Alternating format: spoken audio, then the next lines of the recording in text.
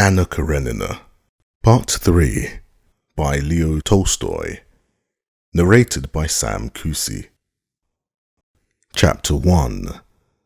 Sergei Ivanovich Koznishev wanted a rest from mental work, and instead of going abroad as he usually did, he came towards the end of May to stay in the country with his brother. In his judgment, the best sort of life was a country life. He had come now to enjoy such a life at his brother's. Konstantin Levin was very glad to have him, especially as he did not expect his brother Nikolay that summer. But in spite of his affection and respect for Sergei Ivanovich, Konstantin Levin was uncomfortable with his brother in the country. It made him uncomfortable, and it positively annoyed him to see his brother's attitude to the country.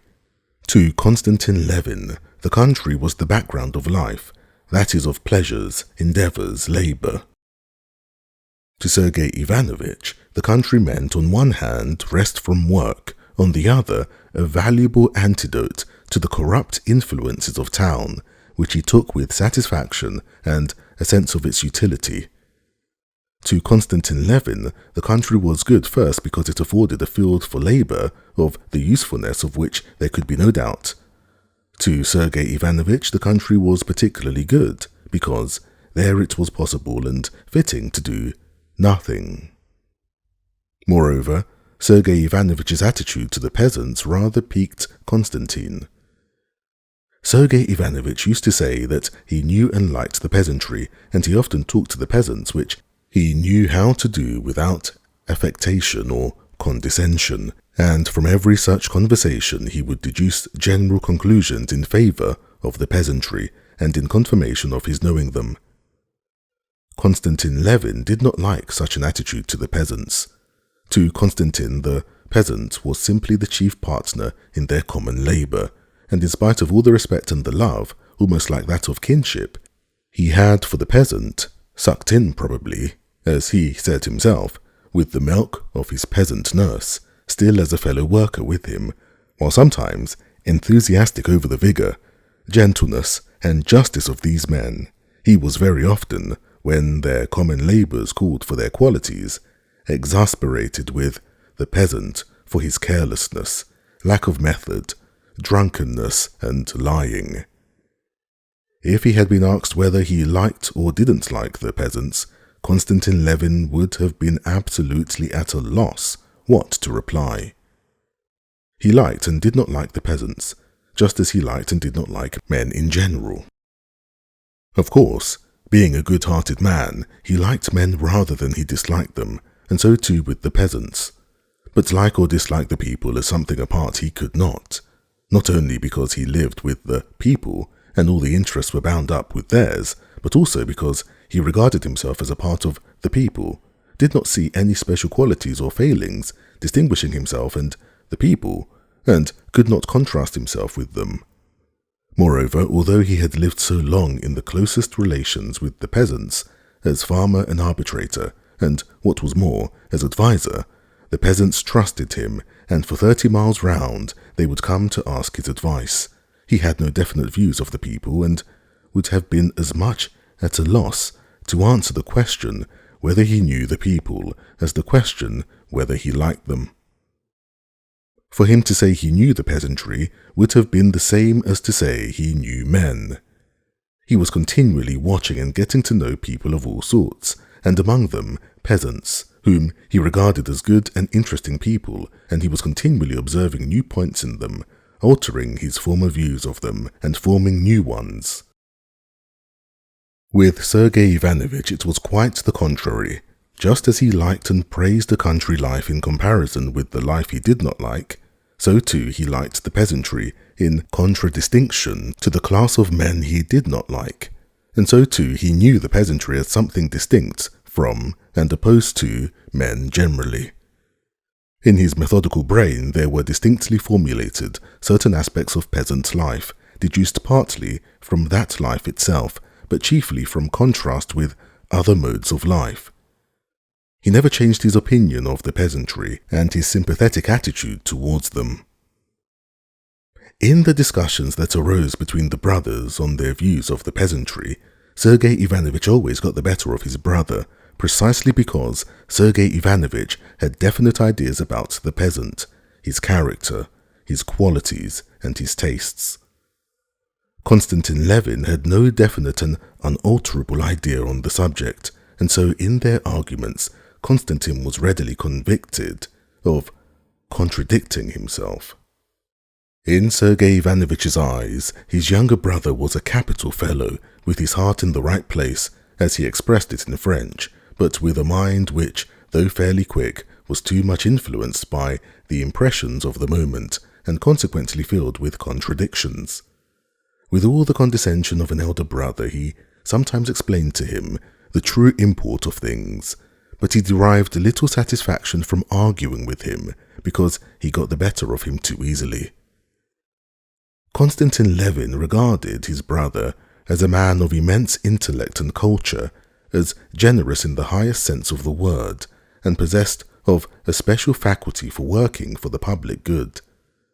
But in the depths of his heart, the older he became, and the more intimately he knew his brother, the more and more frequently the thought struck him that this faculty of working for the public good, of which he felt himself utterly devoid, was possibly not so much a quality as a lack of something, not a lack of good, honest, noble desires and tastes, but a lack of vital force, of what is called heart, of that impulse which drives a man to choose someone out of the innumerable paths of life, and to care only for that one.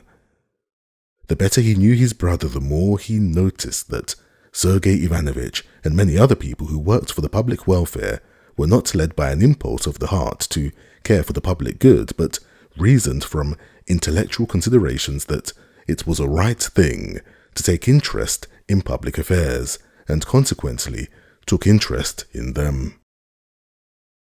Levin was confirmed in this generalization by observing that his brother did not take questions affecting the public welfare or the question of the immortality of the soul a bit more to heart than he did chess problems or the ingenious construction of a new machine. Besides this, Konstantin Levin was not at ease with his brother because in summer, in the country, Levin was continually busy with work on the land, and the long summer day was not long enough for him to get through all he had to do, while Sergei Ivanovich was taking a holiday. But though he was taking a holiday now, that is to say, he was doing no writing, he was so used to intellectual activity that he liked to put into concise and eloquent shape the ideas that occurred to him, and liked to have someone to listen to him. His most usual and natural listener was his brother, and so, in spite of the friendliness and directness of their relations, Konstantin felt an awkwardness in leaving him alone. Sergei Ivanovich liked to stretch himself on the grass in the sun, and to lie so, basking and chatting lazily. "You wouldn't believe," he would say to his brother, "what a pleasure this rural laziness is to me. Not an idea in one's brain as empty as a drum." But Konstantin Levin found it dull, sitting and listening to him, especially when he knew that while he was away they would be carting dung into the fields not ploughed ready for it, and heaping it all up anyhow, and would not screw the shares in the ploughs, but would let them come off and then say that the new ploughs were a silly invention, and there was nothing like the old Andreevna plough, and so on. "Come, you've done enough trudging about in the heat," Sergei Ivanovich would say to him. "No, I must just run round to the counting house for a minute," Levin would answer, and he would run off to the fields. Chapter 2. Early in June it happened that Agafea Mihailovna, the old nurse and housekeeper, in carrying to the cellar a jar of mushrooms she had just pickled, slipped, fell, and sprained her wrist. The district doctor, a talkative young medical student who had just finished his studies, came to see her. He examined the wrist, said it was not broken, was delighted at a chance of talking to the celebrated Sergei Ivanovich Koznishev, and, to show his advanced views of things, told him all the scandal of the district, complaining of the poor state into which the district council had fallen. Sergei Ivanovich listened attentively, asked him questions, and, roused by a new listener, He talked fluently, uttered a few keen and weighty observations, respectfully appreciated by the young doctor, and was soon in that eager frame of mind his brother knew so well, which always, with him, followed a brilliant and eager conversation. After the departure of the doctor, he wanted to go with a fishing rod to the river. Sergei Ivanovich was fond of angling, and was, it seemed, proud to be able to care for such a stupid occupation. Konstantin Levin, whose presence was needed in the ploughland and meadows, had come to take his brother in the trap. It was that time of the year, the turning point of summer, when the crops of the present year are a certainty, when one begins to think of the sowing for next year, and the mowing is at hand, when the rye is all in ear, though its ears are still light, not yet full, and its waves, in grey-green, billows in the wind, when the green oats, with tufts of yellow grass scattered here and there among it, droop irregularly over the late-sown fields, when the early buckwheat is already out of the hiding ground, when the fallow lands, trodden hard as stone by the cattle, are half ploughed over, with paths left untouched by the plough, when from the dry dung heaps carted onto the fields there comes at sunset a smell of manure mixed with meadow sweet, and on the low-lying lands the riverside meadows are a thick sea of grass waiting for the mowing, with blackened heaps of the stalks of sorrel among it. It was the time when there comes a brief pause in the toil of the fields before the beginning of the labours of harvest, every year recurring, every year straining every nerve of the peasants. The crop was a splendid one, and bright, hot summer days had set in with short, dewy nights. The brothers had to drive through the woods to reach the meadows. Sergei Ivanovich was all the while admiring the beauty of the woods, which were a tangled mass of leaves, pointing out to his brother now an old lime tree on the point of flowering, dark on the shady side and brightly spotted with yellow stipules, now the young shoots of this year's saplings brilliant with emerald. Konstantin Levin did not like talking and hearing about the beauty of nature. Words for him took away the beauty of what he saw. He assented to what his brother said, but he could not help beginning to think of other things.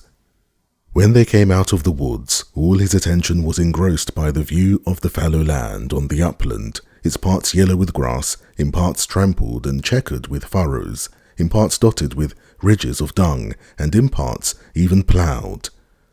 A string of carts was moving across it. Levin counted the carts and was pleased that all that were wanted had been brought, and at the sight of the meadows his thoughts passed to the mowing. He always felt something special moving him to the quick at the hay-making. On reaching the meadow, Levin stopped the horse. The morning dew was still lying on the thick undergrowth of the grass, and that he might not get his feet wet, Sergei Ivanovich asked his brother to drive him in the trap up to the willow tree from which the carp was caught. Sorry as Konstantin Levin was to crush down his mowing grass, he drove him into the meadow. The high grass softly turned about the wheels and the horse's legs, leaving its seeds clinging to the wet axles and spokes of the wheels. His brother seated himself under a bush, arranging his tackle, while Levin led the horse away, fastened him up, and walked into the vast grey-green sea of grass unstirred by the wind. The silky grass with its ripe seeds came almost to his waist in the damper spots. Crossing the meadow, Konstantin Levin came out onto the road and met an old man with a swollen eye, carrying a skep on his shoulder. "What, taken a stray swarm, Fomich?" he asked. "No, indeed, Konstantin Mitrich. All we can do to keep our own. This is the second swarm that has flown away. Luckily the lads caught them. They were ploughing your field. They unyoked the horses and galloped after them. Well, what do you say, Fomich? Start mowing or wait a bit?" "Ah, well, our way's to wait till St. Peter's Day, but you always mow sooner." "Well, to be sure, please God, the hay's good. There'll be plenty for the beasts." "What do you think about the weather?" "That's in God's hands. Maybe it will be fine." Levin went up to his brother. Sergei Ivanovich had caught nothing, but he was not bored, and seemed in the most cheerful frame of mind.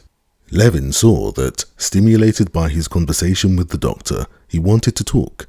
Levin, on the other hand, would have liked to get home as soon as possible to give orders about getting together the mowers for the next day, and to set at rest his doubts about the mowing, which greatly absorbed him. "Well, let's be going," he said.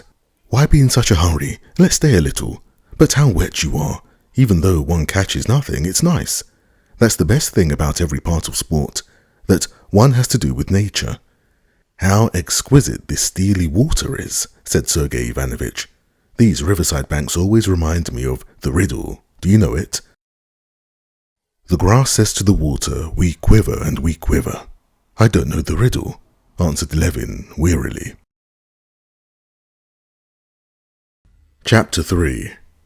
"Do you know, I've been thinking about you," said Sergei Ivanovich. "It's beyond everything what's being done in the district, according to what this doctor tells me.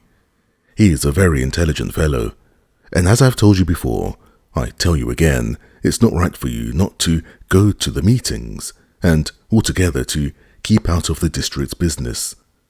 If decent people won't go into it, of course it's bound to go all wrong. We pay the money, and it all goes in salaries, and there are no schools, nor district nurses, nor midwives, nor drugstores. Nothing." "Well, I did try, you know," Levin said slowly and unwillingly. "I can't, and so there's no help for it." "But why can't you? I must own I can't make it out.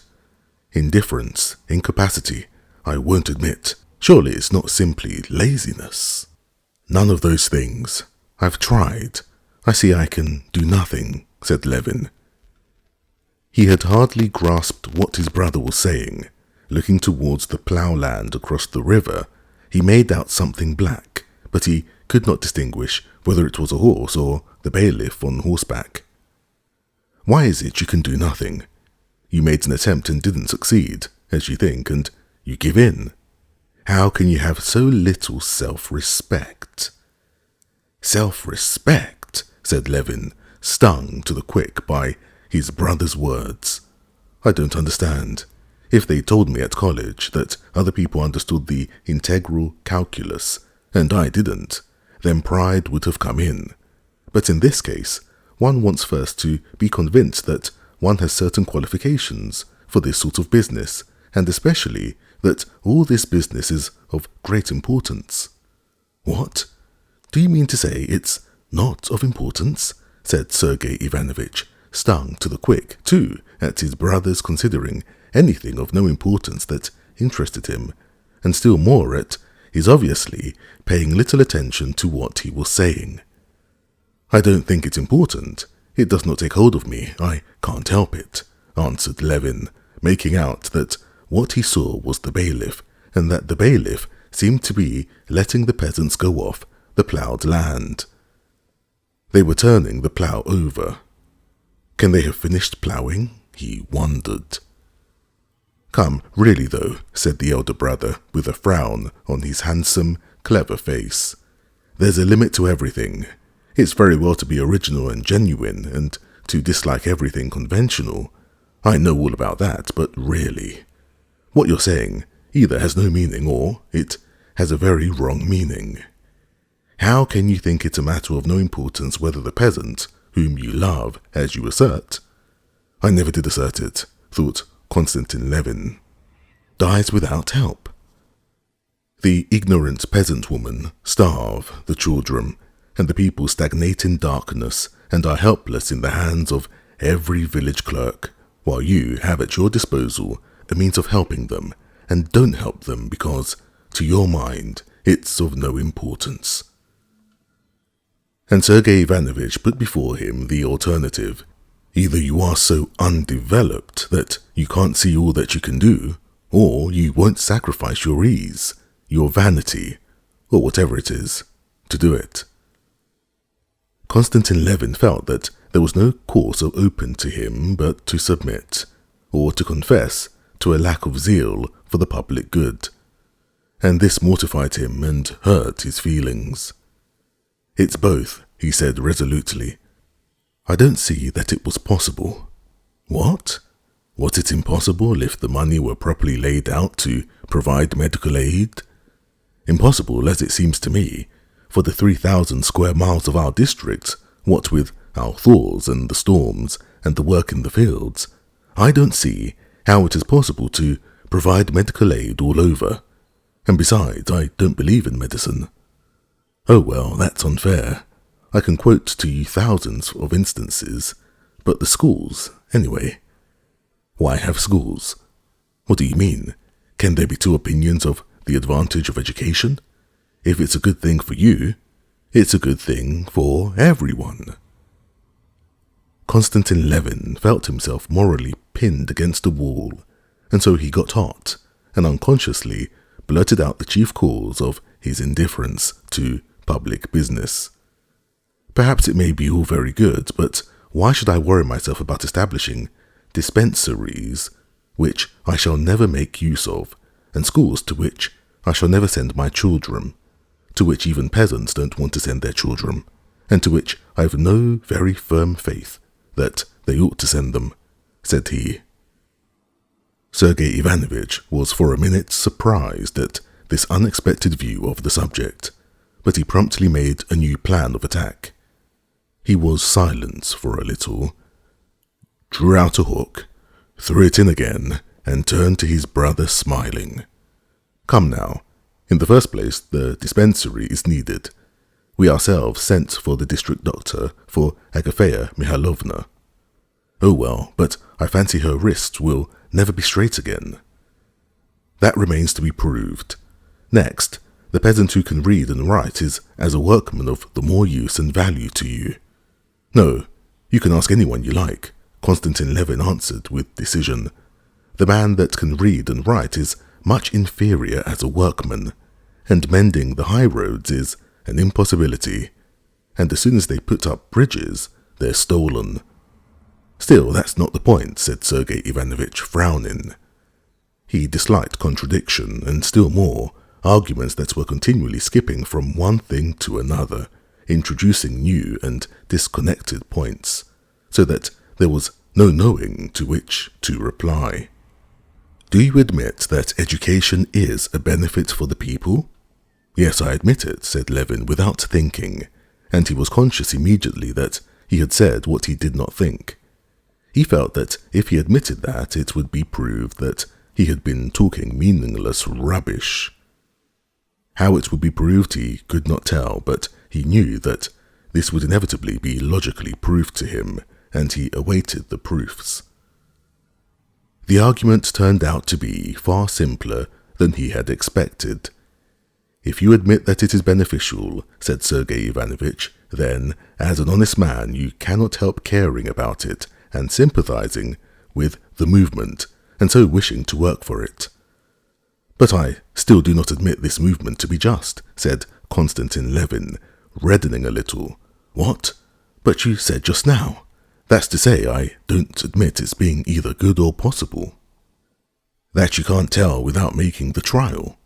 Well, supposing that's so, said Levin, though he did not suppose so at all, supposing that it is so, still I don't see, all the same, what I'm to worry myself about it for. How so? No, since we are talking, explain to me, from the philosophical point of view, said Levin. I can't see where philosophy comes in, said Sergei Ivanovich, in a tone Levin fancied as though he did not admit his brother's right to talk about philosophy, and that irritated Levin. I'll tell you then, he said with heat. I imagine the mainspring of all our actions is, after all, self-interest. Now, in the local institutions, I, as a nobleman, see nothing that could conduce to my prosperity, and the roads are not better and could not be better. My horses carry me well enough over bad ones. Doctors and dispensaries are no use to me. An arbitrator of disputes is no use to me. I never appeal to him, and never shall appeal to him. The schools are no good to me, but positively harmful, as I told you. For me, the district institutions simply mean the liability to pay 4 halfpenny for every 3 acres, to drive into the town, sleep with bugs, and listen to all sorts of idiocy and loathsomeness and self-interest offers me no inducement." "Excuse me," Sergei Ivanovich interposed with a smile. "Self-interest did not induce us to work for the emancipation of the serfs, but we did work for it." "No," Konstantin Levin broke in with still greater heat. "The emancipation of the serfs was a different matter. There, self-interest did come in. One longed to throw off that yoke that crushed us, all decent people among us, but to be a town councillor and discuss how many dustmen are needed and how many chimneys shall be constructed in the town in which I don't live, to serve on a jury and try a peasant who's stolen a flitch of bacon, and listen for 6 hours at a stretch to all sorts of jabber from the counsel of the defence and the prosecution, and the president cross-examining my old half-witted Alyoshka. Do you admit, prisoner, in the dock, the fact of the removal of the bacon, eh?" Konstantin Levin had warmed to his subject and began mimicking the president and the half-witted Alyoshka. It seemed to him that it was all to the point. But Sergei Ivanovich shrugged his shoulders. "Well, what do you mean to say then?" "I simply mean to say that those rights that touch me, my interest, I shall always defend to the best of my ability, that when they made raids on us students and the police read our letters, I was ready to defend those rights to the utmost, to defend my rights to education and freedom. I can understand compulsory military service, which affects my children, my brothers and myself. I am ready to deliberate on what concerns me, but deliberating on how to spend 40,000 rubles of district council money, or judging the half-witted Alyoshka, I don't understand and I can't do it." Konstantin Levin spoke as though the floodgates of his speech had burst open. Sergei Ivanovich smiled. "But tomorrow it will be your turn to be tried. Would it have suited your taste better to be tried in the old criminal tribunal?" "I'm not going to be tried. I shan't murder anybody, and I've no need of it. Well, I tell you what," he went on, flying off again, to a subject quite beside the point. "Our district self-government and all the rest of it is just like the birch branches we stick in the ground on Trinity Day, for instance, to look like a corpse which has grown up of itself in Europe, and I can't gush over these birch branches and believe in them." Sergei Ivanovich merely shrugged his shoulders as though to express his wonder how the birch branches had come into their argument at that point, though he did really understand at once what his brother meant. "Excuse me, but you know, one really can't argue in that way," he observed.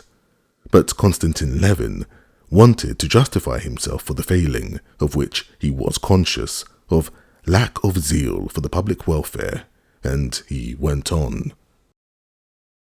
"I imagine," he said, "that no sort of activity is likely to be lasting if it is not founded on self-interest. That's a universal principle, a philosophical principle," he said, repeating the word philosophical with determination, as though wishing to show that he had as much right as anyone else to talk of philosophy. Sergei Ivanovich smiled. He too has a philosophy of his own at the service of his natural tendencies, he thought.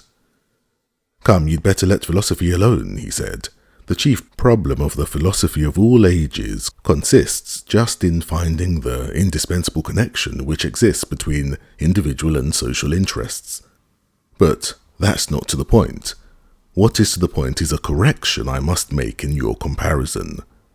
The birches are not simply stuck in, but some are sown and some are planted, and one must deal carefully with them. It's only those people that have an intuitive sense of what's of importance and significance in their institutions and know how to value them, that have a future before them. It's only those people that one can truly call historical." And Sergei Ivanovich carried the subject into the regions of philosophical history where Konstantin Levin could not follow him and showed him all the incorrectness of his view. "As for your dislike of it, excuse my saying so, that's simply our Russian sloth and old serf owner's ways, and I'm convinced that in you it's a temporary error and will pass." Konstantin was silent. He felt himself vanquished on all sides, but he felt at the same time that what he wanted to say was unintelligible to his brother. Only he could not make up his mind whether it was unintelligible because he was not capable of expressing his meaning clearly, or because his brother would not or could not understand him.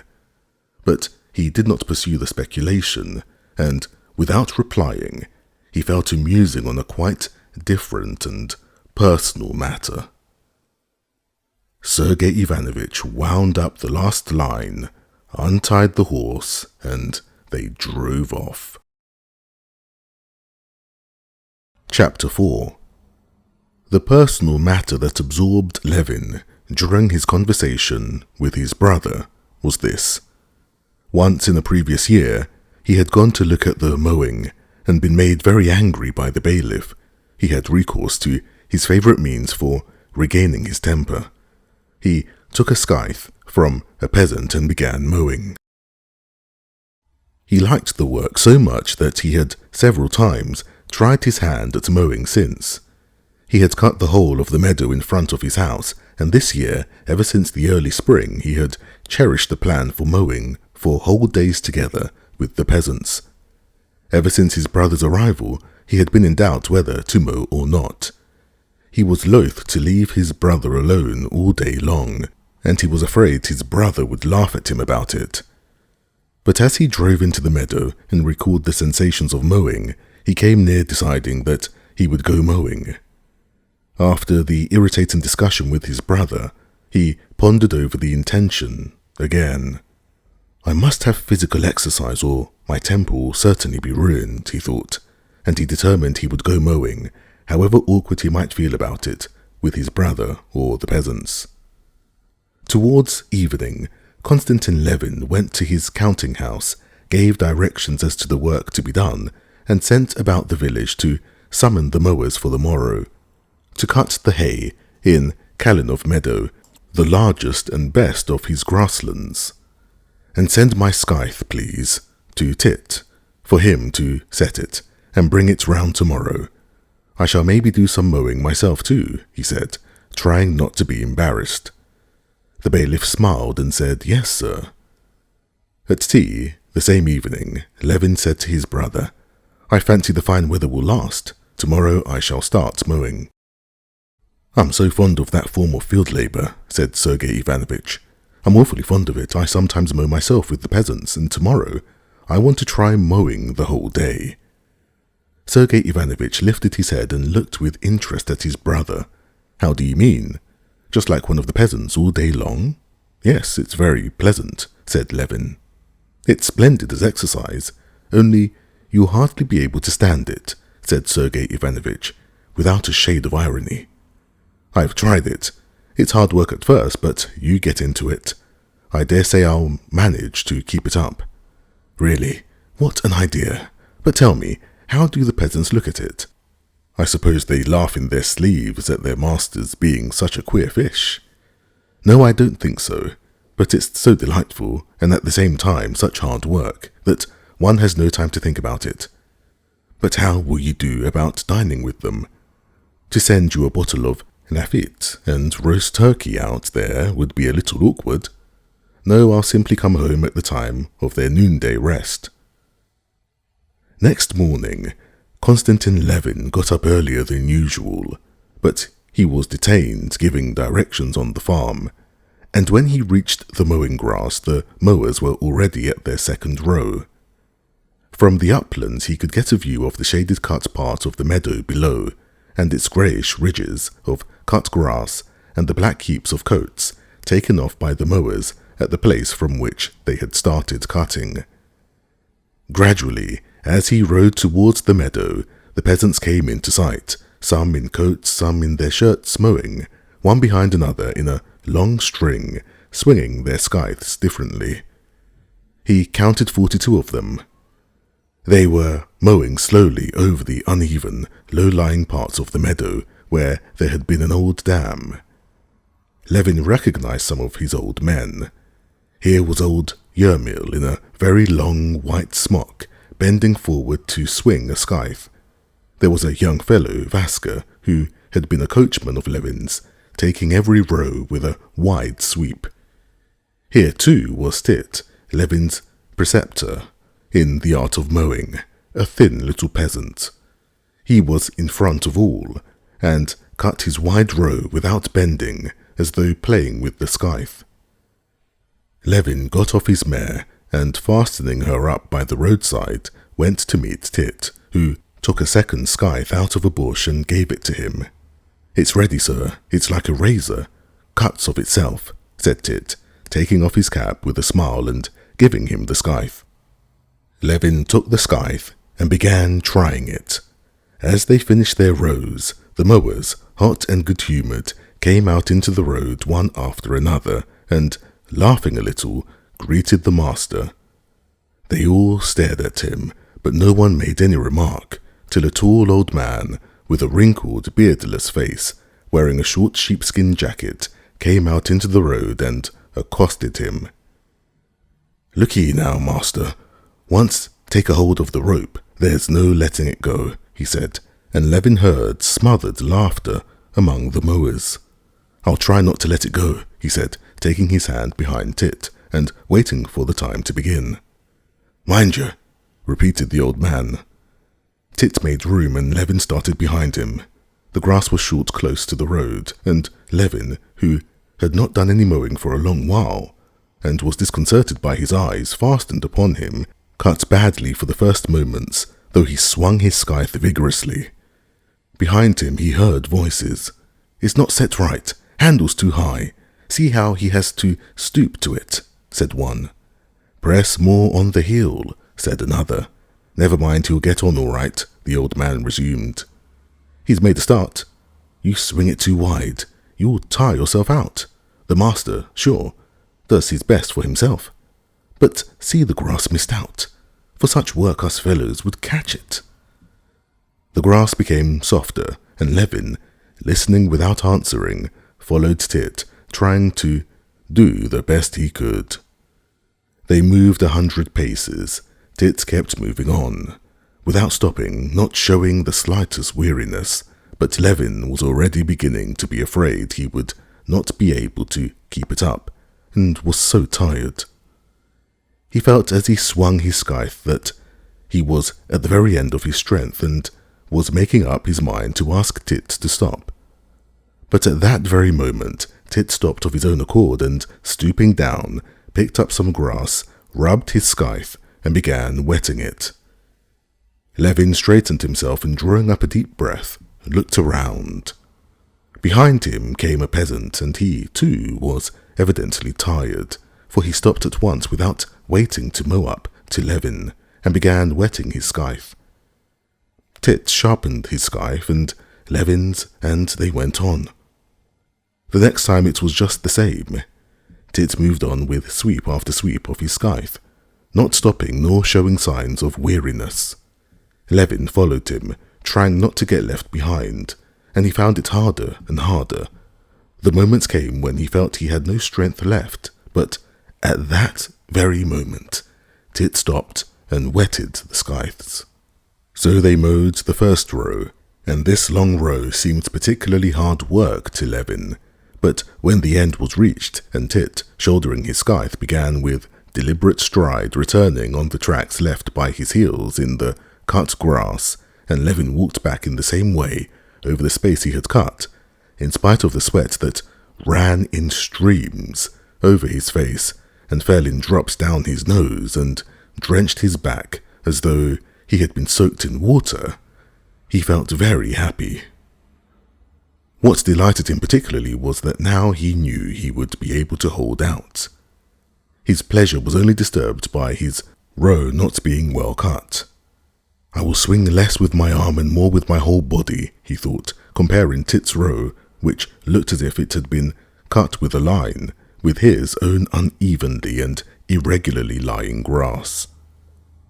The first row, as Levin noticed, Tit had mowed specially quickly, probably wishing to put his master to the test, and the row happened to be a long one. The next rows were easier, but still Levin had to strain every nerve not to drop behind the peasants. He thought of nothing, wished for nothing, but not to be left behind the peasants and to do his work as well as possible. He heard nothing but the swish of scythes and saw before him Tit's upright figure mowing away, the crescent-shaped curve of the cut grass, the grass and flower heads slowly and rhythmically falling before the blade of his scythe, and ahead of him, the end of the row, where would come the rest. Suddenly, in the midst of his toil, without understanding what it was or whence it came, he felt a pleasant sensation of chill on his hot, moist shoulders. He glanced at the sky in the interval for wetting the scythes. A heavy, lowering storm cloud had blown up, and big raindrops were falling. Some of the peasants went to their coats and put them on. Others, just like Levin himself, merely shrugged their shoulders, enjoying the pleasant coolness of it. Another row, and yet another row followed, long rows and short rows, with good grass and with poor grass. Levin lost all sense of time, and could not have told whether it was late or early now. A change began to come over his work, which gave him immense satisfaction. In the midst of his toil there were moments during which he forgot what he was doing, and it came all easy to him, and at those same moments his row was almost as smooth and well cut as Tit's. But so soon as he recollected what he was doing, and began trying to do better, he was at once conscious of all the difficulty of his task, and the row was badly mown. On finishing yet another row, he would have gone back to the top of the meadow again to begin the next, but Tit stopped, and going up to the old man and said something in a low voice to him. They both looked at the sun. What are they talking about, and why doesn't he go back? Thought Levin, not guessing that the peasants had been mowing no less than 4 hours without stopping, and it was time for their lunch. Lunch, sir, said the old man. Is it really time? That's right, lunch them. Levin gave his scythe to Tit, and together with the peasants who were crossing the low stretch of mown grass, slightly sprinkled with rain, to get their bread from the heap of coats, he went towards his house. Only then he suddenly awoke to the fact that he had been wrong about the weather, and the rain was drenching his hay. The hay will be spoiled, he said. Not a bit of it, sir. Mow in the rain, and you'll rake in fine weather, said the old man. Levin untied his horse and rode home to his coffee. Sergei Ivanovitch was only just getting up. When he had drunk his coffee, Levin rode back again to the mowing before Sergei Ivanovitch had time to dress and come down to the dining room. Chapter 5. After lunch, Levin was not in the same place in the string of mowers as before, but stood between the old man who had accosted him jocosely and now invited him to be his neighbour, and a young peasant who had only been married in the autumn and who was moving this summer for the first time. The old man, holding himself erect, moved in front, with his feet turned out, taking long, regular strides with a precise and regular action which seemed to cost him no more effort than swinging one's arms in walking, as though it were in play. He laid down the high, even row of grass. It was as though it were not he, but the sharp scythe of itself, swishing through the juicy grass. Behind Levin came the lad Mishka, his pretty boyish face with a twist of fresh grass bound round his hair, was all working with effort, but whenever anyone looked at him, he smiled. He would clearly have died sooner than own it was hard work for him. Levin kept between them. In the very heat of the day, the mowing did not seem such hard work to him. The perspiration with which he was drenched cooled him, while the sun that burned his back, his head, and his arms, bare to the elbow, gave a vigour and dogged energy to his labour. And more often now came those moments of unconsciousness when it was possible not to think what one was doing. The scythe cut of itself. These were happy moments. Still more delightful were the moments when they reached the stream where the rows ended and the old man rubbed his scythe with the wet, thick grass, rinsed its blade in the fresh water of the stream, ladled out a little in a tin dipper, and offered Levin a drink. "What do you say to my home brew, eh? Good, eh?" he said, winking. And truly, Levin had never drunk any liquor so good as this warm weather with green bits floating in it and a taste of rust from the tin dipper.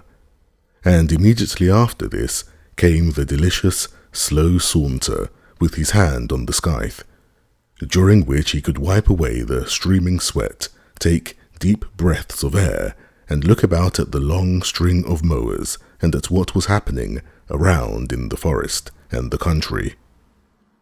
The longer Levin mowed, the oftener he felt the moments of unconsciousness in which it seemed not his that swung the scythe, but the scythe mowing of itself, a body full of life and consciousness of its own, and as though by magic, without thinking of it, the work turned out regular and well finished of itself.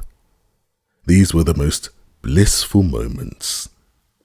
It was only hard work when he had to break off the motion which had become unconscious, and to think when he had to mow round a hillock or a tuft of sorrel. The old man did this easily. When the hillock came, he changed his action, and at one time with the heel, and at another with the tip of his scythe, clipped the hillock round both sides with short strokes, and while he did this he kept looking about and watching what came into his view. At one moment he picked a wild berry and ate it, or offered it to Levin. Then he flung away a twig with a blade of the scythe. Then he looked at a quail's nest, from which the bird flew just under the scythe, or caught a snake that crossed his path, and lifted it on the scythe as though on a fork, showed it to Levin, and threw it away. For both Levin and the young peasants behind him, such changes of position were difficult, both of them repeating over and over again the same strained movement, were in a perfect frenzy of toil and were incapable of shifting their position and, at the same time, watching what was before them. Levin did not notice how time was passing. If he had been asked how long he had been working, he would have said half an hour, and it was getting on for dinner time. As they were walking back over the cut grass, the old man called Levin's attention to the little girls and boys who were coming from different directions, hardly visible through the long grass and along the road towards the mowers, carrying sacks of bread, dragging at their little hands and pitchers of the sour rye beer and cloths wrapped round them. "Lookee, the little emmets crawling," he said, pointing to them, and he shaded his eyes with his hands to look at the sun. They mowed 2 more rows. The old man stopped. "Come, master, dinner time," he said briskly, and on reaching the stream the mowers moved off across the lines of cut grass towards their pile of coats, where the children, who had brought their dinners, were sitting waiting for them. The peasants gathered into groups, those further away under a cart, those nearer under a willow bush. Levin sat down by them. He felt disinclined to go away. All constraint with the master had disappeared long ago. The peasants got ready for dinner. Some washed. The young lads bathed in the stream. Others made a place comfortable for a rest, untied their sacks of bread and uncovered the pitchers of rye beer. The old man crumpled up some bread in a cup, stirred it with the handle of a spoon, poured water on it from the dipper, broke up some more bread, and, having seasoned it with salt, he turned to the east to say his prayer. "Come, master, taste my sop," said he, kneeling down before the cup. The sop was so good that Levin gave up the idea of going home. He dined with the old man and talked to him about his family's affairs, taking the keenest interest in them, and told him about his own affairs and all the circumstances that could be of interest to the old man. He felt much nearer to him than to his brother, and could not help smiling at the affection he felt for this man.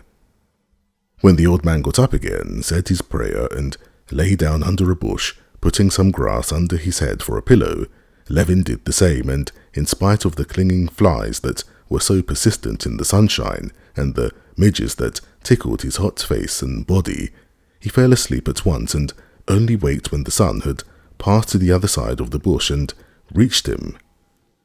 The old man had been awake a long while and was sitting up, whetting the scythes of the younger lads. Levin looked about him and hardly recognized the place. Everything was so changed. The immense stretch of meadow had been mown and was sparkling with a peculiar fresh brilliance, with its lines of already sweet-smelling grass in the slanting rays of the evening sun.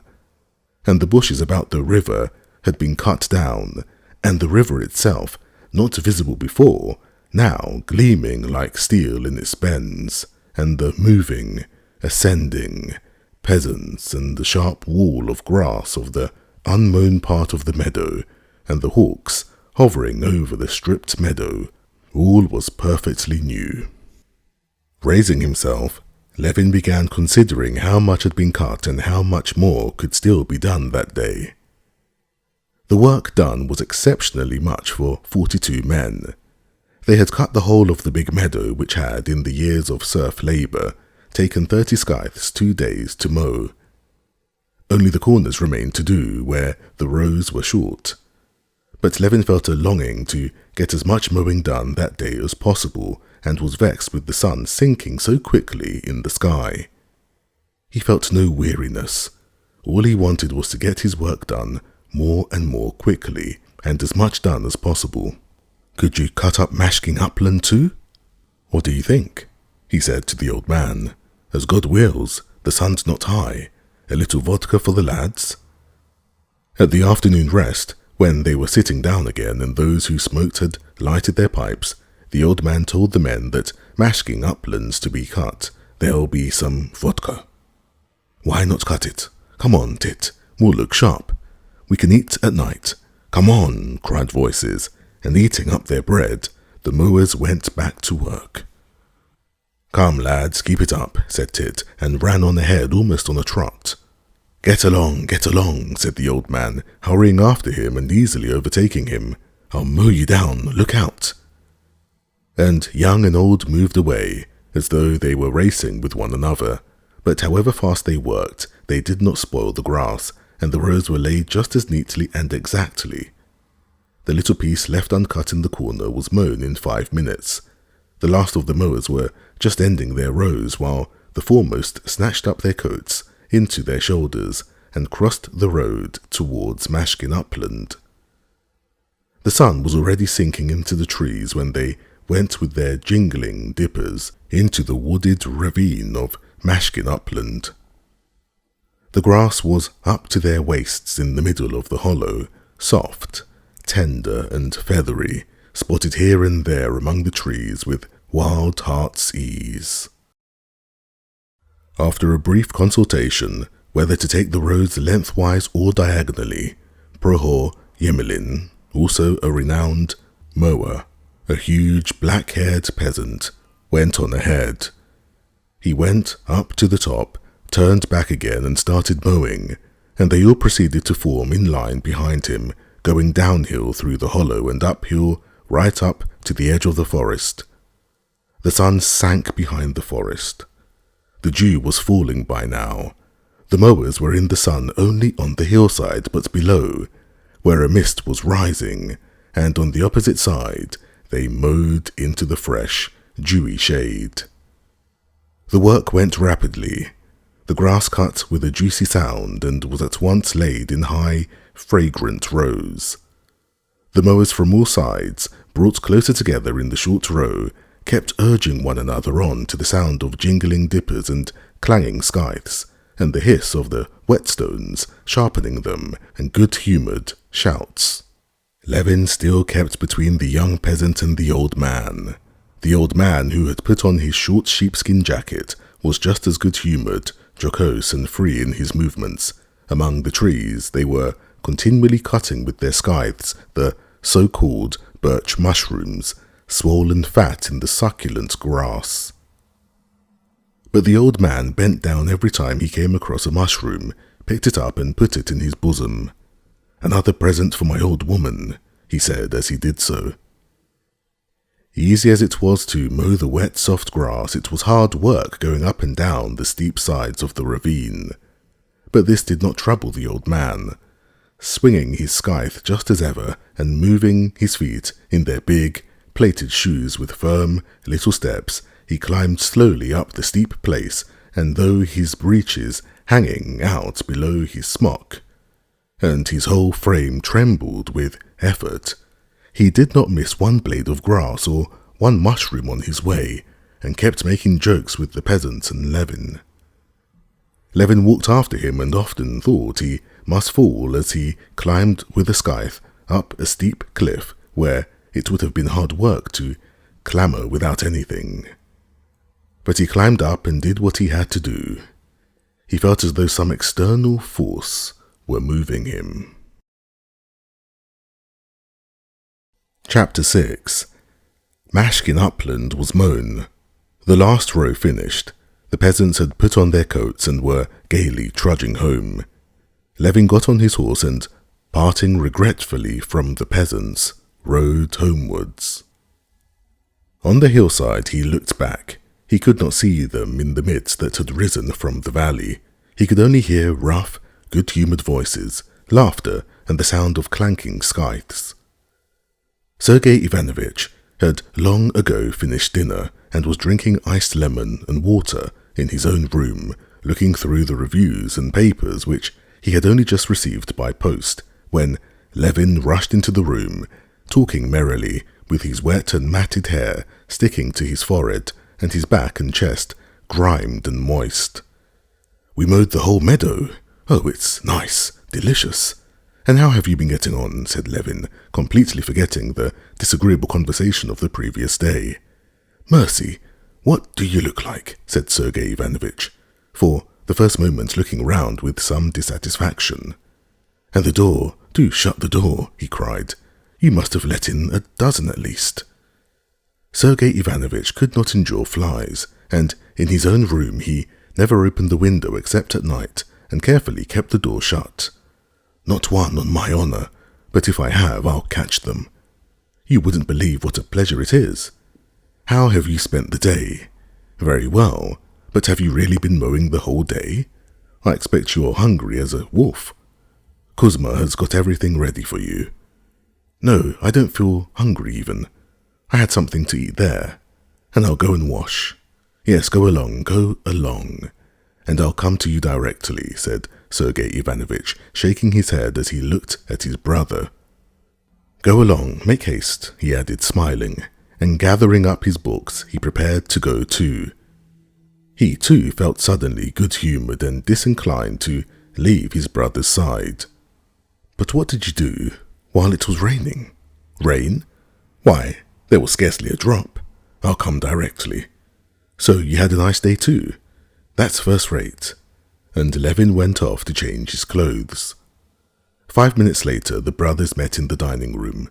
Although it seemed to Levin that he was not hungry, and he sat down to dinner simply so as not to hurt Kuzma's feelings, yet when he began to eat, the dinner struck him as extraordinarily good.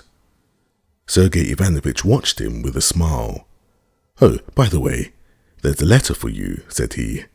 "Kuzma, bring it down, please, and mind you shut the doors." The letter was from Oblonsky. Levin read it aloud. Oblonsky wrote to him from Petersburg. "I have had a letter from Dolly. She's at Ergushovo, and everything seems going wrong there. Do ride over and see her, please. Help her with advice, and know all about it. She will be so glad to see you. She is quite alone, poor thing. My mother-in-law and all of them are still abroad." "That's capital. I will certainly ride over to her," said Levin. "Or we'll go together. She's such a splendid woman, isn't she?" "They're not far from here, then. 25 miles, or perhaps it's 30. But a capital road, capital, we'll drive over." "I shall be delighted," said Sergei Ivanovich, still smiling. The sight of his younger brother's appearance had immediately put him in a good humour.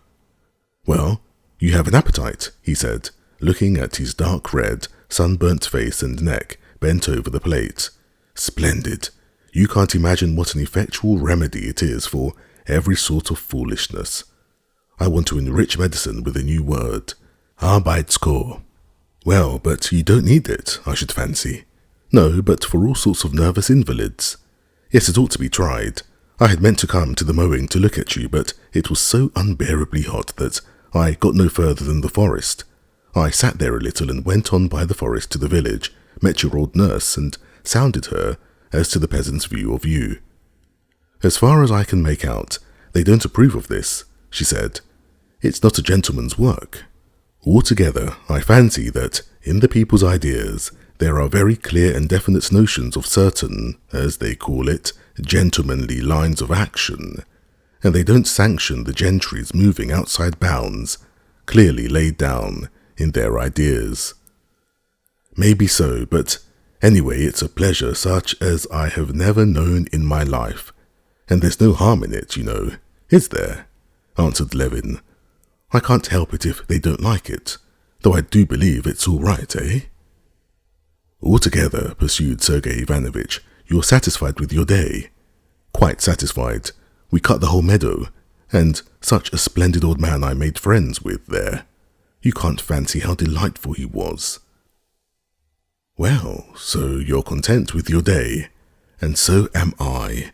First I solved 2 chess problems, and one, a very pretty one, a pawn opening.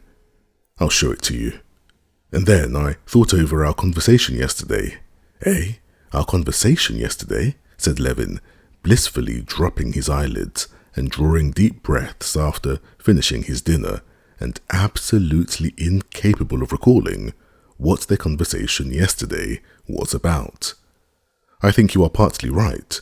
Our difference of opinion amounts to this, that you make the mainspring self-interest, while I suppose that interest in the common weal is bound to exist in every man of a certain degree of advancement.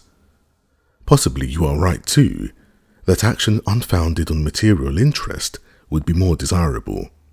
You are altogether, as the French say, too prime sortir, a nature. You must have intense energetic action or nothing. Levin listened to his brother and did not understand a single word, and did not want to understand.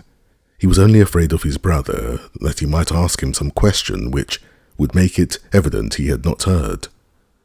So that's what I think it is, my dear boy, said Sergei Ivanovitch, touching him on the shoulder.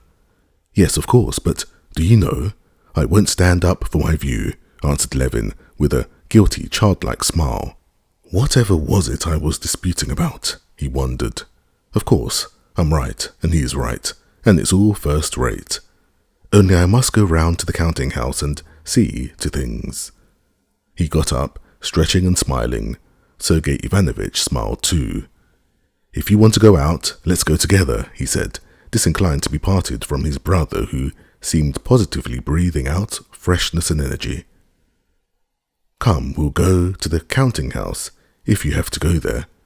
Oh heavens, shouted Levin, so loudly that Sergei Ivanovitch was quite frightened. What is the matter? How's Agafea Mihailovna's hand? Said Levin, slapping himself on the head. I'd positively forgotten her even. It's much better. Well, anyway, I'll run down to her before you've time to get on your hat. I'll be back. And he ran downstairs, clattering with his heels like a spring rattle. Chapter 7. Stepan Arkadyevitch had gone to Petersburg to perform the most natural and essential official duty, so familiar to everyone in the government service, though incomprehensible to outsiders. That duty, but for which one could hardly be in government service, of reminding the ministry of his existence, and having, for the due performance of this rite, taken all the available cash from home, was gaily and agreeably spending his days at the races and in the summer villas. Meanwhile, Dolly and the children had moved into the country to cut down expenses as much as possible. She had gone to Ergushovo, the estate that had been her dowry, and the one where in spring the forest had been sold, It was nearly 40 miles from Levin's Pokrovskoe. The big old house at Ergushevo had been pulled down long ago, and the prince had had the lodge done up and built onto. 20 years before, when Dolly was a child, the lodge had been roomy and comfortable, though, like all lodges, it stood sideways to the entrance avenue and faced the south, but by now this lodge was old and dilapidated. When Stepan Arkadyevitch had gone down in the spring to sell the forest, Dolly had begged him to look over the house and order what repairs might be needed. Stepan Arkadyevitch, like all unfaithful husbands indeed, was very solicitous for his wife's comfort, and he had himself looked over the house and given instructions about everything that he considered necessary. What he considered necessary was to cover all the furniture with cretonne, to put up curtains, to weed the garden, to make a little bridge on the pond, and to plant flowers. But he forgot many other essential matters, the want of which greatly distressed Darya Alexandrovna later on. In spite of Stepan Arkadyevitch's efforts to be an attentive father and husband, he never could keep in his mind that he had a wife and children. He had bachelor tastes, and it was in accordance with them that he shaped his life. On his return to Moscow, he informed his wife with pride that everything was ready, that the house would be a little paradise, and that he advised her most certainly to go. His wife staying away in the country was very agreeable to Stepan Arkadyevitch from every point of view. It did the children good, it decreased expenses, and it left him more at liberty. Darya Alexandrovna regarded staying in the country for the summer as essential for the children, especially for the little girl who had not succeeded in regaining her strength after the scarlatina, and also as a means of escaping the petty humiliations, the little bills owing to the wood merchant, the fishmonger, the shoemaker, which made her miserable. Besides this, she was pleased to go away to the country because she was dreaming of getting her sister Kitty to stay with her there. Kitty was to be back from abroad in the middle of the summer, and bathing had been prescribed for her. Kitty wrote that no prospect was so alluring as to spend the summer with Dolly at Ergushevo, full of childish associations for both of them. The first days of her existence in the country were very hard for Dolly. She used to stray in the country as a child, and the impression she had retained of it was that the country was a refuge from all the unpleasantness of the town, that life there, though not luxurious, Dolly could easily make up her mind to that, was cheap and comfortable, that there was plenty of everything, everything was cheap, everything could be got, and children were happy. But now coming to the country as the head of a family, she perceived that it was all utterly unlike what she had fancied. The day after their arrival there was a heavy fall of rain, and in the night the water came through in the corridor and in the nursery, so that the beds had to be carried into the drawing room. There was no kitchen maid to be found, and the 9 cows, it appeared from the words of the cowherd woman, that some were about to calve, others had just calved, others were old, and others, again, hard uddered. There was not butter nor milk enough, even for the children. There were no eggs. They could get no fowls. Old, purplish, stringy cocks were all they had for roasting and boiling. Impossible to get women to scrub the floors, all were potato hoeing. Driving was out of the question, because one of the horses was restive and bolted in the shafts. There was no place where they could bathe. The whole of the riverbank was trampled by the cattle and open to the road. Even walks were impossible, for the cattle strayed into the garden through a gap in the hedge, and there was one terrible bull who bellowed and therefore might be expected to gore somebody. There were no proper cupboards for the clothes. What cupboards there were either would not close at all or burst open whenever anyone passed by them. There were no pots and pans, there was no copper in the wash-house, nor even an ironing board in the maid's room. Finding instead of peace and rest all these, from her point of view, fearful calamities, Darya Alexandrovna was at first in despair. She exerted herself to the utmost, felt the hopelessness of the position, and was every instant suppressing the tears that started into her eyes. The bailiff, a retired quartermaster, whom Stepan Arkadyevitch had taken a fancy to and had appointed bailiff on account of his handsome and respectful appearance as a hall porter, showed no sympathy for Darya Alexandrovna's woes. He said respectfully, "Nothing can be done. The peasants are such a wretched lot, and did nothing to help her." The position seemed hopeless, but in the Oblonsky's household, as in all families indeed, there was one inconspicuous but most valuable and useful person, Marya Philimonovna. She soothed her mistress, assured her that everything would come round. It was her expression, and Matvey had borrowed it from her, and without fuss or hurry, proceeded to set to work herself. She had immediately made friends with the bailiff's wife, and on the very first day she drank tea with her and the bailiff under the acacias, and reviewed all the circumstances of the position. Very soon, Marya Philimonovna had established her club, so to say, under the acacias, and there it was in this club, consisting of the bailiff's wife, the village elder, and the counting-house clerk, that the difficulties of existence were gradually smoothed away, and in a week's time everything actually had come round. The roof was mended, a kitchen maid was found, a crony of the village elder's hens were brought, and cows began giving milk. The garden hedge was stopped up with snakes.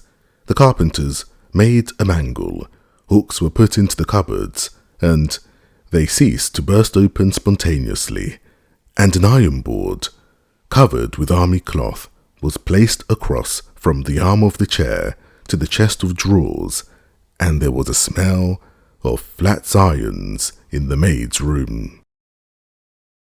"Just see now, and you were quite in despair," said Marya Philimonovna, pointing to the ironing board.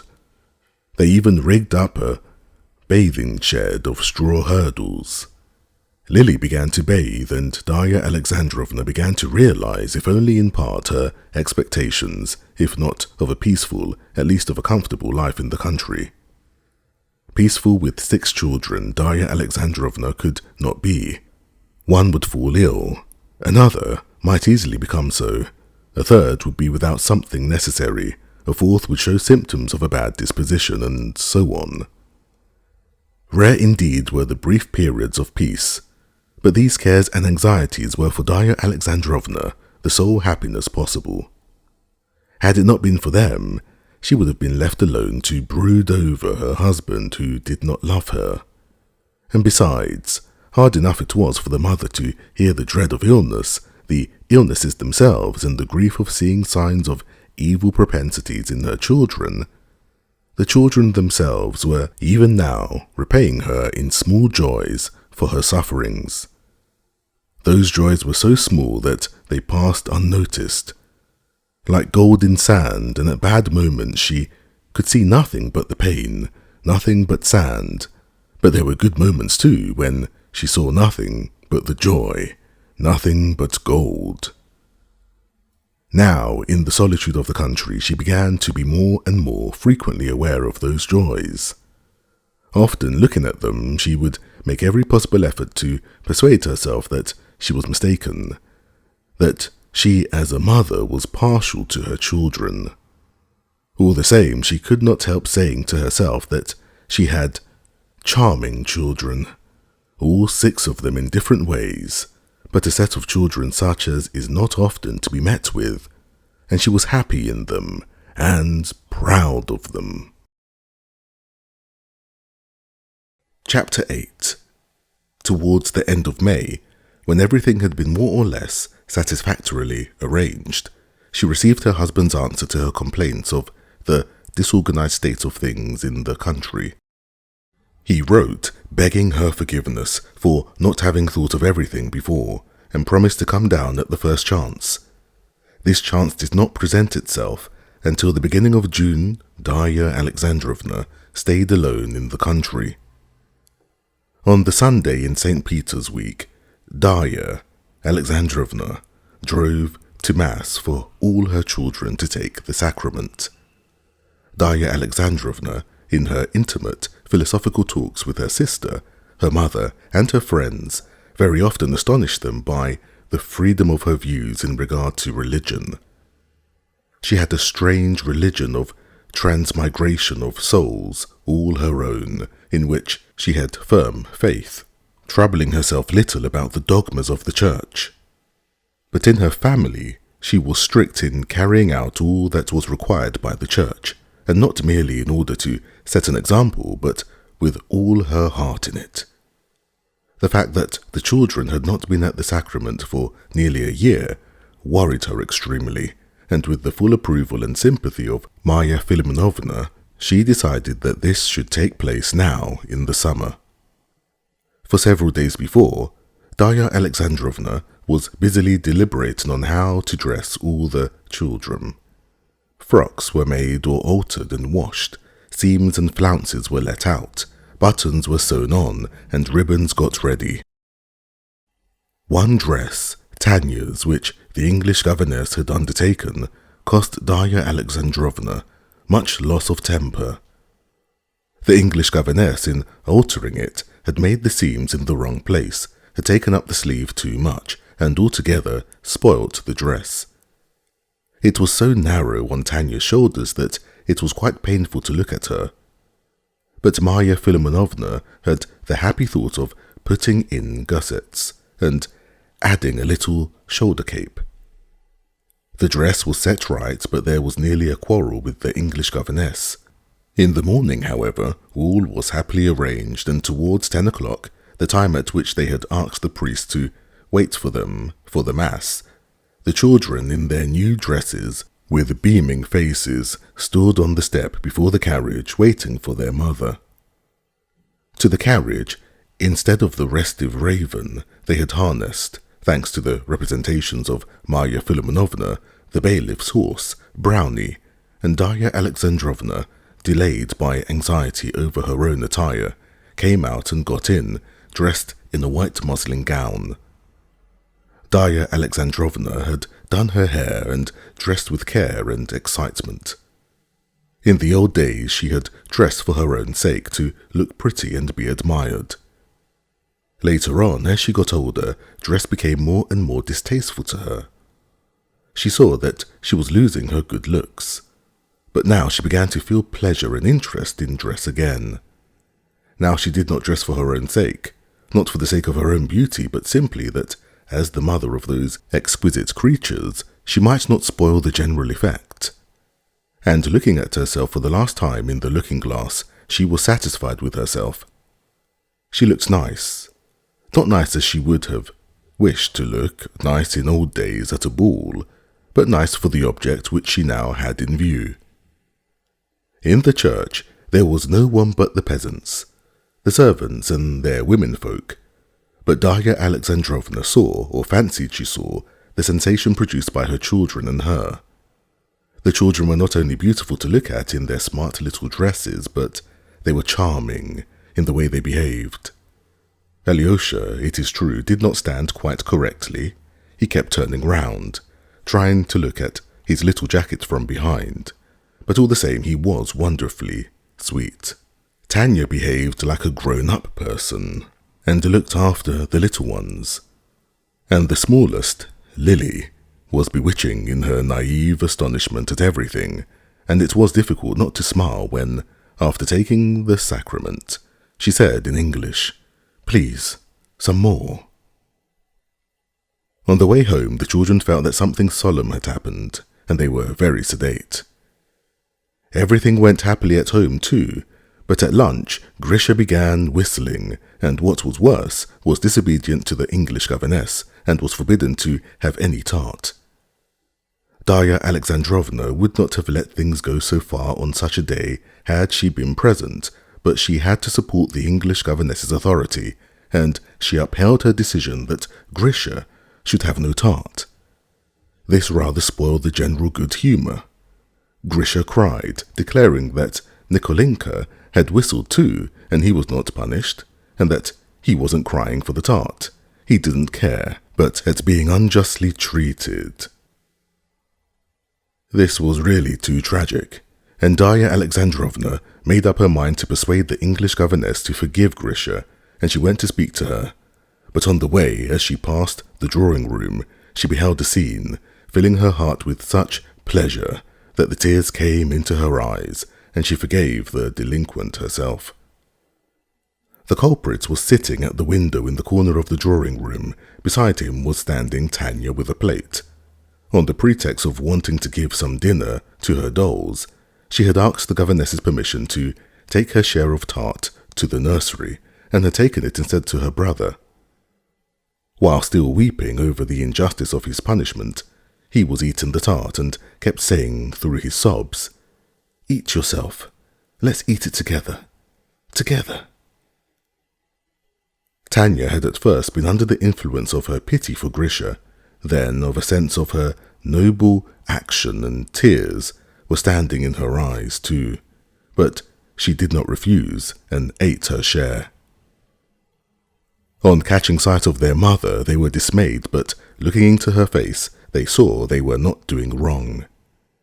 They burst out laughing, and with their mouths full of tart, they began wiping their smiling lips with their hands and smearing their radiant faces all over with tears and jam.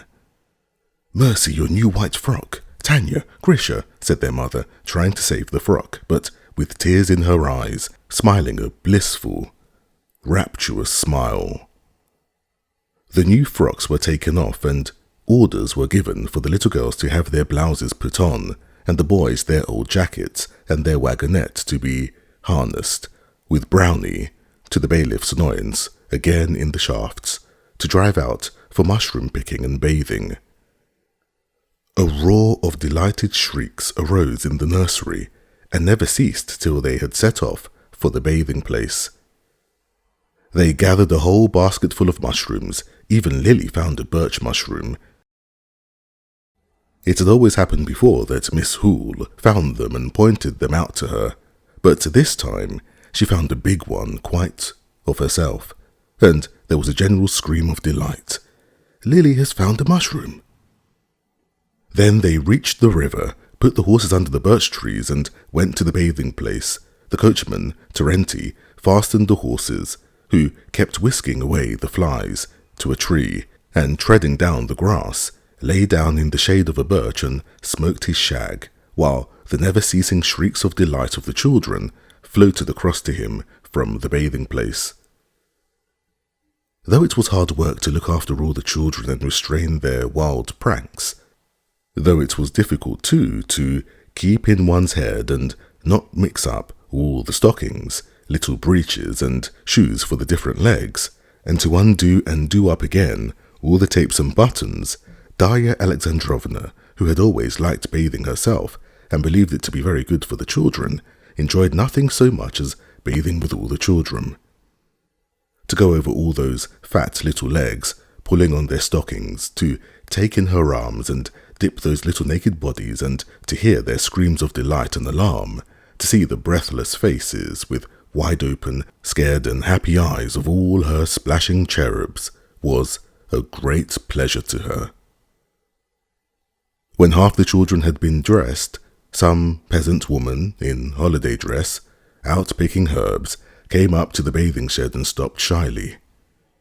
Marya Philimonovna called one of them and handed her a sheet and a shirt that had dropped into the water for her to dry them, and Darya Alexandrovna began to talk to the women. At first, they laughed behind their hands and did not understand her questions, but soon they grew bolder and began to talk, winning Darya Alexandrovna's heart at once by their genuine admiration of the children that they showed. "My, what a beauty! As white as sugar," said one, admiring Tanishka, and shaking her head. But thin? Yes, she has been ill. And so they've been bathing you too, said another to the baby. No, he's only 3 months old, answered Darya Alexandrovna with pride. You don't say so. And you have any children? I've had 4. I've 2 living, a boy and a girl. I weaned last carnival. How old is she? Why, 2 years old. Why did you nurse her so long? It's our custom, for 3 fasts. And the conversation became most interesting to Darya Alexandrovna. What sort of time did she have? What was the matter with the boy? Where was the husband? Did it often happen? Darya Alexandrovna felt disinclined to leave the peasant women. So interesting to her was their conversation, so completely identical were all their interests. What pleased her most of all was that she saw clearly that all women admired more than anything their having so many children, and such fine ones. The peasant women even made Darya Alexandrovna laugh, and offended the English governess because she was the cause of the laughter she did not understand. One of the younger women kept staring at the Englishwoman, who was dressing, after all the rest, and when she put on her 3rd petticoat, she could not refrain from the remark, My, she keeps putting on, and she'll never have done, she said. And they all went off into roars. Chapter 9. On the drive home, as Darya Alexandrovna, with all her children round her, their heads still wet from their bath, and their kerchief tied over her own head, was getting near the house, the coachman said, There's some gentleman coming, the master of Pokrovskoe, I do believe. Darya Alexandrovna peeped out in front, and was delighted when she recognized the grey hat and grey coat, the familiar figure of Levin, walking to meet them. She was glad to see him at any time, but at this moment she was specially glad he should see her in all her glory. No one was better able to appreciate her grandeur than Levin. Seeing her, he found himself face to face with one of the pictures of his daydream of family life. You're like a hen with your chickens, Darya Alexandrovna.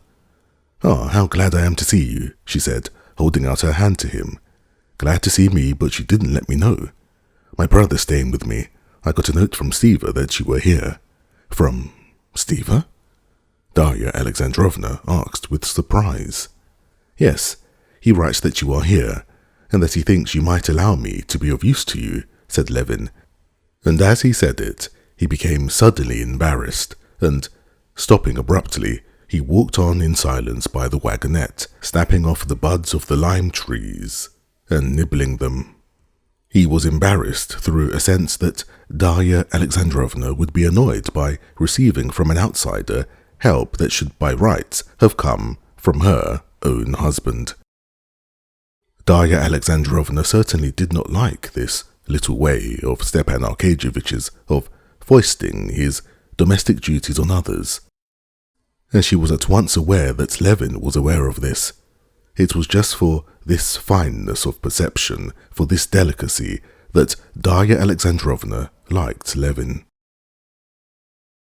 I know, of course, said Levin, that simply means that you would like to see me, and I'm exceedingly glad, though I can fancy that, used to town housekeeping as you are, you must feel in the wilds here, and if there's anything wanted, I'm altogether at your disposal.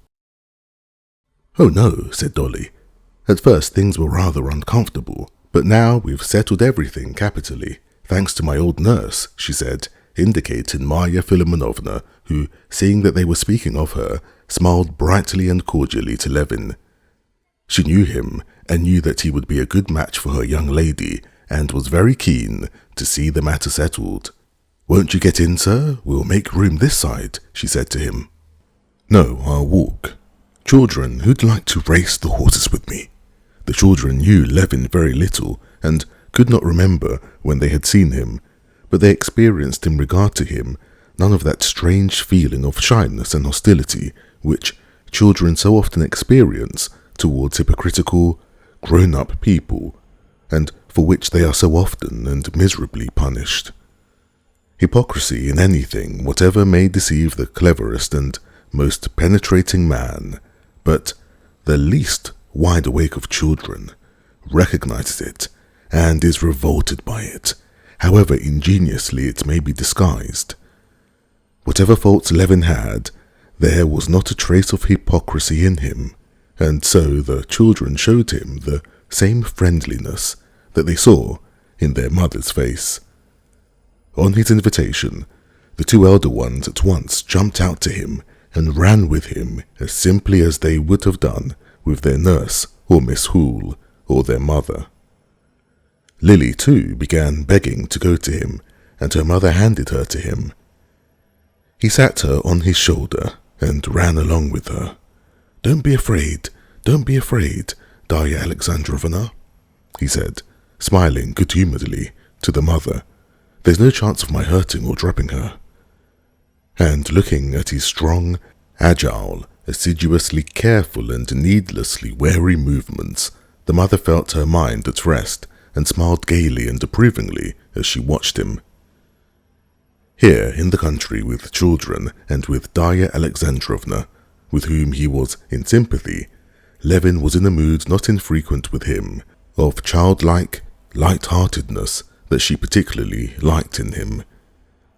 As he ran with the children, he taught them gymnastic feats, set Miss Hoole laughing with his queer English accent, and talked to Darya Alexandrovna of his pursuits in the country. After dinner, Darya Alexandrovna, sitting alone with him on the balcony, began to speak of Kitty. "You know, Kitty's coming here and is going to spend the summer with me. Really," he said, flushing, and at once, to change the conversation, he said, "Then I'll send you 2 cows, shall I? If you insist on a bill, you shall pay me 5 rubles a month, but it's really too bad for you." "No, thank you. We can manage very well now." "Oh well then, I'll have a look at your cows, and if you allow me, I'll give directions about their food. Everything depends on their food." And Levin, to turn the conversation, explained to Darya Alexandrovna the theory of cow-keeping based on the principle that the cow is simply a machine for the transformation of food into milk and so on. He talked of this and passionately longed to hear more of Kitty, and at the same time was afraid of hearing it. He dreaded the breaking up of the inward peace he had gained with such effort. Yes, but still all this has to be looked after, and who is there to look after it? Darya Alexandrovna responded without interest. She had by now got her household matters so satisfactorily arranged, thanks to Marya Philimonovna, that she was disinclined to make any change in them. Besides, she had no faith in Levin's knowledge of farming. General principles as to the cow being a machine for the production of milk she looked on with suspicion. It seemed to her that such principles could only be a hindrance in farm management. It all seemed to her a far simpler matter. All that was needed, as Marya Philimonovna had explained, was to give Brindle and White's breast more food and drink, and not to let the cook carry all the kitchen slops to the laundry-maid's cow. That was clear, but general propositions as to the feeding on meal and on grass were doubtful and obscure, and, what was most important, she wanted to talk about Kitty. Chapter 10. Kitty writes to me that there's nothing she longs for so much as quiet and solitude, Dolly said, after the silence that had followed. "And how is she? Better?" Levin asked in agitation. "Thank God she's quite well again. I never believed her lungs were affected." "Oh, I'm very glad," said Levin, and Dolly fancied she saw something touching, helpless, in his face as he said this and looked silently into her face. "Let me ask you, Konstantin Dmitrovitch," said Darya Alexandrovna, smiling her kindly and rather mocking smile. "Why is it you were angry with Kitty?" "I? I'm not angry with her," said Levin. "Yes, you are angry. Why is it you did not come to see us, nor them, when you were in Moscow?" Darya Alexandrovna, he said, blushing up to the roots of his hair, I wonder really that with your kind heart you don't feel this. How is it you feel no pity for me, if nothing else, when you know? What do I know? You know I made an offer, and that I was refused, said Levin, and all the tenderness he had been feeling for Kitty a minute before was replaced by a feeling of anger for the slight he had suffered. What makes you suppose I know? Because everybody knows it. That's just where you are mistaken. I did not know it, though I had guessed it was so. Well, now you know it. All I knew was that something had happened that made her dreadfully miserable, and that she begged me never to speak of it, and if she would not tell me, she would certainly not speak of it to anyone else. But what did pass between you? Tell me. I have told you. When was it? When I was at their house the last time. Do you know that? Said Darya Alexandrovna. I am awfully, awfully sorry for her. You suffer only from pride. Perhaps so, said Levin, but she interrupted him. But she, poor girl, I am awfully, awfully sorry for her. Now I see it all. Well, Darya Alexandrovna, you must excuse me, he said, getting up. Goodbye, Darya Alexandrovna, till we meet again. No, wait a minute, she said, clutching him by the sleeve. Wait a minute. Sit down. Please, please don't let us talk of this, he said, sitting down and at the same time feeling rise up and stir within his heart a hope he had believed to be buried. If I did not like you, she said, and tears came into her eyes, if I did not know you as I do know you, the feeling that had seemed dead revived more and more, rose up and took possession of Levin's heart. Yes, I understand it all now, said Darya Alexandrovna. You can't understand it for you men who are free and make your own choice. It's always clear whom you love, but a girl's in a position of suspense. With all a woman's or maiden's modesty, a girl who sees you men from afar, who takes everything on trust, a girl may have, and often has, such a feeling that she cannot tell what to say. Yes, if the heart does not speak, no, the heart does speak, but just consider. You men have views about a girl. You come to the house, you make friends, you criticize, you wait to see if you have found what you love, and then, when you are sure you love her, you make an offer. Well, that's not quite it. Anyway, you make an offer. When your love is ripe or when the balance has completely turned between the two you are choosing from. But a girl is not asked. She is expected to make her choice, and yet she cannot choose. She can only answer yes or no. Yes, to choose between me and Vronsky, thought Levin, and the dead thing that had come to life within him died again, and only weighed on his heart and set it aching. Darya Alexandrovna, he said, that's how one chooses a new dress or some purchase or other, not love. The choice has been made, and so much the better, and there can be no repeating it. Ah, pride, pride, said Darya Alexandrovna, as though despising him for the baseness of the feeling in comparison with that other feeling which only women know. At the time when you made Kitty an offer, she was just in a position in which she could not answer. She was in doubt between you and Vronsky. Him she was seeing every day, and you she had not seen for a long while. Supposing she had been older, I, for instance, in her place, could have felt no doubt. I always disliked him, and so it has turned out. Levin recalled Kitty's answer. She had said, "No, that cannot be." "Darya Alexandrovna," he said dryly, "I appreciate your confidence in me. I believe you are making a mistake. But whether I am right or wrong, that pride you so despise makes any thought of Katerina Alexandrovna out of the question for me. You understand? Utterly out of the question. I will only say one more thing. You know that I am speaking of my sister, whom I love as I love my own children. I don't say she cared for you. All I meant to say is that her refusal, at that moment proves nothing. "I don't know," said Levin, jumping up. "If you only knew how you are hurting me. It's just as if a child of yours were dead, and they were to say to you, he would have been like this and like that, and he might have lived, and how happy you would have been in him. But he's dead. Dead. Dead." "How absurd you are," said Darya Alexandrovna, looking with mournful tenderness at Levin's excitement. "Yes, I see it all more and more clearly," she went on musingly. "So you won't come to see us then, when Kitty's here?"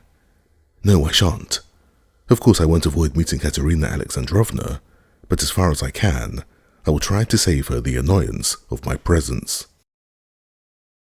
"You are very, very absurd," repeated Darya Alexandrovna, looking with tenderness into his face.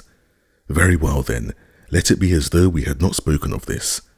What have you come for, Tanya?" she said in French to the little girl who had come in. "Where's my spade, Mama? I speak French, and you must too." The little girl tried to say it in French, but could not remember the French for spade. The mother prompted her, and then told her in French where to look for the spade, and this made a disagreeable impression on Levin. Everything in Darya Alexandrovna's house and children struck him now as by no means so charming as a little while before. "And what does she talk French with the children for?" he thought. "How unnatural and false it is, and the children feel it so. Learning French and unlearning sincerity," he thought to himself, unaware that Darya Alexandrovna had thought all that over 20 times already, and yet, even at the cost of some loss of sincerity, believed it necessary to teach her children French in that way. "But why are you going? Do stay a little." Levin stayed to tea, but his good humour had vanished, and he felt ill at ease. After tea, he went out into the hall to order his horses to be put in, and when he came back, he found Darya Alexandrovna greatly disturbed, with a troubled face and tears in her eyes. While Levin had been outside, an accident had occurred which had utterly shattered all the happiness she had been feeling that day, and her pride in her children. Grisha and Tanya had been fighting over a ball. Darya Alexandrovna, hearing a screaming in the nursery, ran in and saw a terrible sight.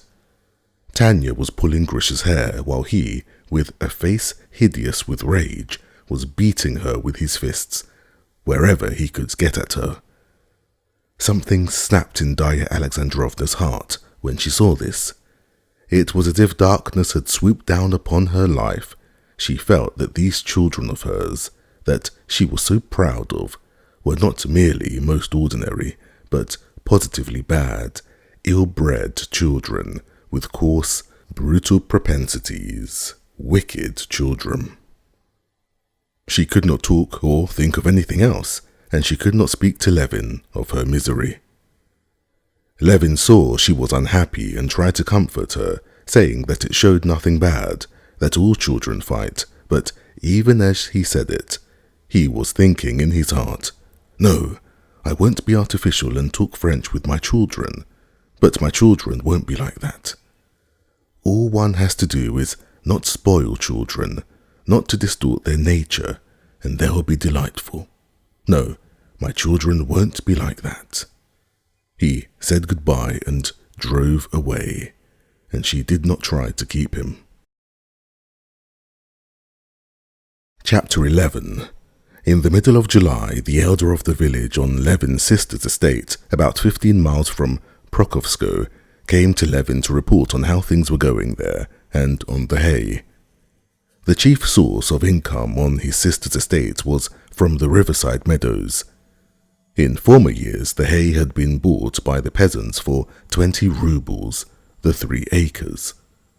When Levin took over the management of the estate, he thought on examining the grasslands that they were worth more, and he fixed the price at 25 rubles, the 3 acres. The peasants would not give that price, and, as Levin suspected, kept off other purchasers.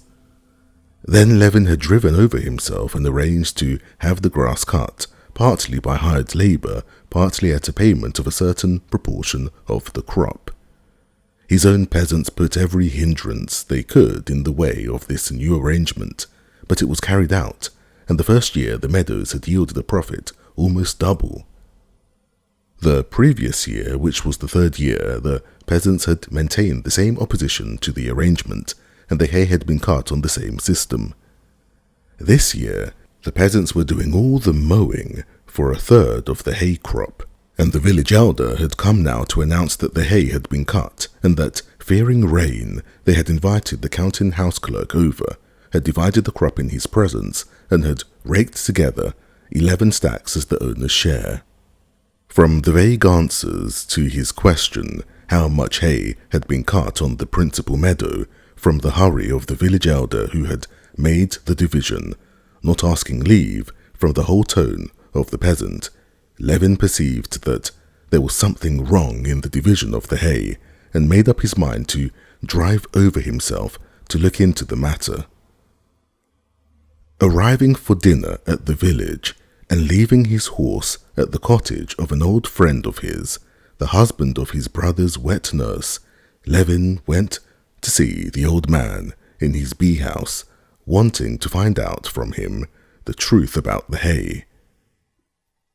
Parmenich, a talkative, comely old man, gave Levin a very warm welcome, showed him all he was doing, told him everything about his bees and the swarms of that year, but gave vague and unwilling answers to Levin's inquiries about the mowing. This confirmed Levin still more in his suspicions.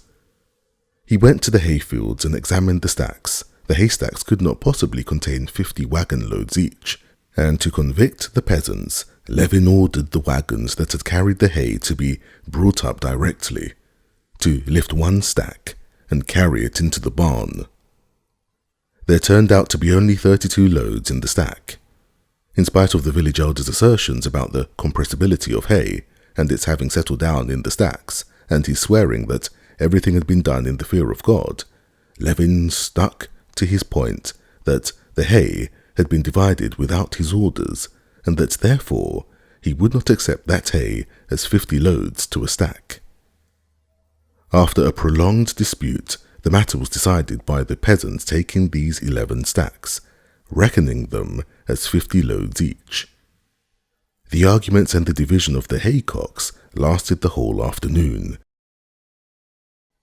When the last of the hay had been divided, Levin, entrusting the superintendence of the rest of the counting house clerk, sat down on a haycock marked off by a stake of willow, and looked admiringly at the meadow swarming with peasants.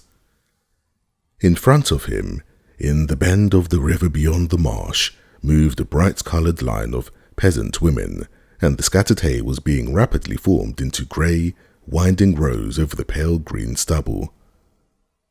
After the women came the men with pitchforks, and from the grey rows there were growing up broad, high, soft haycocks.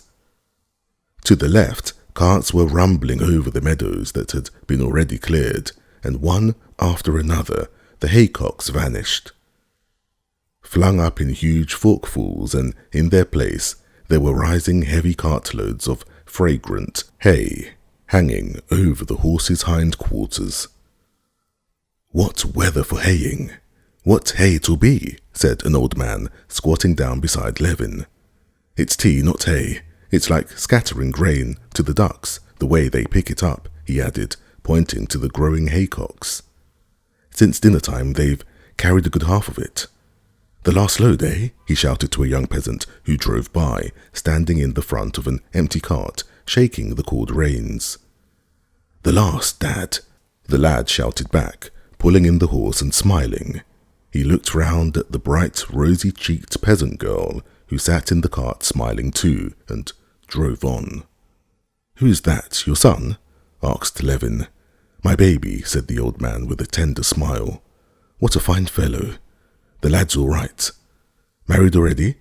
"Yes, it's 2 years, last St. Philip's Day." "Any children?" "Children indeed. Why, for over a decade he was innocent as a babe himself, and bashful too," answered the old man. Well, the hay. It's as fragrant as tea, he repeated, wishing to change the subject. Levin looked more attentively at Ivan Parmenov and his wife. They were loading a haycock onto the cart not far from him. Ivan Parmenov was standing on the cart, laying in place, and stamping down the huge bundles of hay, which his pretty young wife deftly handed up to him, at first in armfuls and then on the pitchfork. The young wife worked easily, merrily, and dexterously. The close-packed hay did not once break away off her fork. First she gathered it together, stuck the fork into it, then with a rapid, supple movement leaned the whole weight of her body on it, and at once, with a bend of her back, under the red belt she drew herself up, and arching her full bosom under the white smock, with a smart turn, swung the fork in her arms, and flung the bundle of hay high onto the cart. Ivan, obviously doing his best to save her every minute of unnecessary labour, made haste, opening his arms to clutch the bundle and lay it in the cart. As she raked together what was left of the hay, the young wife took off the bits of hay that had fallen on her neck, and straightening the red kerchief that had dropped forward over her white brow, not browned like her face by the sun, she crept under the cart to tie up the load. Ivan directed her how to fasten the cord to the crosspiece, and at something she said, he laughed aloud. In the expressions of both faces was to be seen vigorous, young, freshly awakened love. Chapter 12. The load was tied on. Ivan jumped down and looked the quiet, sleek horse by the bridle. The young wife flung the rake up on the load, and with a bold step, swinging her arm, she went to join the women who were forming a ring for the haymakers' dance. Ivan drove off to the road and fell into line with the other loaded carts. The peasant women, with their rakes on their shoulders, gay with bright flowers and chattering with ringing, merry voices, walked behind the hay cart.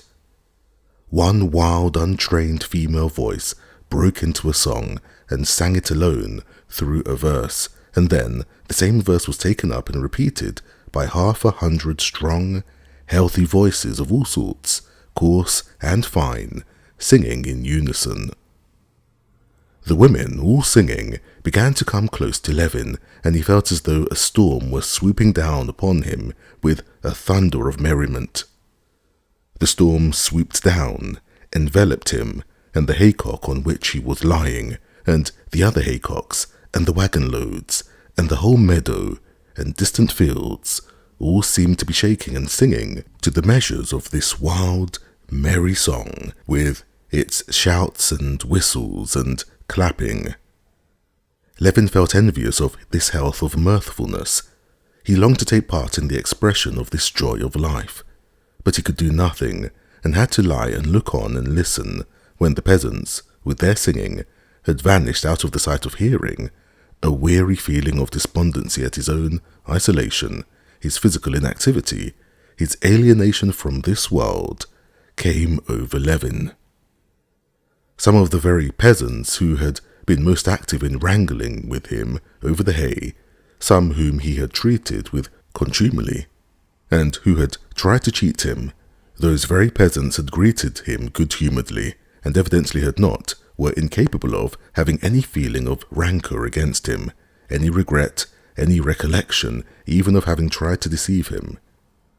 All that was drowned in a sea of merry common labour. God gave the day, God gave the strength.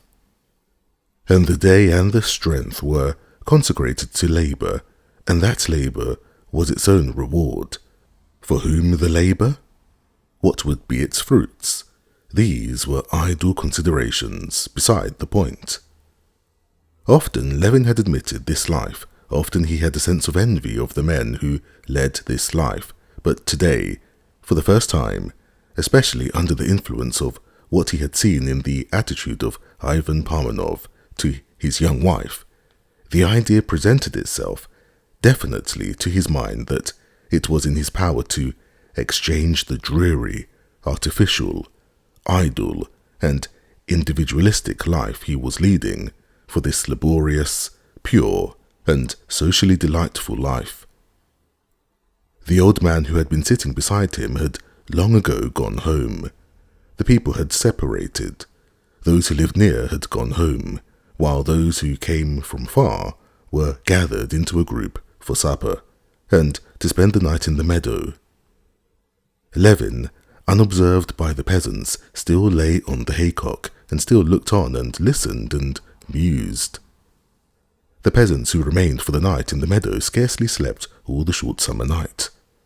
At first there was a sound of merry talk and laughing all together over the supper.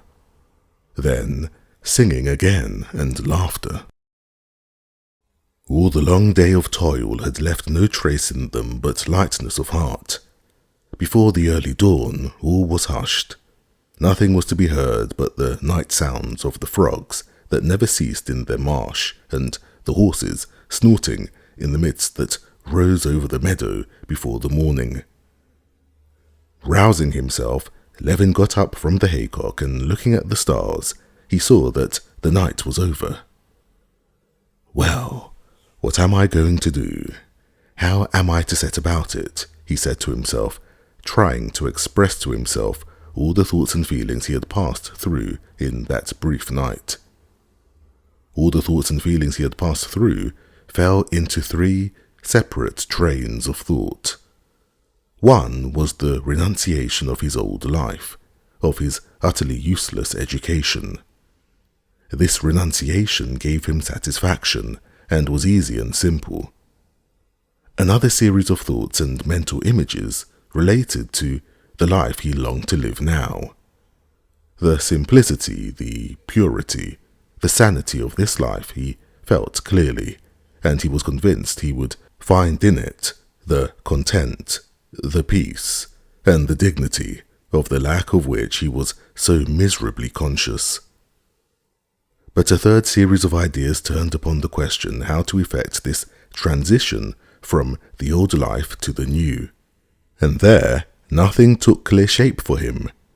Have a wife, have work and the necessity of work, leave Pokrovskoe, buy land, become a member of a peasant community, marry a peasant girl. How am I to set about it? He asked himself again, and could not find an answer. I haven't slept all night, though, and I can't think it out clearly, he said to himself. I'll work it out later. One thing certain, this night has decided my fate. All my old dreams of home life were absurd, not the real thing, he told himself. It's all ever so much simpler and better.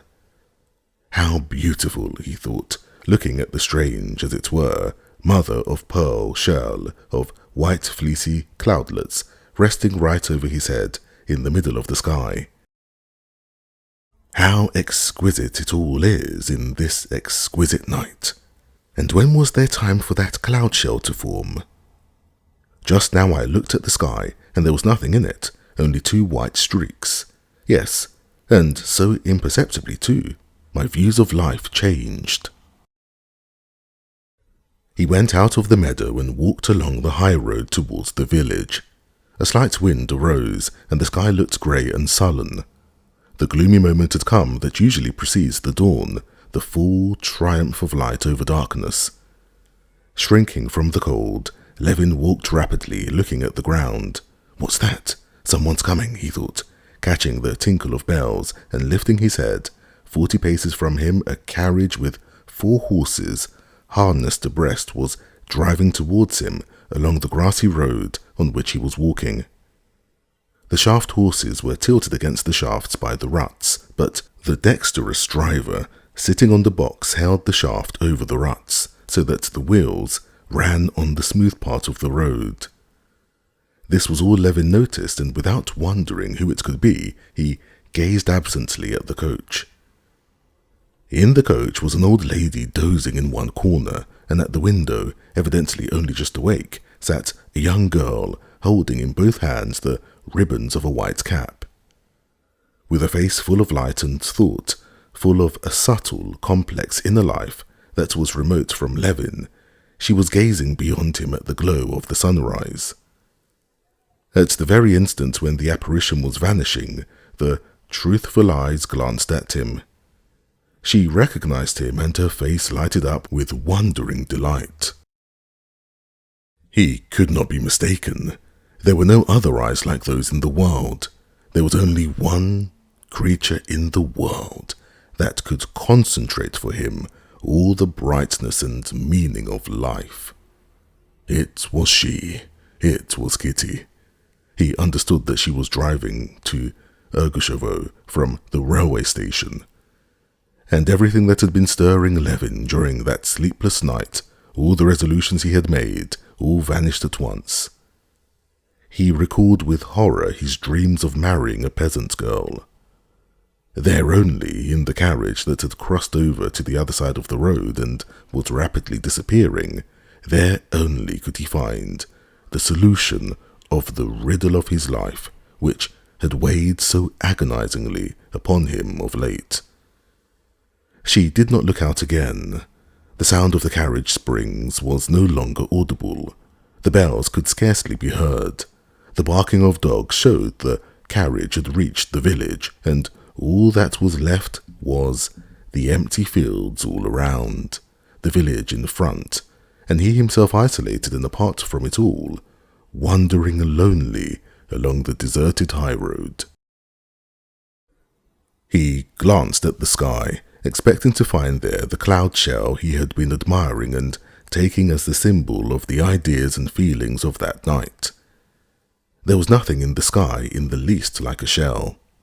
There, in the remote heights above, a mysterious change had been accomplished. There was no trace of shell, and there was stretched over half the sky an even cover of tiny and even tinier cloudlets. The sky had grown blue and bright, and with the same softness, but with the same remoteness, it met his questioning gaze. No, he said to himself, however good that life of simplicity and toil may be, I cannot go back to it. I love her. Chapter 13. None but those who were most intimate with Alexei Alexandrovich knew that, while on the surface the coldest and most reasonable of men, he had one weakness quite opposed to the general trend of his character. Alexei Alexandrovich could not hear or see a child or woman crying without being moved. The sight of tears threw him into a state of nervous agitation, and he utterly lost all power of reflection. The chief secretary of his department and his private secretary were aware of this, and used to warn women who came with petitions on no account to give way to tears if they did not want to ruin their chances. He will get angry and will not listen to you, they used to say, and as a fact, in such cases the emotional disturbance set up in Alexei Alexandrovich by the sight of tears found expression in hasty anger. I can do nothing. Kindly leave the room, he would commonly cry in such cases.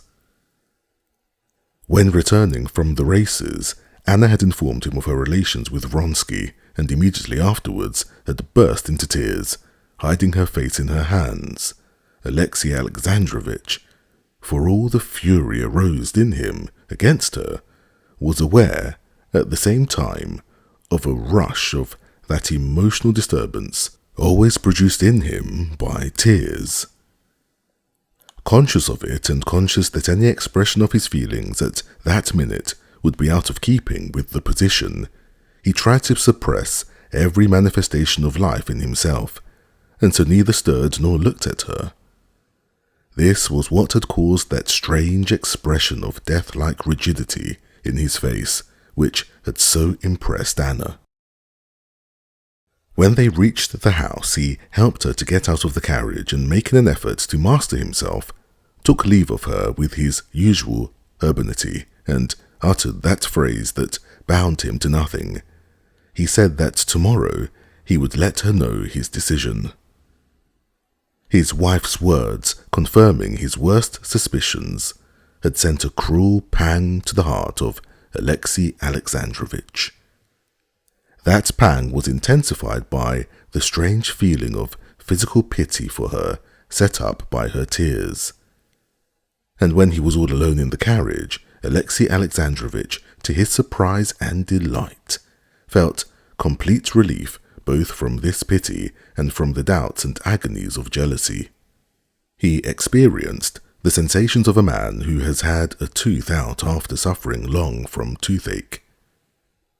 After a fearful agony and the sense of something huge, bigger than the head itself, being torn out of his jaw, the sufferer, hardly able to believe in his own good luck, feels all at once that what has so long poisoned his existence and enhanced his attention exists no longer, and that he can live and think again and take interest in other things besides his tooth. This feeling Alexei Alexandrovich was experiencing. The agony had been strange and terrible, but now it was over. He felt that he could live again and think of something other than his wife. No honor, no heart, no religion. A corrupt woman. I always knew it and always saw it, though I tried to deceive myself to spare her, he said to himself. And it actually seemed to him that he always had seen it. He recalled incidents of their past life in which he had never seen anything wrong before. Now, these incidents proved clearly that she had always been a corrupt woman. I made the mistake in linking my life to hers, but there was nothing wrong in my mistake, and so I cannot be unhappy. It's not I that am to blame, he told himself, but she. But I have nothing to do with her. She does not exist for me. Everything relating to her and her son, towards whom his sentiments were as much changed as towards her, ceased to interest him. The only thing that interested him now was the question of in what way he could best, with most propriety and comfort for himself, and thus with most justice, extricate himself from the mud with which she had spattered him in her fall, and then proceed along his path of active, honourable and useful existence. I cannot be made unhappy by the fact that a contemptible woman has committed a crime. I have only to find the best way out of the difficult position in which she has placed me, and I shall find it, he said to himself, frowning more and more. I'm not the first nor the last, and to say nothing of historical instances dating from the fair Helen of Menelaus, recently revived in the memory of all, a whole list of contemporary examples of husbands with unfaithful wives in the highest society rose before Alexei Alexandrovich's imagination. Dyalov, Poltavsky, Prince Karibanov, Count Paskudin, Dram, yes, even Dram, such an honest, capable fellow. Semyonov, Chagin, Sigonin. Alexei Alexandrovich remembered. Admitting that a certain quite irrational ridicule falls to the lot of these men, yet I never saw anything but a misfortune in it, and always felt sympathy for it, Alexei Alexandrovich said to himself, though indeed this was not the fact, and he had never felt sympathy for misfortunes of that kind, but the more frequently he had heard of instances of unfaithful wives betraying their husbands, the more highly he had thought of himself. It is a misfortune which may befall anyone, and this misfortune has befallen me. The only thing to be done is to make the best of the position. And he began passing in review the methods of proceeding of men who had been in the same position that he was in. Dyalov fought a duel. The duel had particularly fascinated the thoughts of Alexei Alexandrovich in his youth, just because he was physically a coward, and was himself well aware of the fact. Alexei Alexandrovich could not without horror contemplate the idea of a pistol aimed at himself, and had never made use of any weapon in his life. This horror had in his youth set him pondering on duelling, and picturing himself in a position in which he would have to expose his life to danger. Having attained success and an established position in the world, he had long ago forgotten this feeling, but the habitual bent of feeling reasserted itself, and dread of his own cowardice proved even now so strong that Alexei Alexandrovich spent a long while thinking over the question of dueling in all its aspects and hugging the idea of a duel, though he was fully aware beforehand that he would never, under any circumstances, fight one. There's no doubt our society is still so barbarous. It's not the same in England, that very many, and among these were those whose opinion Alexei Alexandrovich particularly valued, look favourably on the duel, but what result is attained by it? Suppose I call him out.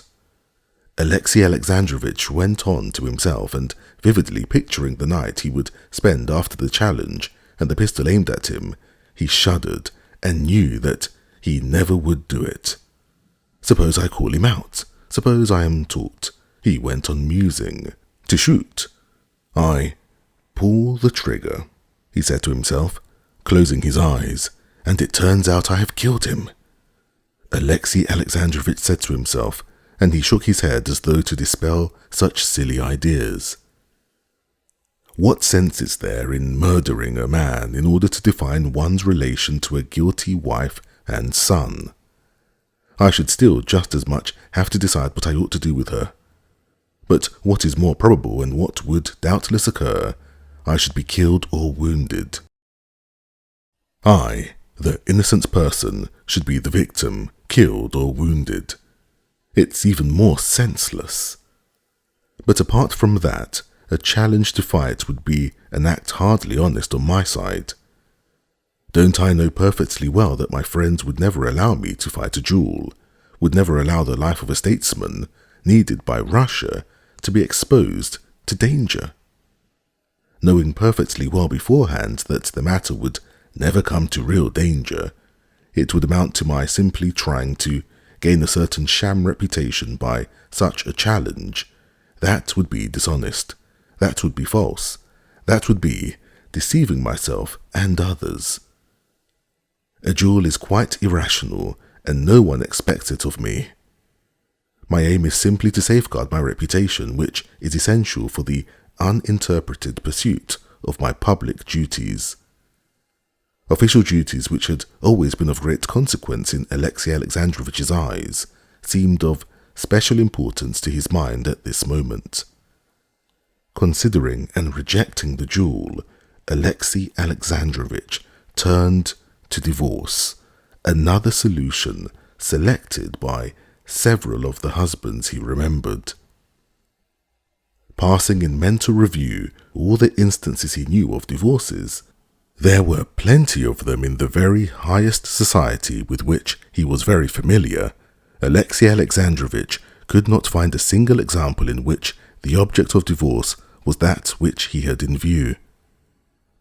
In all these instances, the husband had practically ceded or sold his unfaithful wife, and the very party which, being in fault, had not the right to contract a fresh marriage, had formed counterfeit, pseudo-matrimonial ties with a self-styled husband. In his own case, Alexei Alexandrovich saw that a legal divorce, that is to say, one in which only the guilty wife would be repudiated, was impossible of attainment. He saw that the complex conditions of the life they led made the coarse proofs of his wife's guilt, required by the law, out of the question. He saw that a certain refinement in that life would not admit of such proofs being brought forward, even if he had them, and that to bring forward such proofs would damage him in the public estimation more than it would her. An attempt at divorce could lead to nothing but a public scandal, which would be a perfect godsend to his enemies for calumny and attacks on his high position in society. His chief object, to define the position with the least amount of disturbance possible, would not be attained by divorce either. Moreover, In the event of divorce, or even of an attempt of obtaining a divorce, it was obvious that the wife broke off all relations with the husband and threw in her lot with the lover. And in spite of the complete, as he supposed, contempt and indifference he now felt for his wife, at the bottom of his heart, Alexei Alexandrovich still had one feeling left in regard to her, a disinclination to see her free to throw in her lot with Vronsky, so that her crime would be to her advantage. The mere notion of this so exasperated Alexei Alexandrovich that directly it rose to his mind, he groaned with inward agony, and got up and changed his place in the carriage, and for a long while after he sat with scowling brows, wrapping his numbed and bony legs in the fleecy rug. Apart from formal divorce, one might still do like Karibanov, Paskudin, and that good fellow Dram, that is, separate from one's wife. He went on thinking when he had regained his composure. But this step too presented the same drawback of public scandal as a divorce, and what was more, a separation quite as much as a regular divorce flung his wife into the arms of Vronsky. "No, it's out of the question, he said again, twisting his rug about him again. "I cannot be unhappy, but neither she nor he ought to be happy." The feeling of jealousy which had tortured him during the period of uncertainty had passed away at the instant when the tooth had been with agony extracted by his wife's words. But that feeling had been replaced by another, the desire not merely that she should not be triumphant, but that she should get due punishment for her crime. He did not acknowledge this feeling, but at the bottom of his heart he longed for her to suffer for having destroyed his peace of mind, his honor. And going once again over the conditions inseparable from a duel, a divorce, a separation, and once again rejecting them, Alexei Alexandrovich felt convinced that there was only one solution: to keep her with him, concealing what had happened from the world and using every measure in his power to break off the intrigue, and still more, though this he did not admit to himself, to punish her. I must inform her of my conclusion that, thinking over the terrible position in which she has placed her family, all other solutions will be worse for both sides than an external status quo, and that such I agree to retain on the strict condition of obedience on her part to my wishes, that is to say, cessation of all intercourse with her lover. When this decision had been finally adopted, another weighty consideration occurred to Alexei Alexandrovich in support of it. By such a course only shall I be acting in accordance with the dictates of religion, he told himself. In adopting this course, I am not casting off a guilty wife, but giving her a chance of amendment, and indeed, difficult as the task will be to me, I shall devote part of my energies to her reformation and salvation.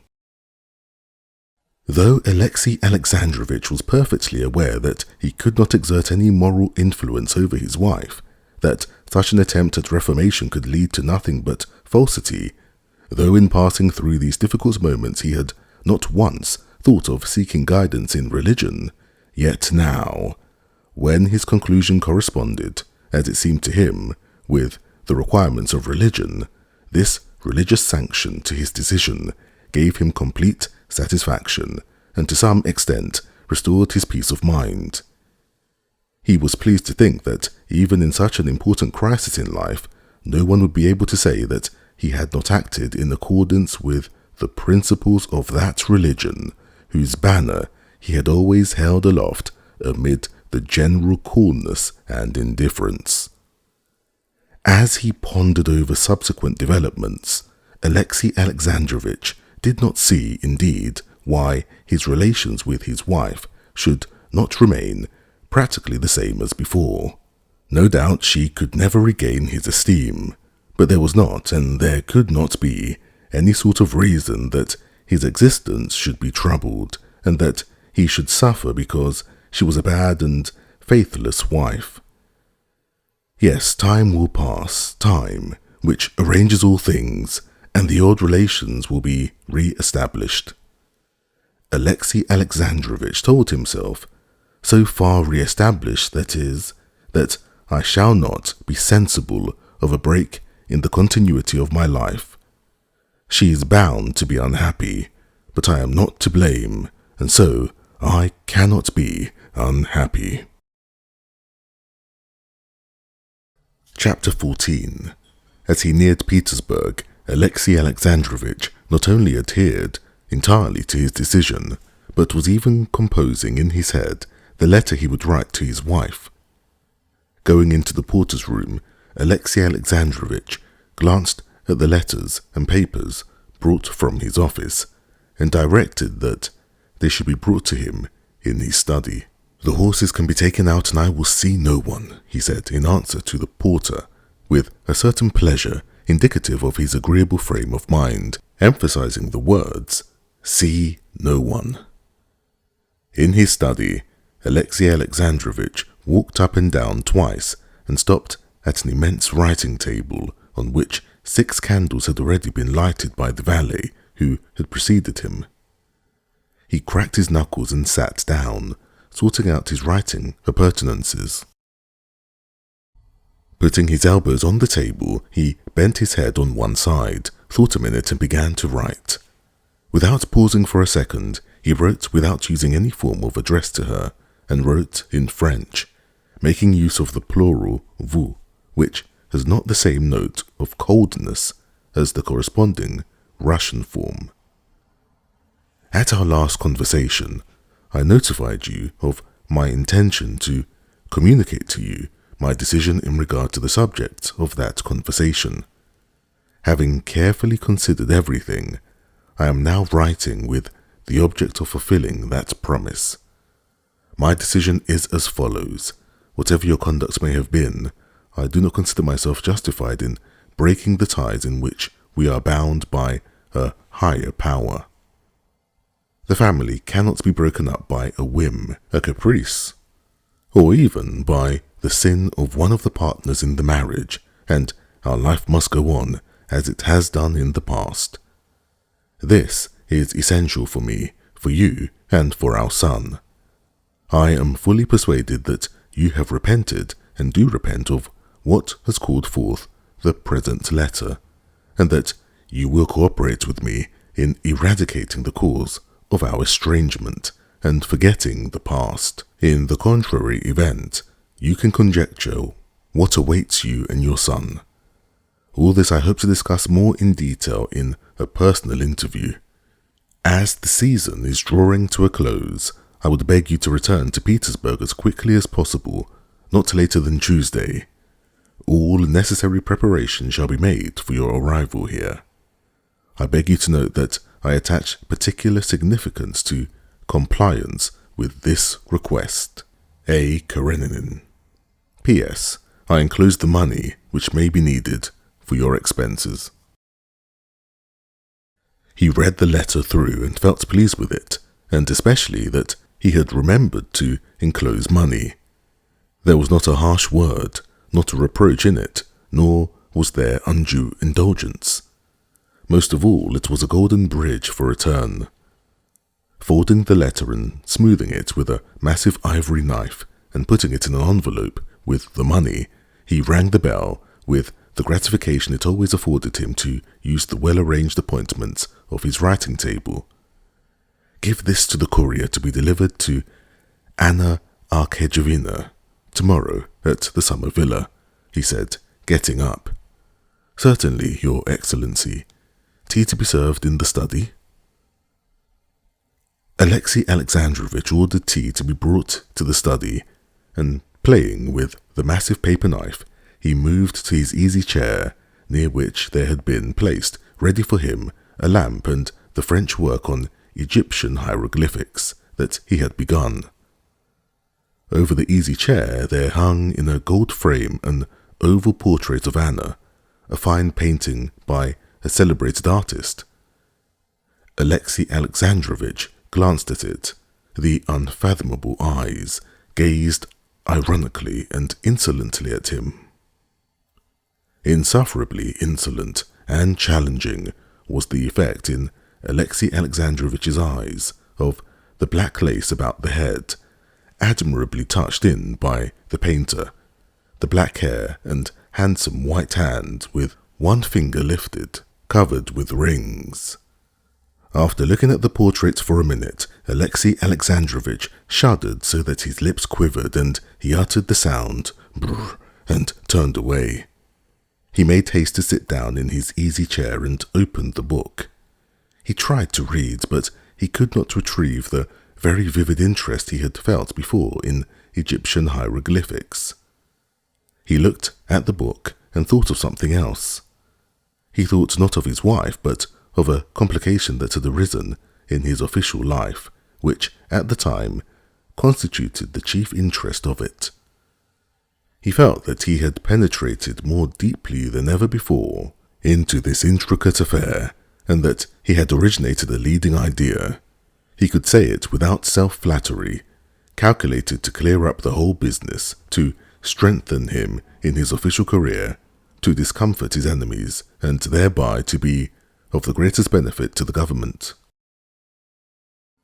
Directly when the servant had set the tea and left the room, Alexei Alexandrovich got up and went to the writing table.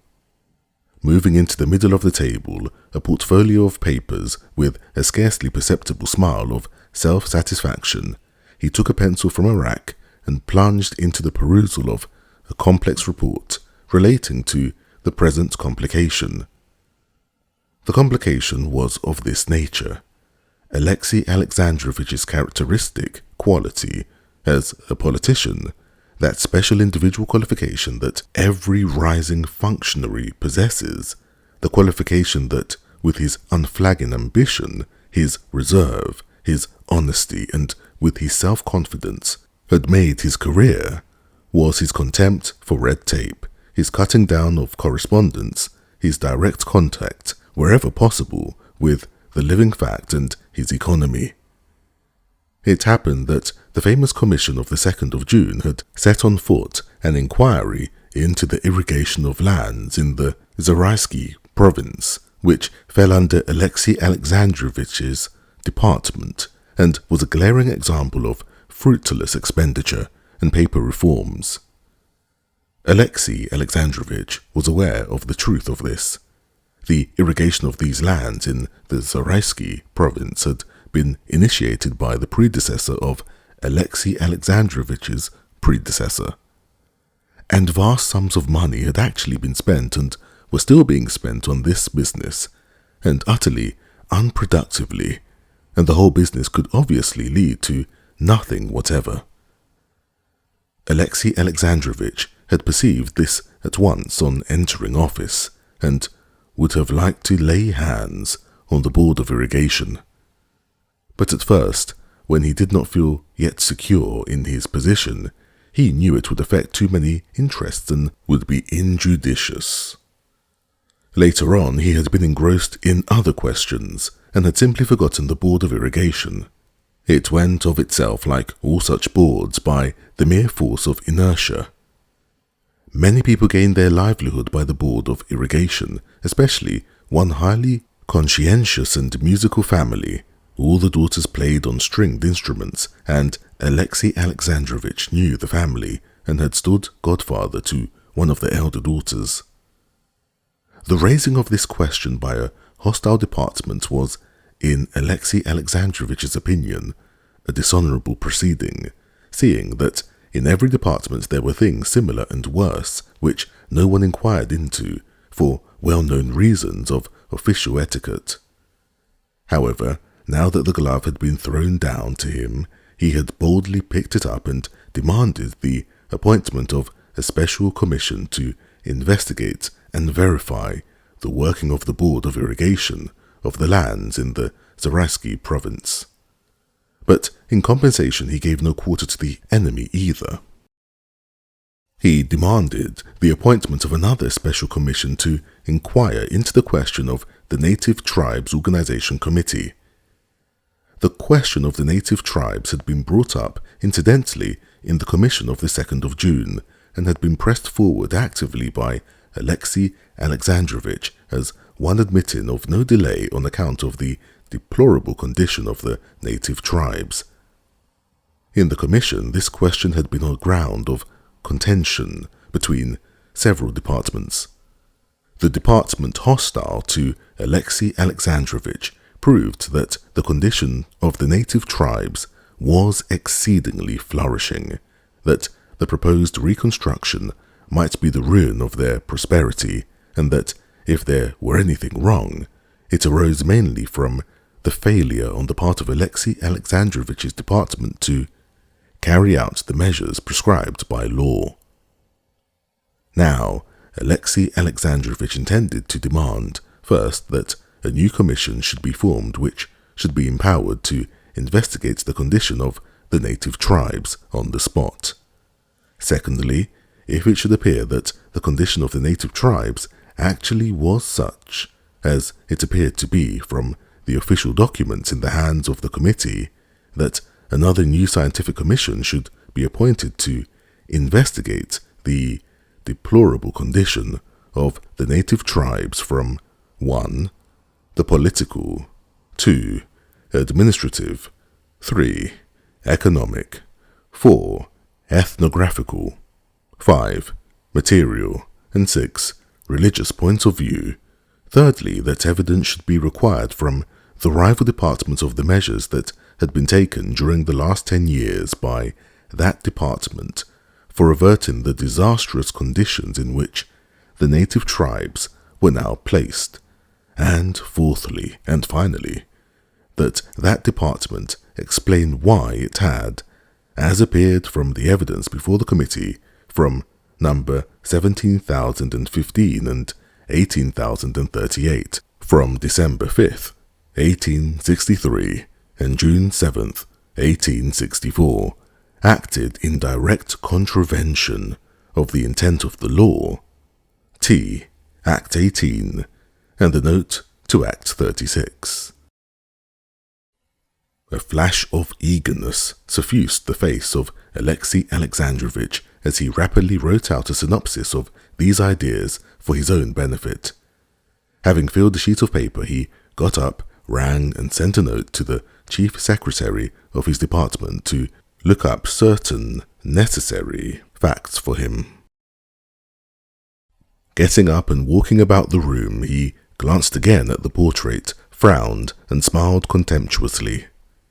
After reading a little more of the book on Egyptian hieroglyphics and renewing his interest in it, Alexei Alexandrovich went to bed at 11 o'clock, and recollecting as he lay in bed the incident with his wife, he saw it now in by no means such a gloomy light. Chapter 15. Though Anna had obstinately and with exasperation contradicted Vronsky when he told her their position was impossible, at the bottom of her heart she regarded her own position as false and dishonorable, and she longed with her whole soul to change it. On the way home from the races, she had told her husband the truth in a moment of excitement, and in spite of the agony she had suffered in doing so, she was glad of it. After her husband had left her, she told herself that she was glad, that now everything was made clear, and at least there would be no more lying and deception. It seemed to her beyond doubt that her position was now made clear forever. It might be bad, this new position, but it would be clear. There would be no indefiniteness or falsehood about it. The pain she had caused herself and her husband in uttering those words would be rewarded now by everything being made clear, she thought. That evening she saw Vronsky, but she did not tell him of what had passed between her and her husband, though, to make the position definite, it was necessary to tell him. When she woke up next morning, the first thing that rose to her mind was what she had said to her husband, and those words seemed to her so awful that she could not conceive now how she could have brought herself to utter those strange, coarse words, and could not imagine what would come of it. But the words were spoken, and Alexei Alexandrovich had gone away without saying anything. I saw Vronsky and I did not tell him. At that very instant he was going away. I would have turned him back and told him, but I changed my mind because it was strange that I had not told him the first minute. Why was it I wanted to tell him and did not tell him? And in answer to this question, a burning blush of shame spread over her face. She knew what had kept her from it. She knew that she had been ashamed. Her position, which had seemed to her simplified the night before, suddenly struck her now as not only not simple, but as absolutely hopeless. She felt terrified at the disgrace of which she had not ever thought before. Directly, when she thought of what her husband would do, the most terrible ideas came to her mind. She had a vision of being turned out of the house, of her shame being proclaimed to all the world. She asked herself where she should go when she was turned out of the house, and she could not find an answer. When she thought of Vronsky, it seemed to her that he did not love her, that he was already beginning to be tired of her, that she could not offer herself to him, and she felt bitter against him for it. It seemed to her that the words that she had spoken to her husband and had continually repeated in her imagination, she had said to everyone, and everyone had heard them. She could not bring herself to look those of her own household in the face.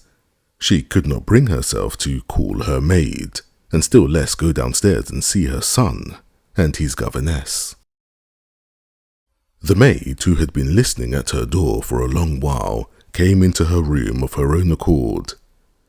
Anna glanced inquiringly into her face and blushed with a scared look. The maid begged her pardon for coming in, saying that she had fancied the bell rang. She brought her clothes and a note. The note was from Betsy. Betsy reminded her that Eliza Merkalova and Baroness Schultz were coming to play croquet with her that morning with their adorers, Kaluski and old Stremov. "Come, if only as a study in morals. I shall expect you," she finished. Anna read the note and heaved a deep sigh. "Nothing, I need nothing," she said to Anushka, who was rearranging the bottles and brushes on the dressing table. "You can go. I'll dress at once and come down. I need nothing." Anushka went out, but Anna did not begin dressing and sat in the same position, for her head and hands hanging listlessly, and every now and then she shivered all over, seemed as though she would make some gesture, utter some word, and sank back into lifelessness again. She repeated continually, "My God, my God," but neither God nor my had any meaning to her. The idea of seeking help in her difficulty in religion was as remote from her as seeking help from Alexei Alexandrovich himself, although she had never had doubts of the faith in which she had been brought up. She knew that the support of religion was possible only upon condition of renouncing what made up for her the whole meaning of life. She was not simply miserable, she began to feel alarm at the new spiritual condition, never experienced before, in which she found herself. She felt as though everything were beginning to be double in her soul, just as objects sometimes appear double to overtired eyes. She hardly knew at times what it was she feared and what she hoped for. Whether she feared or desired what had happened, or what was going to happen, and exactly what she longed for, she could not have said. "Ah, what am I doing?" she said to herself, feeling a sudden thrill of pain in both sides of her head. When she came to herself, she saw that she was holding her hair in both hands, each side of her temples, and pulling it. She jumped up and began walking about. "The coffee is ready, and Mademoiselle and Seryosa are waiting," said Anushka, coming back again and finding Anna in the same position. "Seryosa? What about Seryosa?" Anna asked with sudden eagerness, recollecting her son's existence for the first time that morning. "He's been naughty, I think," answered Anushka with a smile. "In what way?" "Some peaches were lying on the table in the corner room. I think he slipped in and ate one of them on the sly." The recollection of her son suddenly roused Anna from the helpless condition in which she found herself. She recalled the partly sincere, though greatly exaggerated role of the mother living for her child, which she had taken up of late years, and she felt with joy that, in the plight in which she found herself, she had a support, quite apart from her relation to her husband or to Vronsky. This support was her son. In whatever position she might be placed, she could not lose her son. Her husband might put her to shame and turn her out. Vronsky might grow cold to her and go on living his own life apart. She thought of him again with bitterness and reproach. She could not leave her son.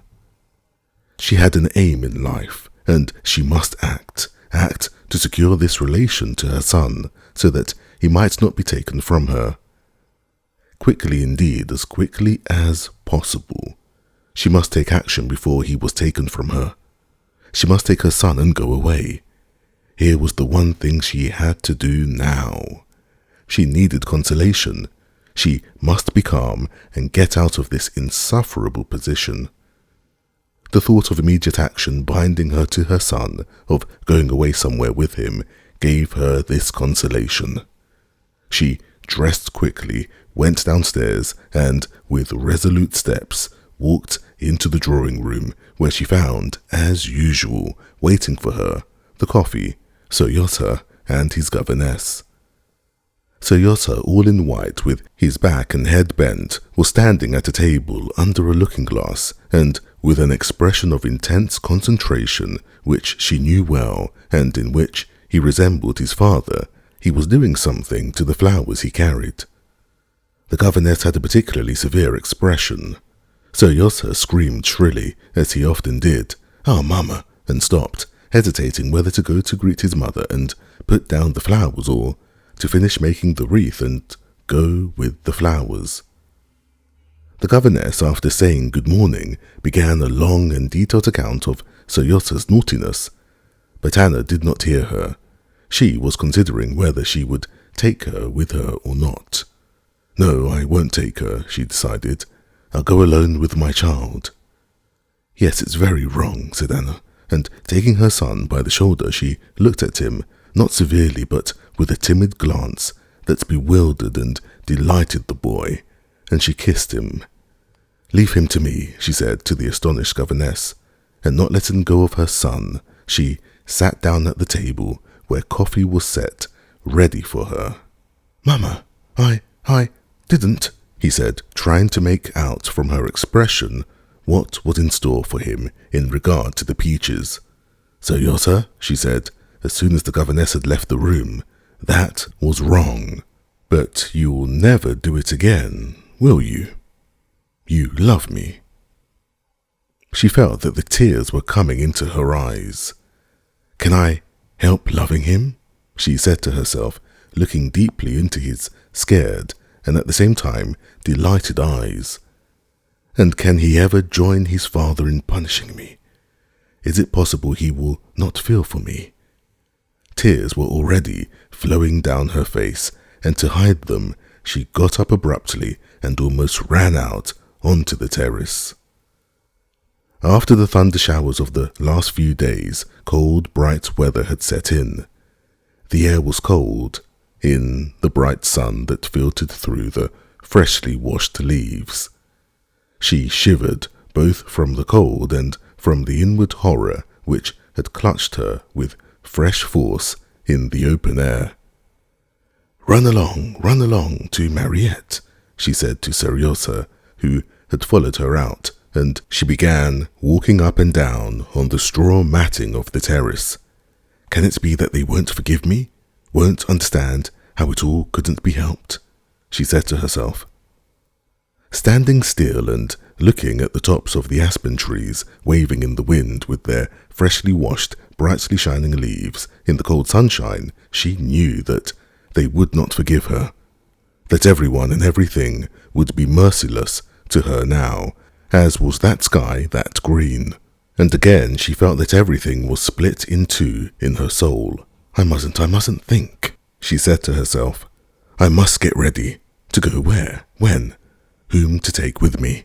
Yes, to Moscow by the evening train. Anushka and Seryozha, and only the most necessary things. But first I must write to them both. She went quickly indoors into her boudoir, sat down at the table and wrote to her husband. After what has happened, I cannot remain any longer in your house. I am going away and taking my son with me. I don't know the law, and so I don't know with which of the parents the son should remain, but I take him with me because I cannot live without him. Be generous. Leave him to me. Up to this point she wrote rapidly and naturally, but the appeal to his generosity, a quality she did not recognize in him, and the necessity of winding up the letter with something touching, pulled her up.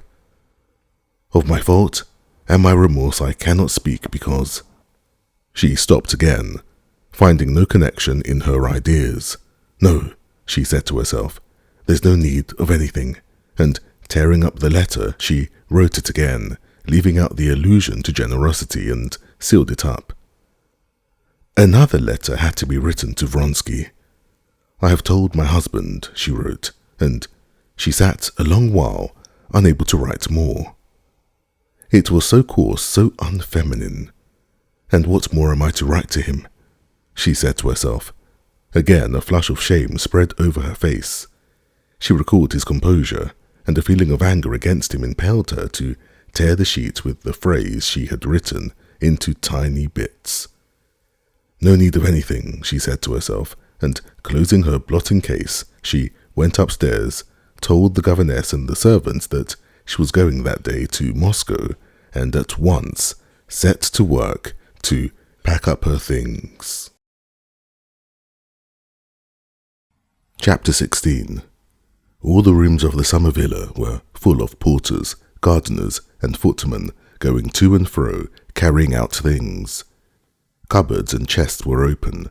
Twice they had sent to the shop for cord. Pieces of newspaper were tossing about the floor. 2 trunks, some bags and strapped-up rugs had been carried down into the hall. The carriage and 2 hired cabs were waiting at the steps.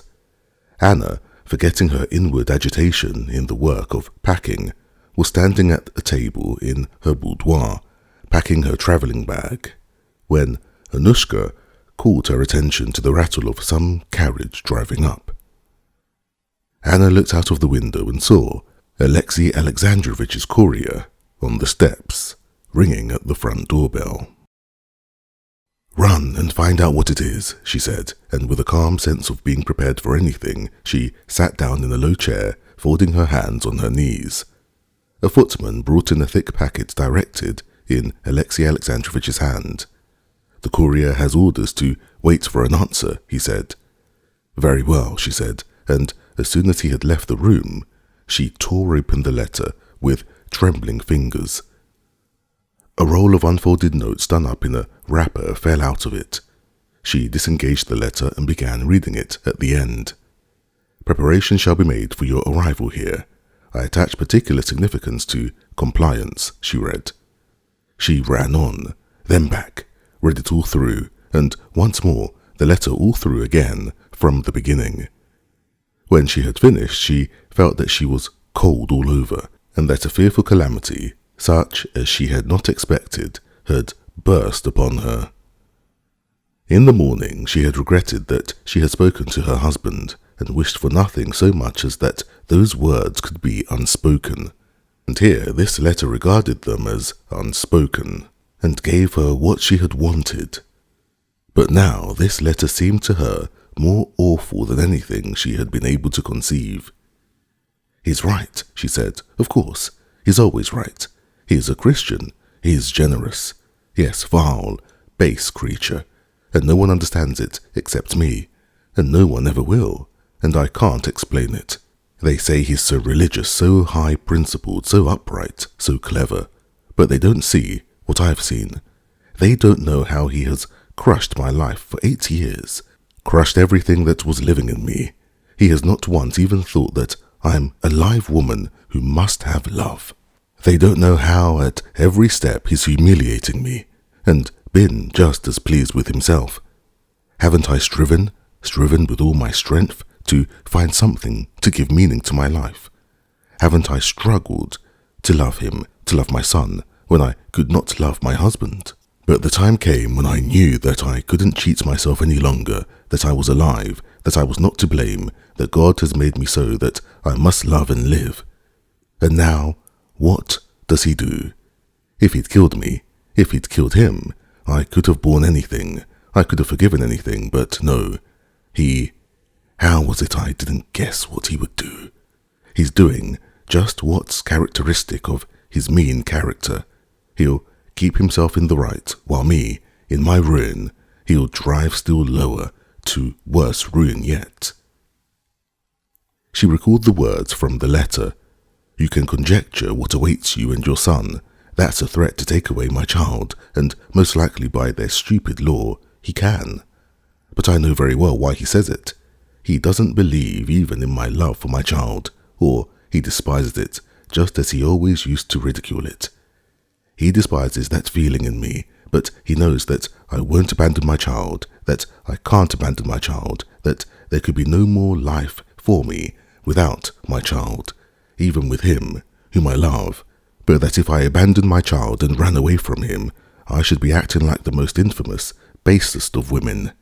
He knows that, and knows that I am incapable of doing that." She recalled another sentence in the letter. "Our life must go on as it has done in the past. That life was miserable enough in the old days. It has been awful of late. What will it be now? And he knows all that. He knows that I can't repent, that I breathe, that I love. He knows that it can lead to nothing but lying and deceit. But he wants to go on torturing me. I know him. I know that he's at home and is happy in deceit, like a fish swimming in the water. No, I won't give him that happiness. I'll break through the spiderweb of lies in which he wants to catch me. Come what may. Anything's better than lying and deceit.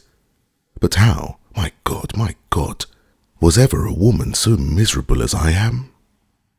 No, I will break through it. I will break through it, she cried, jumping up and keeping back her tears. And she went to the writing table to write him another letter. But at the bottom of her heart she felt that she was not strong enough to break through anything, that she was not strong enough to get out of her old position, however false and dishonourable it might be. She sat down at the writing table, but instead of writing, she clasped her hands on the table and, laying her head on them, burst into tears, with sobs and heaving breast like a child crying. She was weeping that her dream of her position being made clear and definite had been annihilated forever. She knew beforehand that everything would go on in the old way, and far worse, indeed, than in the old way. She felt that the position in the world that she enjoyed and that had seemed to her of so little consequence in the morning, that this position was precious to her, that she would not have the strength to exchange it for the shameful position of a woman who has abandoned husband and child to join her lover, that however much she might struggle, she could not be stronger than herself. She would never know freedom in love, but would remain forever a guilty wife, with the menace of detection hanging over her at every instant, deceiving her husband for the sake of a shameful connection with a man living apart and away from her, whose life she could never share. She knew that this was how it would be, and at the same time it was so awful that she could not even conceive what it would end in. And she cried without restraint, as children cry when they are punished. The sound of the footman's steps forced her to rouse herself, and hiding her face from him, she pretended to be writing. "The courier asks if there's an answer," the footman announced. "An answer? Yes," said Anna. "Let him wait. I'll ring." "What can I write?" she thought. "What can I decide upon alone? What do I know? What do I want? What is there I care for?" Again, she felt that her soul was beginning to be split in two. She was terrified again at this feeling, and clutched at the first pretext for doing something which might divert her thoughts from herself. I ought to see Alexei, so she called Vronsky in her thoughts. No one but he can tell me what I ought to do. I'll go to Betsy's. Perhaps I shall see him there, she said to herself, completely forgetting that when she had told him the day before that she was not going to Princess Tverskaya's, he had said that in that case he should not go either. She went up to the table, wrote to her husband, "I have received your letter. A," and, ringing the bell, gave it to the footman. "We are not going," she said to Anushka as she came in. "Not going at all? No, don't unpack till tomorrow, and let the carriage wait. I'm going to the prince's. Which dress am I to get ready?" Chapter 17. The croquet party to which the Princess Tverskaya had invited Anna was to consist of 2 ladies and their adorers. These 2 ladies were the chief representatives of a select New Petersburg circle nicknamed in imitation of some imitation Les 7 Merveilles du Monde. These ladies belonged to a circle which, though of the highest society, was utterly hostile to that in which Anna moved. Moreover, Stremov, one of the most influential people in Petersburg, and the elderly admirer of Liza Merkalova, was Alexei Alexandrovich's enemy in the political world. From all these considerations, Anna had not meant to go, and the hints in Princess Tverskaya's note referred to her refusal. But now Anna was eager to go, in the hope of seeing Vronsky. Anna arrived at Princess Tverskaya's earlier than the other guests. At the same moment as she entered, Vronsky's footman, with side whiskers combed out like a kammerjunker, went in too. He stopped at the door and, taking off his cap, let her pass. Anna recognized him and only then recalled that Vronsky had told her the day before that he would not come. Most likely he was sending a note to say so. As she took off her outer garment in the hall, she heard the footman pronouncing his R's, even like a kammerjunker, say, "From the Count, for the Princess," and hand the note. She longed to question him as to where his master was. She longed to turn back and send him a letter to come to see her, or to go herself to see him. But neither the first, nor the second, nor the third course was possible. Already she heard bells ringing to announce her arrival ahead of her, and Princess Tverskaya's footman was standing at the open door, waiting for her to go forward into the inner rooms. "The princess is in the garden. They will inform her immediately. Would you be pleased to walk into the garden?" announced another footman in another room. The position of uncertainty, of indecision, was still the same as at the house, worse in fact, since it was impossible to take any step, impossible to see Vronsky, and she had to remain here among outsiders, in company so uncongenial to her present mood. But she was wearing a dress that she knew suited her. She was not alone. All around was that luxurious setting of idleness that she was used to, and she felt less wretched than at home. She was not forced to think what she was to do. Everything would be done itself. On meeting Betsy, coming towards her in a white gown that struck her by its elegance, Anna smiled at her, just as she always did. Princess Tverskaya was walking with Tushkevich and a young lady, a relation who, to the great joy of her parents in the provinces, was spending the summer with the fashionable princess.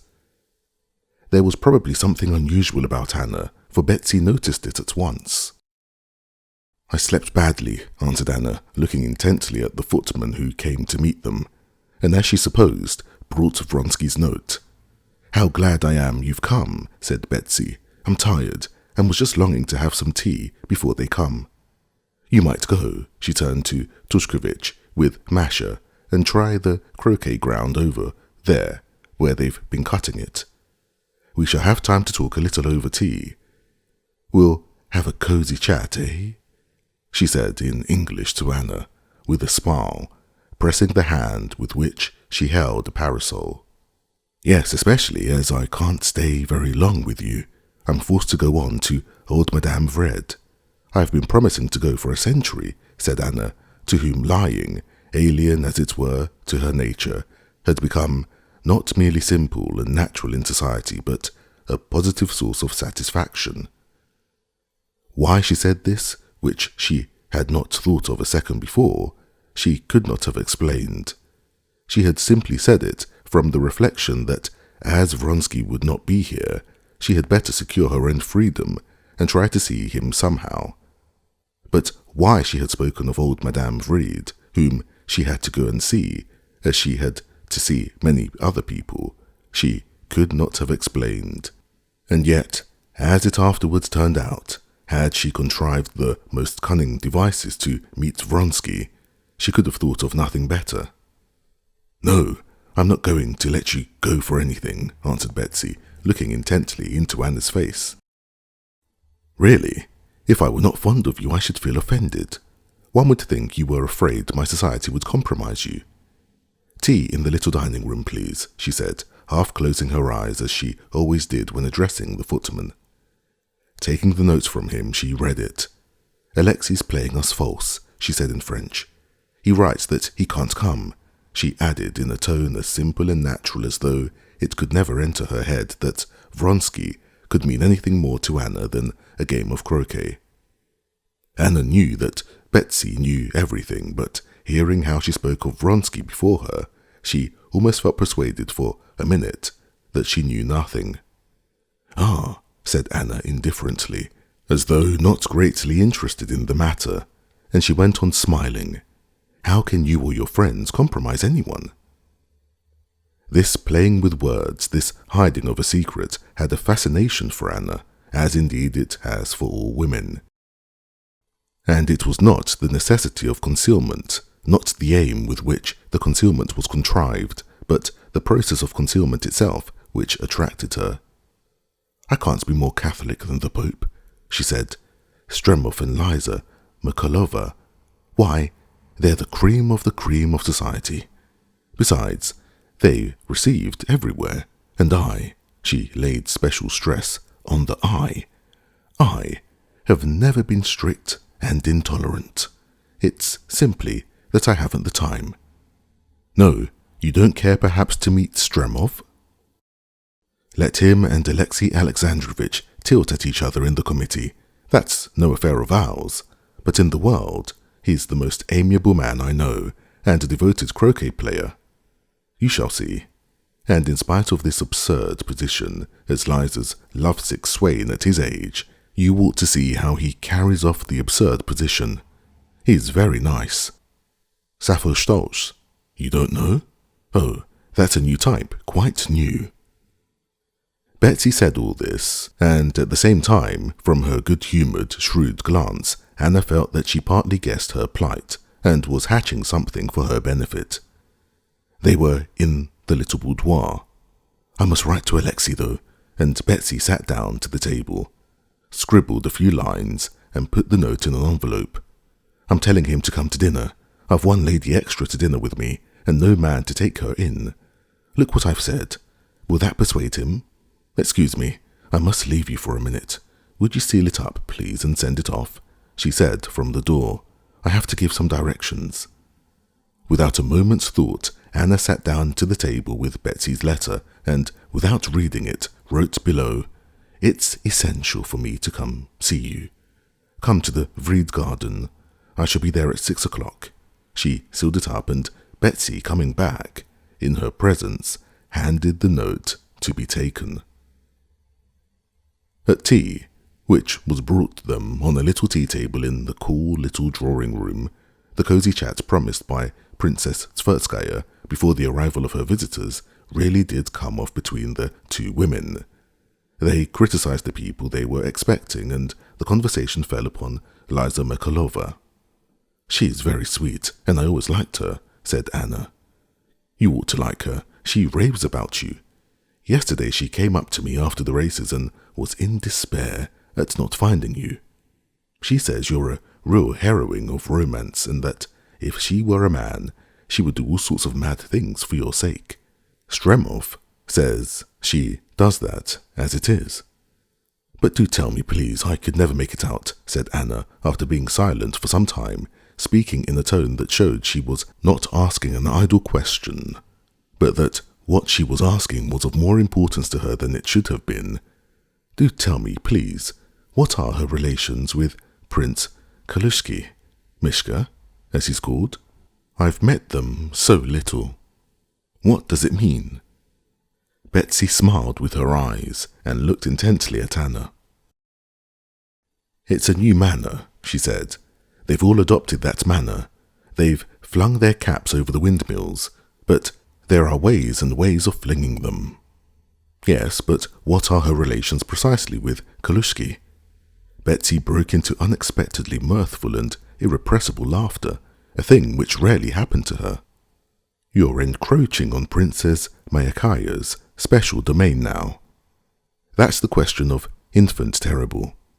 And Betsy obviously tried to restrain herself but could not, and went off into peals of that infectious laughter that people laugh who do not laugh often.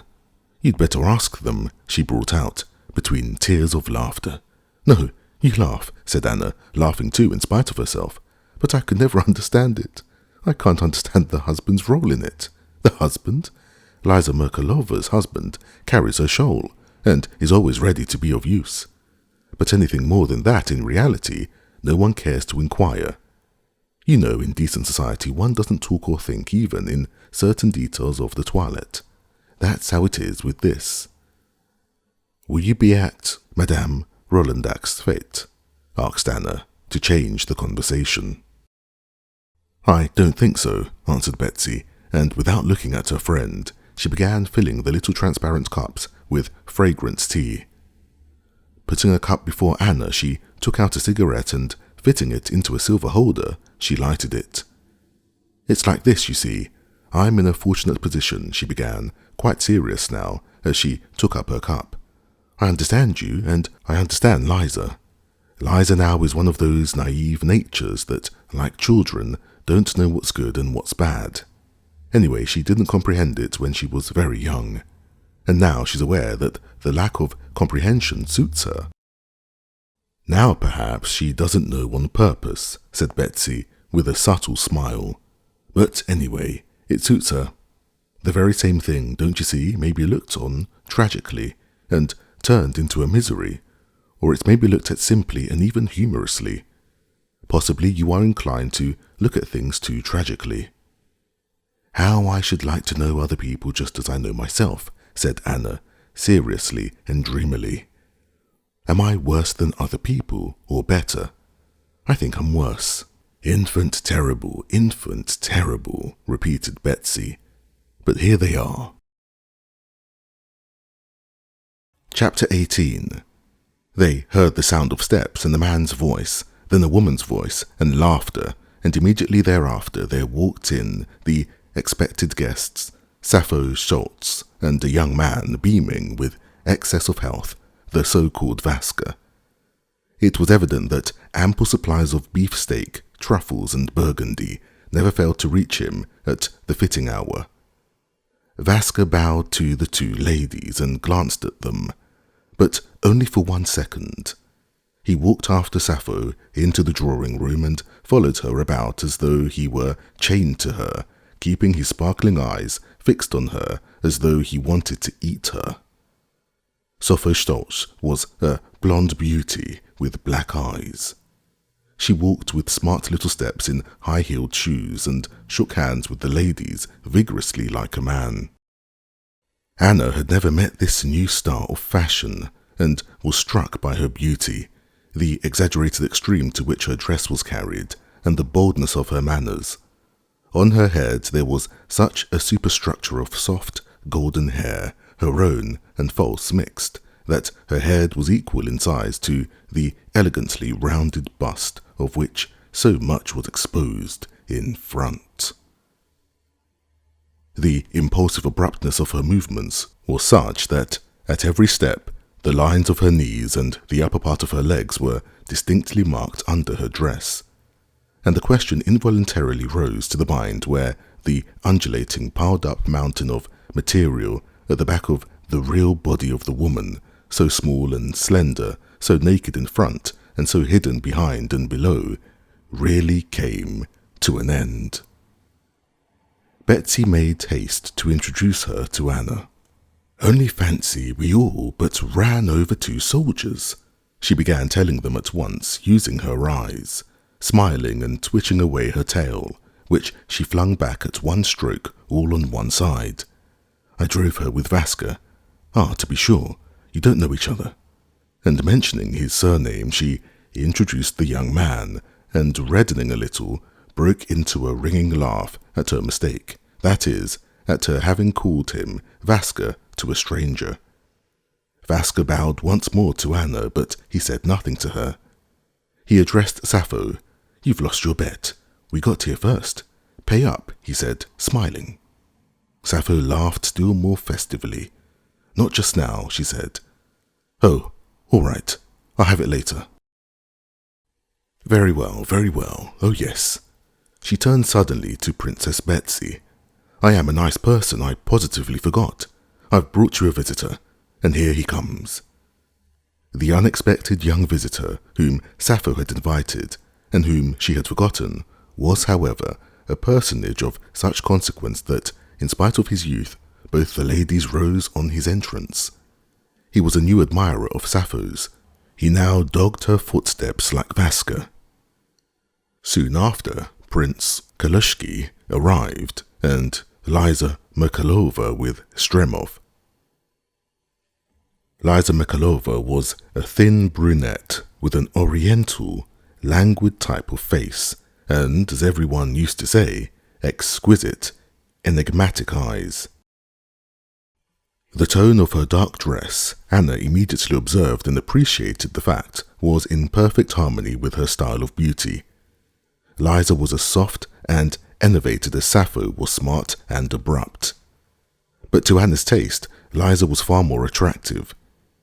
Betsy had said to Anna that she had adopted the pose of an innocent child, but when Anna saw her, she felt that this was not the truth. She was really both innocent and corrupt, but a sweet and passive woman. It is true that her tone was the same as Sappho's, and that, like Sappho, she had 2 men, one young and one old, tacked onto her and devouring her with their eyes.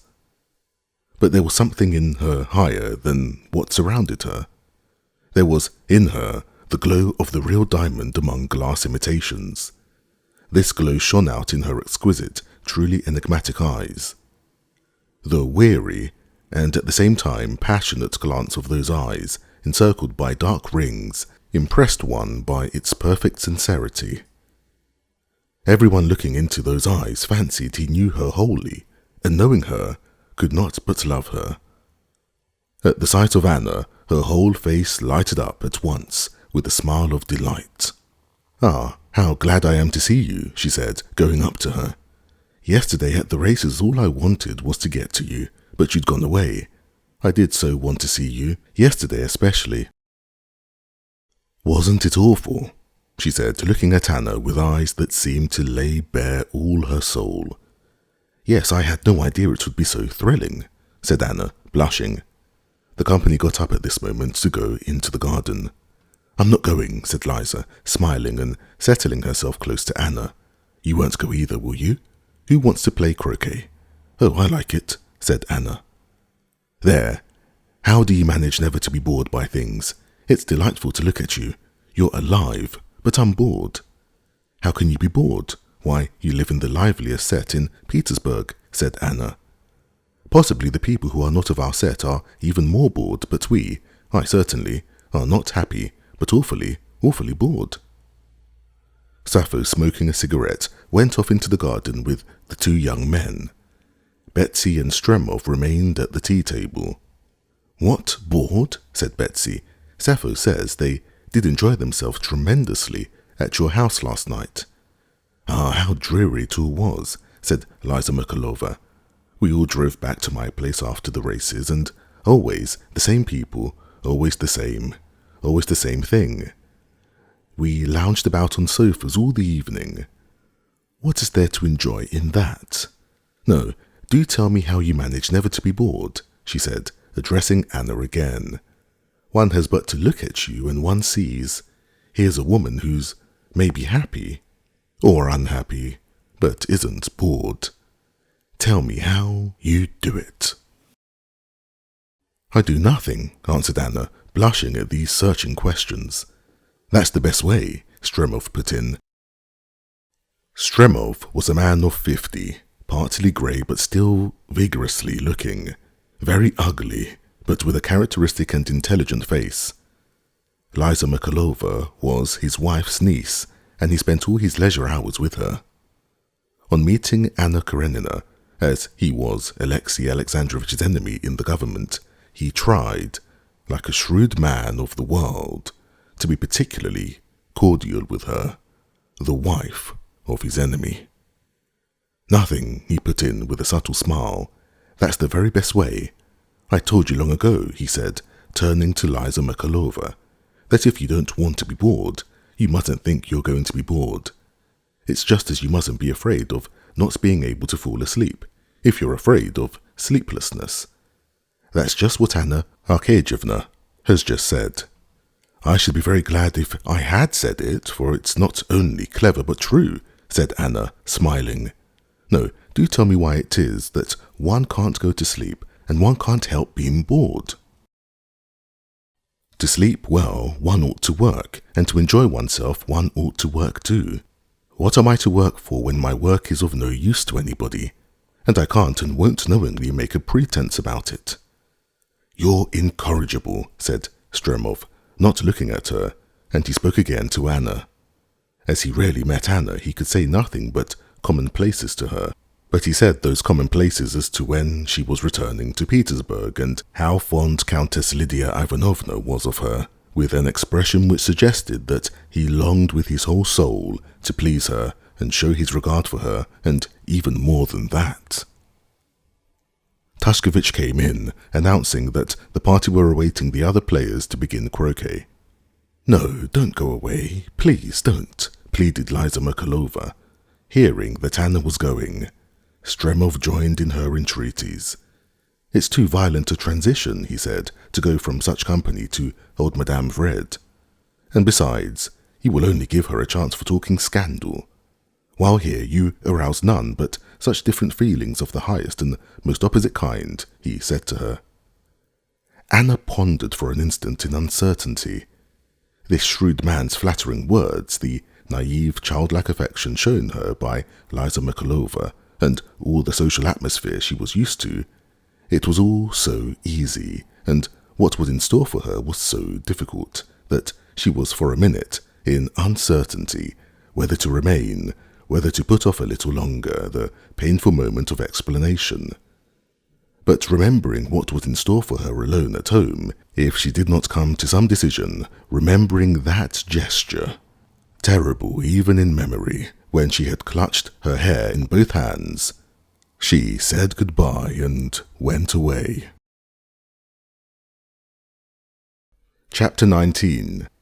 In spite of Vronsky's apparently frivolous life in society, he was a man who hated irregularity. In early youth, in the corps of pages, he had experienced the humiliation of a refusal when he had tried, being in difficulties, to borrow money, and since then he had never once put himself in the same position again. In order to keep his affairs in some sort of order, he used about 5 times a year, more or less frequently according to circumstances, to shut himself up alone and put all his affairs into definite shape. This he used to call his day of reckoning, or faire la lessive. On waking up the day after the races, Vronsky put on a white linen coat and, without saving or taking his bath, he distributed about the table monies, bills and letters and set to work. Petritsky, who knew he was ill-tempered on such occasions on waking up and seeing his comrade at the writing table, quietly dressed and went out without getting in his way. Every man who knows to the minutest details all the complexity of the conditions surrounding him cannot help imagining that the complexity of these conditions and the difficulty of making them clear is something exceptional and personal, peculiar to himself, and never supposes that others are surrounded by just as complicated an array of personal affairs as he is. So indeed it seemed to Vronsky, and not without inward pride and not without reason. He thought that any other man would long ago have been in difficulties, would have been forced to some dishonourable course if he had found himself in such a difficult position. But Vronsky felt that now especially it was essential for him to clear up and define his position if he were to avoid getting into difficulties. What Vronsky attacked first as being the easiest was his pecuniary position. Writing out on notepaper in his minute hand all that he owed, he added up the amount and found that his debts amounted to 17,000 and some odd hundreds, which he left out for the sake of clearness. Reckoning up his money and his bank book, he found that he had left 1,800 rubles and nothing coming in before the new year. Reckoning over again his list of debts, Vronsky copied it, dividing it into 3 classes. In the first class, he put the debts which he would have to pay at once, or for which he must in any case have the money ready so that on demand for payment there could not be a moment's delay in paying. Such debts amounted to about 4,000, 1,500 for a horse, and 2,500 as surety for a young comrade, Venovsky, who had lost that sum to a card sharper in Vronsky's presence. Vronsky had wanted to pay the money at the time. He had that amount then, but Venovsky and Yashvin had insisted that they would pay, and not Vronsky, who had not played. That was so far well, but Vronsky knew that in this dirty business, though his only share in it was undertaken by word of mouth to be surety for Venovsky, it was absolutely necessary for him to have the 2,500 rubles so as to be able to fling it at the swindler and have no more words with him. And so for this first and most important division, he must have 4,000 rubles. The second class, 8,000 rubles, consisted of less important debts. These were principally accounts owing in connection with his racehorses, to the purveyor of oats and hay, the English saddler, and so on. He would have to pay some 2,000 rubles on these debts too, in order to be quite free from anxiety. The last class of debts, to shops, to hotels, to his tailor, were such as need not be considered, so that he needed at least 6,000 rubles for current expenses, and he only had 1,800. For a man with 100,000 rubles of revenue, which was what everyone fixed as Vronsky's income, such debts, one would suppose, could hardly be embarrassing, but the fact was that he was far from having 100,000.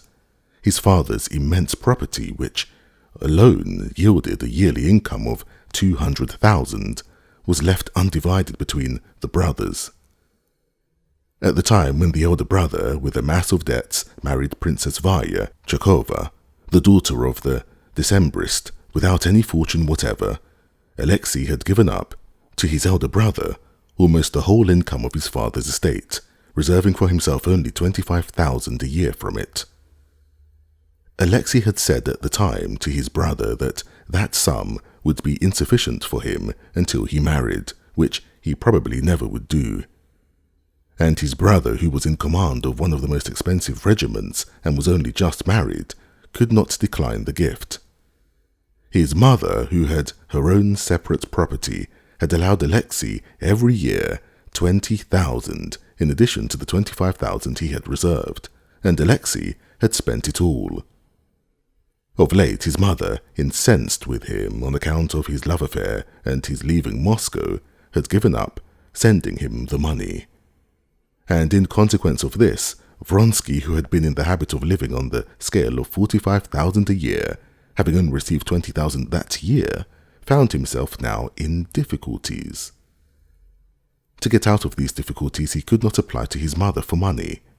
Her last letter, which he had received the day before, had particularly exasperated him by the hints in it that she was quite ready to help him to succeed in the world and in the army, but not to lead a life which was a scandal to all good society.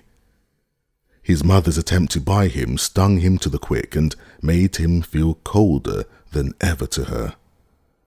But he could not draw back from the generous word when it was once uttered, even though he felt now, vaguely foreseeing certain eventualities in his intrigue with Anna Karenina, that this generous word had been spoken thoughtlessly, and that even though he were not married, he might need all the 100,000 of income. But it was impossible to draw back. He had only to recall his brother's wife, to remember how that sweet, delightful Varya sought at every convenient opportunity to remind him that she remembered his generosity and appreciated it, to grasp the impossibility of taking back his gift. It was as impossible as beating a woman, stealing, or lying. One thing only could and ought to be done, and Vronsky determined upon it without an instant's hesitation to borrow money from a moneylender, 10,000 rubles, a proceeding which presented no difficulty, to cut down his expenses generally, and to sell his racehorses. Resolving on this, he promptly wrote a note to Rolandak, who had more than once sent to him with offers to buy horses from him. Then he sent for the Englishman and the moneylender, and divided what money he had according to the accounts he intended to pay.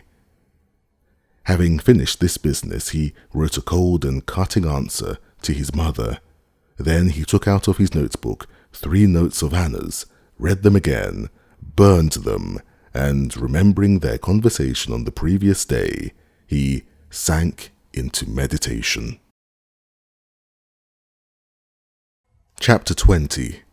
Vronsky's life was particularly happy in that he had a code of principles which defined with unfailing certitude what he ought and what he ought not to do.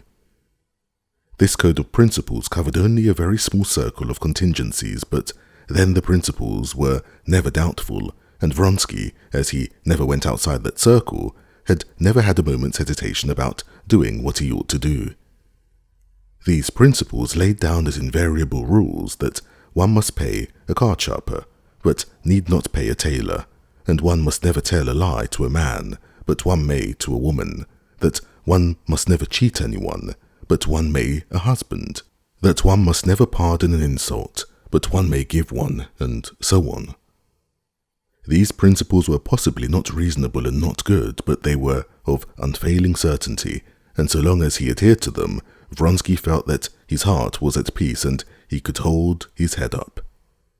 Only quite lately, in regard to his relations with Anna, Vronsky had begun to feel that his code of principles did not fully cover all possible contingencies, and to foresee in the future difficulties and perplexities for which he could find no guiding clue. His present relation to Anna and to her husband was, to his mind, clear and simple. It was clearly and precisely defined in the code of principles by which he was guided. She was an honourable woman who had bestowed her love upon him, and he loved her, and therefore she was in his eyes a woman who had a right to the same or even more respect than a lawful wife. He would have had his hand chopped off before he would have allowed himself by a word, by a hint, to humiliate her, or even to fall short of the fullest respect a woman could look for. His attitude to society, too, was clear. Everyone might know, might suspect it, but no one might dare to speak of it. If any did so, he was ready to force all who might speak to be silent, and to respect the non-existent honour of the woman he loved. His attitude to the husband was the clearest of all. From the moment that Anna loved Vronsky, He had regarded his own right over her as the one thing unassailable. Her husband was simply a superfluous and tiresome person. No doubt he was in a pitiable position, but how could that be helped? The one thing the husband had a right to was to demand satisfaction with a weapon in his hand, and Vronsky was prepared for this at any minute. But of late, new inner relations had arisen between him and her, which frightened Vronsky by their indefiniteness. Only the day before, she had told him that she was with child, and he felt that this fact and what she expected of him called for something not fully defined in that code of principles by which he had hitherto steered his course in life, and he had been indeed caught unawares, and at the first moment when she spoke to him of her position, his heart had prompted him to beg her to leave her husband. He had said that, but now thinking things over, he saw clearly that it would be better to manage to avoid that, and at the same time, as he told himself so, he was afraid whether it was not wrong. If I told her to leave her husband, that must mean uniting her life with mine. Am I prepared for that? How can I take her away now when I have no money? Supposing I could arrange. But how can I take her away while I'm in the service? If I say that, I ought to be prepared to do it. That is, I ought to have the money and to retire from the army. And he grew thoughtful. The question, whether to retire from the service or not, brought him to the other and perhaps the chief, though hidden, interest of his life, of which none knew but he.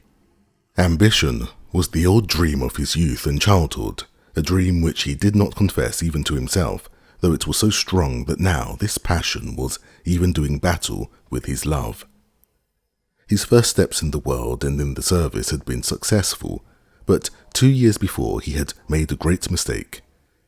Anxious to show his independence and to advance, he had refused a post that had been offered him, hoping that this refusal would heighten his value.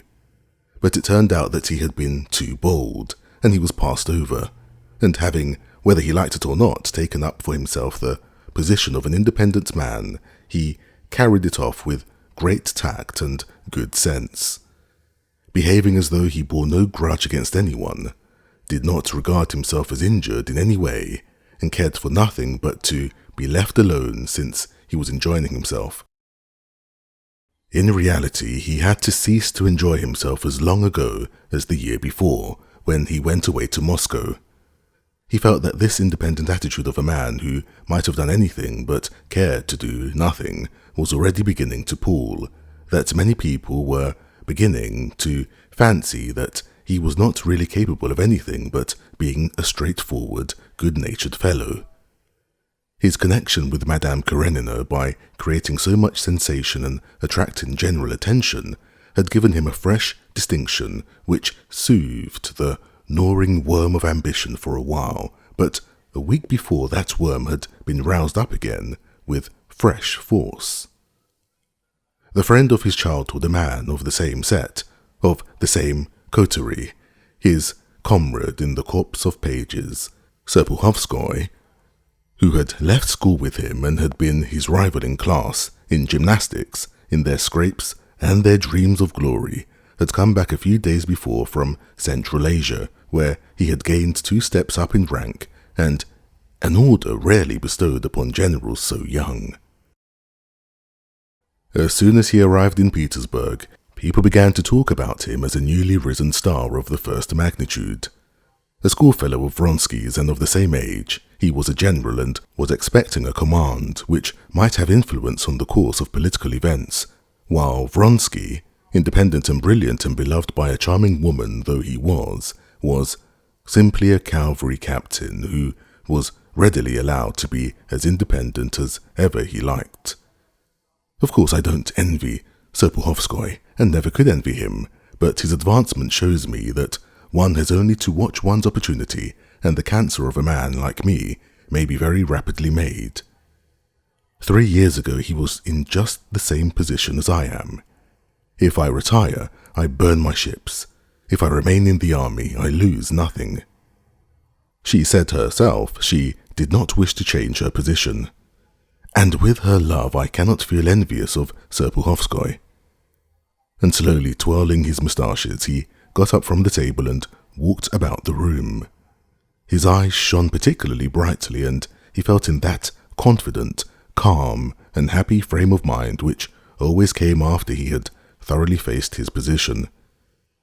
Everything was straight and clear, just as after former days of reckoning.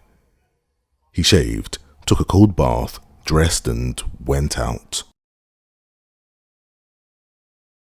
Chapter 21. We've come to fetch you. Your lessive lasted a good time today, said Petritsky. Well, is it over? It is over, answered Vronsky, smiling with his eyes and twirling the tips of his moustaches as circumspectly as though after the perfect order into which his affairs had been brought, that any overbold or rapid movement might disturb it. You're always just as if you'd come out of a bath after it, said Petritsky. I've come from Gritsky's. That was what they called the colonel. They're expecting you. Vronsky, without answering, looked at his comrade, thinking of something else. Yes, is that music at his place? He said, listening to the familiar sounds of polkas and waltzes floating across to him. What's the fete? Serpuhovskoy's come. Ah, said Vronsky. Why, I didn't know. The smile in his eyes gleamed more brightly than ever.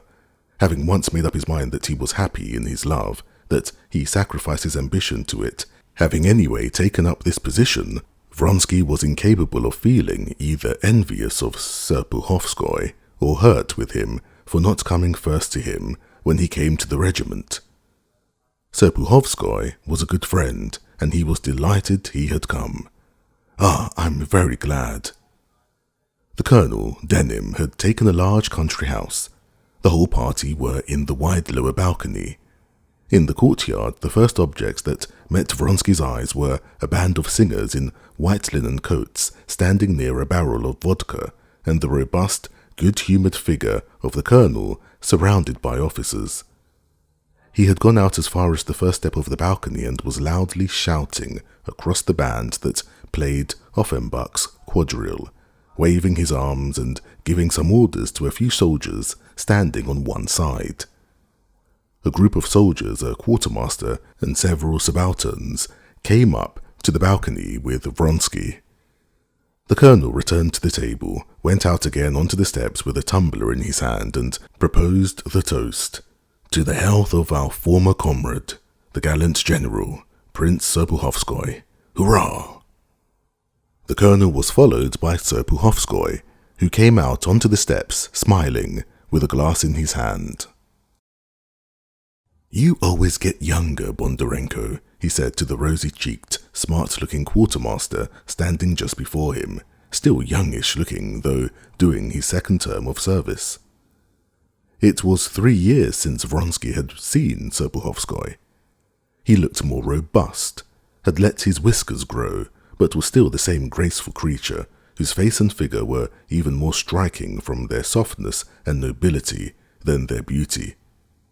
The only change Vronsky detected in him was that subdued, continual radiance of beaming content, which settles on the faces of men who are successful and are sure of the recognition of their success by everyone.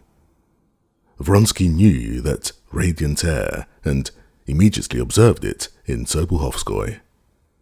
As Serpuhovskoy came down the steps, he saw Vronsky. A smile of pleasure lighted up his face. He tossed his head upwards and waved the glass in his hand, greeting Vronsky and showing him by the gesture that he could not come to him before the quartermaster, who stood craning forward, his lips ready to be kissed. Here he is, shouted the colonel. Yashvin told me you were in one of your gloomy tempers. Serpuhovskoy kissed the moist, fresh lips of the gallant-looking quartermaster, and, wiping his mouth with his handkerchief, went up to Vronsky. How glad I am, he said, squeezing his hand and drawing him on one side. You look after him, the colonel shouted to Yashvin, pointing to Vronsky, and he went down below to the soldiers. Why weren't you at the races yesterday? I expected to see you there, said Vronsky, scrutinizing Serpuhovskoy. I did go, but late. I beg your pardon, he added, and he turned to the adjutant. Please, have this divided from me, each man as much as it runs to. And he hurriedly took notes for 300 rubles from his pocketbook, blushing a little. Vronsky, having anything to eat or drink? Asked Yashvin. Aye, something for the Count to eat. Ah, here it is. Have a glass. The fete at the Colonel's lasted a long while. There was a great deal of drinking. They tossed Serpuhovskoy in the air and caught him again several times. Then they did the same to the Colonel. Then, to the accompaniment of the band, the Colonel himself danced with Petritsky. Then the Colonel, who began to show signs of feebleness, sat down on a bench in the courtyard and began demonstrating to Yashvin the superiority of Russia over Prussia, especially in cavalry attack, and there was a lull in the revelry for a moment. Serpuhovskoy went to the house, to the bathroom to wash his hands, and found Vronsky there. Vronsky was drenching his head with water. He had taken off his coat and put his sunburnt, hairy neck under the tap, and was rubbing it and his head with his hands. When he had finished, Vronsky sat down by Serpuhovskoy.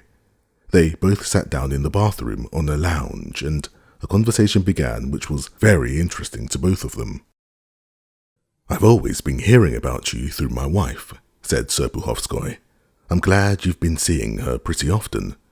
She's friendly with Varya, and they're the only women in Petersburg I care about seeing, answered Vronsky, smiling. He smiled because he foresaw the topic of conversation that it would turn on, and he was glad of it. The only ones? Serpuhovskoy queried, smiling. Yes, and I heard news of you, but not only through your wife, said Vronsky, checking his hint by a stern expression of face. I was greatly delighted to hear of your success, but not a bit surprised. I expected even more. Serpuhovskoy smiled. Such an opinion of him was obviously agreeable to him, and he did not think it necessary to conceal it. Well, I, on the contrary, expected less, I'll own frankly. But I'm glad, very glad. I'm ambitious, that's my weakness, and I confess to it. Perhaps you wouldn't confess to it if you hadn't been successful, said Vronsky. I don't suppose so, said Serpuhovskoy, smiling again. I won't say life wouldn't be worth living without it, but it would be dull. Of course I may be mistaken, but I fancy I have a certain capacity for the line I've chosen, and that power of any sort in my hands, if it is to be, will be better than in the hands of a good many people I know, said Serpuhovskoy, with beaming consciousness of success. And so the nearer I get to it, the better pleased I am. Perhaps that is true for you, but not for everyone. I used to think so too, but here I live and think life worth living not only for that. There's it out, here it comes, said Serpuhovskoy, laughing. Ever since I heard about your refusal, I began, of course, I approved of what you did. But there are ways of doing everything, and I think your action was good in itself, but you didn't do it quite in the way you ought to have done. What's done can't be undone, and you know I never go back on what I've done, and besides, I'm very well off. Very well off for the time, but you're not satisfied with that. I wouldn't say this to your brother. He's a nice child, like our host here. There he goes, he added, listening to the roar of hurrah, and he's happy. But that does not satisfy you. I didn't say it did satisfy me. Yes, but that's not the only thing. Such men as you are wanted. By whom? By whom? By society. By Russia. Russia needs men. She needs a party, or else everything goes and will go to the dogs. How do you mean? Bertenev's party against the Russian communists? No, said Serpuhovskoy, frowning with vexation at being suspected of such an absurdity. Tout ça est une blague. That's always been and always will be. There are no communists, but intriguing people have to invent a noxious, dangerous party. It's an old trick. No, What's wanted is a powerful party of independent men like you and me. But why so? Vronsky mentioned a few men who were in power. Why aren't they independent men? Simply because they have not, or have not had from birth, an independent fortune. They've not had a name. They've not been close to the sun and center as we have. They can be bought either by money or by favor, and they have to find a support for themselves in inventing a policy. And they bring forward some notion, some policy that they don't believe in, that does harm, and the whole policy is really only a means of a government house and so much income. Cela n'est pas plus pas que ça, when you get a peep at their cards. I may be inferior to them, stupider perhaps, though I don't see why I should be inferior to them, but you and I have one important advantage over them for certain, in being more difficult to buy, and such men are more needed than ever. Vronsky listened attentively, but he was not so much interested by the meaning of the words as by the attitude of Serpuhovskoy, who was already contemplating a struggle with the existing powers and already had his likes and dislikes in that higher world, while his own interest in the governing world did not go beyond the interests of the regiment. Vronsky felt, too, how powerful Serpuhovskoy might become through his unmistakable faculty for thinking things out and for taking things in, through his intelligence and gift of words, so rarely met with in the world in which he moved. And ashamed as he was of the feeling, he felt envious. "Still, I haven't the one thing of most importance for that," he answered. "I haven't the desire for power. I had it once, but it's gone." "Excuse me, that's not true," said Serpuhovskoy, smiling. "Yes, it is true. It is true now," Vronsky added, to be truthful.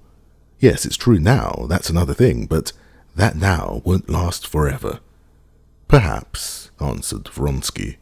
"You say perhaps," Serpuhovskoy went on, as though guessing his thoughts, "but I say for certain, and that's what I wanted to see you for. Your action was just what it should have been. I see that, but you ought not to keep it up. I only ask you to give me a carte blanche. I'm not going to offer you my protection, though, indeed, why shouldn't I protect you? You've protected me often enough. I should hope our friendship rises above all that sort of thing. Yes," he said, smiling to him as tenderly as a woman. "Give me carte blanche, retire from the regiment, and I'll draw you upwards imperceptibly." "But you must understand that I want nothing," said Vronsky, "except that all should be as it is." Serpuhovskoy got up and stood facing him. "You say that all should be as it is. I understand what that means, but listen, we're the same age. You've known a greater number of women, perhaps, than I have." Serpuhovskoy's smile and gestures told Vronsky that he mustn't be afraid, that he would be tender and careful in touching the sore place. "But I'm married, and believe me, in getting to know thoroughly one's wife, if one loves her, as someone has said, one gets to know all women better than if one knew thousands of them." "We're coming directly," Vronsky shouted to an officer, who looked into the room and called them to the colonel. Vronsky was longing now to hear to the end and know what Serpuhovskoy would say to him. "And here's my opinion for you. Women are the chief stumbling block in a man's career. It's hard to love a woman and do anything. There's only one way of having love conveniently without its being a hindrance. That's marriage." How am I to tell you what I mean?" said Serpuhovskoy, who liked smiles. Wait a minute. Yes, just as you can only carry a fardeau and do something with your hands when the fardeau is tied on your back, and that's marriage. And that's what I felt when I was married. My hands were suddenly set free. But to drag that fardeau about with you without marriage, your hands will always be so full that you can do nothing. Look at Mazankov and Krupov. They've ruined their careers for the sake of women. "What women?" said Vronsky, recalling the Frenchwoman and the actress with whom the two men he had mentioned were connected. "The firmer the woman's footing in society, the worse it is. That's much the same as not merely carrying the fardeau in your arms, but tearing it away from someone else. You have never loved, Vronsky said softly, looking straight before him and thinking of Anna. Perhaps, but you remember what I've said to you. And another thing, women are all more materialistic than men. We make something immense out of love, but they are always terre à terre. Directly, he cried to a footman who came in. But the footman had not come to call them again, as he supposed. The footman brought Vronsky a note. A man brought it from Princess Tverskaya. Vronsky opened the letter and flushed crimson. My head's begun to ache. I'm going home, he said to Serpuhovskoy. Oh, goodbye then. You give me carte blanche. We'll talk about it later on. I'll look you up in Petersburg. Chapter 22. It was 6 o'clock already, and so on. In order to be there quickly, and at the same time not to drive with his own horses, known to everyone, Vronsky got Yashvin's hired fly and told the driver to drive as quickly as possible. It was a roomy, old-fashioned fly with seats for 4. He sat in one corner, stretched his legs out on the front seat and sank into meditation. A vague sense of the order into which his affairs had been brought, a vague recollection of the friendliness and flattery of Serpuhovskoy, who had considered him a man that was needed, and, most of all, the anticipation of the interview before him, all blended into a general, joyous sense of life. This feeling was so strong that he could not help smiling. He dropped his legs, crossed one leg over the other, and, taking it in his hand, felt the springy muscle of the calf where it had been grazed the day before by his fall. And leaning back, he drew several deep breaths. I'm very happy, he said to himself. He had often before had this sense of physical joy in his own body, but he had never felt so fond of himself, of his own body, as at that moment. He enjoyed the slight ache in his strong leg. He enjoyed the muscular sensation of movement in his chest as he breathed. The bright, cold August day, which had made Anna feel so hopeless, seemed to him keenly stimulating and refreshed his face and neck that still tingled from the cold water. The scent of the brilliantine with his whiskers struck him as particularly pleasant in the fresh air. Everything he saw from the carriage window, everything in that cold, pure air, in the pale light of the sunset, was as fresh, as gay, and strong as he was himself, the roofs of the houses shining in the rays of the setting sun, the sharp outlines of fences and angles of buildings, the figures of passers-by, the carriages that met him now and then, the motionless green of the trees and grass, the fields with evenly drawn furrows of potatoes, and the slanting shadows that fell from the houses, the trees and bushes, and even from the rows of potatoes. Everything was bright, like a pretty landscape, just finished and freshly varnished. Get on, he said to the driver, putting his head out of the window and pulling a 3-ruble note out of his pocket, and he handed it to the man as he looked round. The driver's hand fumbled with something at the lamp, the whip cracked, and the carriage rolled rapidly along the smooth high road. I want nothing but this happiness, he thought, staring at the bone button of the bell in the space between the windows, and picturing to himself Anna just as he had seen her last time. As I go on, I love her more and more. Here's the garden of the Vred Villa. Whereabouts will she be? Where? How? Why did she fix on this place to meet me, and why does she write in Betsy's letter? He thought, wondering now for the first time at it. But there was now no time for wonder. He called to the driver to stop before reaching the avenue, and opening the door, jumped out of the carriage as it was moving, and went into the avenue that led up to the house. There was no one in the avenue, but looking round to the right, he caught sight of her. Her face was hidden by a veil, but he drank in with glad eyes the special movement in walking, peculiar to her alone, the slope of the shoulders and the setting of the head. and at once a sort of electric shock ran all over him. With fresh force he felt conscious of himself, from the springy motions of his legs to the movements of his lungs as he breathed, and something set his lips twitching. Joining him, she pressed his hand tightly. "You're not angry that I sent for you? I absolutely had to see you," she said, and the serious and set line of her lips, which he saw under the veil, transformed his mood at once. "I? Angry? But how have you come? From where?" "Never mind," she said, laying her hand on his. "Come along, I must talk to you." He saw that something had happened and that the interview would not be a joyous one. In her presence he had no will of his own. Without knowing the grounds of her distress, he already felt the same distress unconsciously passing over him. "What is it? What?" he asked her, squeezing her hand with his elbow and trying to read her thoughts in her face. She walked on a few steps in silence, gathering up her courage. Then suddenly she stopped. "I did not tell you yesterday," she began, breathing quickly and painfully, "that coming home with Alexei Alexandrovich, I told him everything. Told him I could not be his wife. That, and told him everything." He heard her, unconsciously bending his whole figure down to her, as though hoping in this way to soften the hardness of her position for her.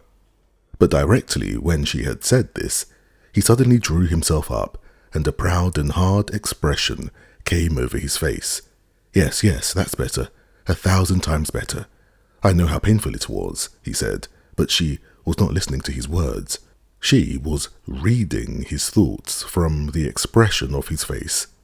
She could not guess that that expression arose from the first idea that presented itself to Vronsky, that a duel was now inevitable.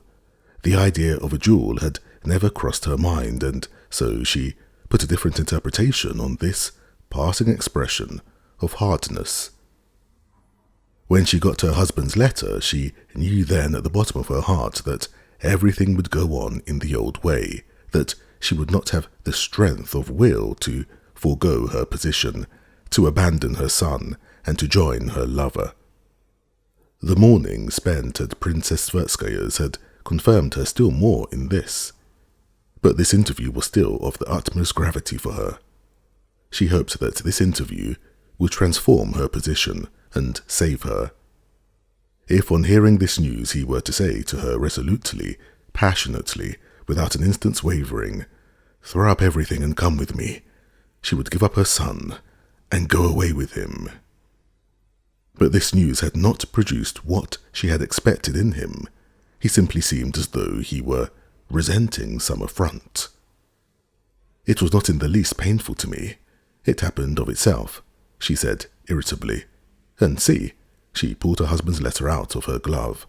I understand," he interrupted her, taking the letter but not reading it, and trying to soothe her.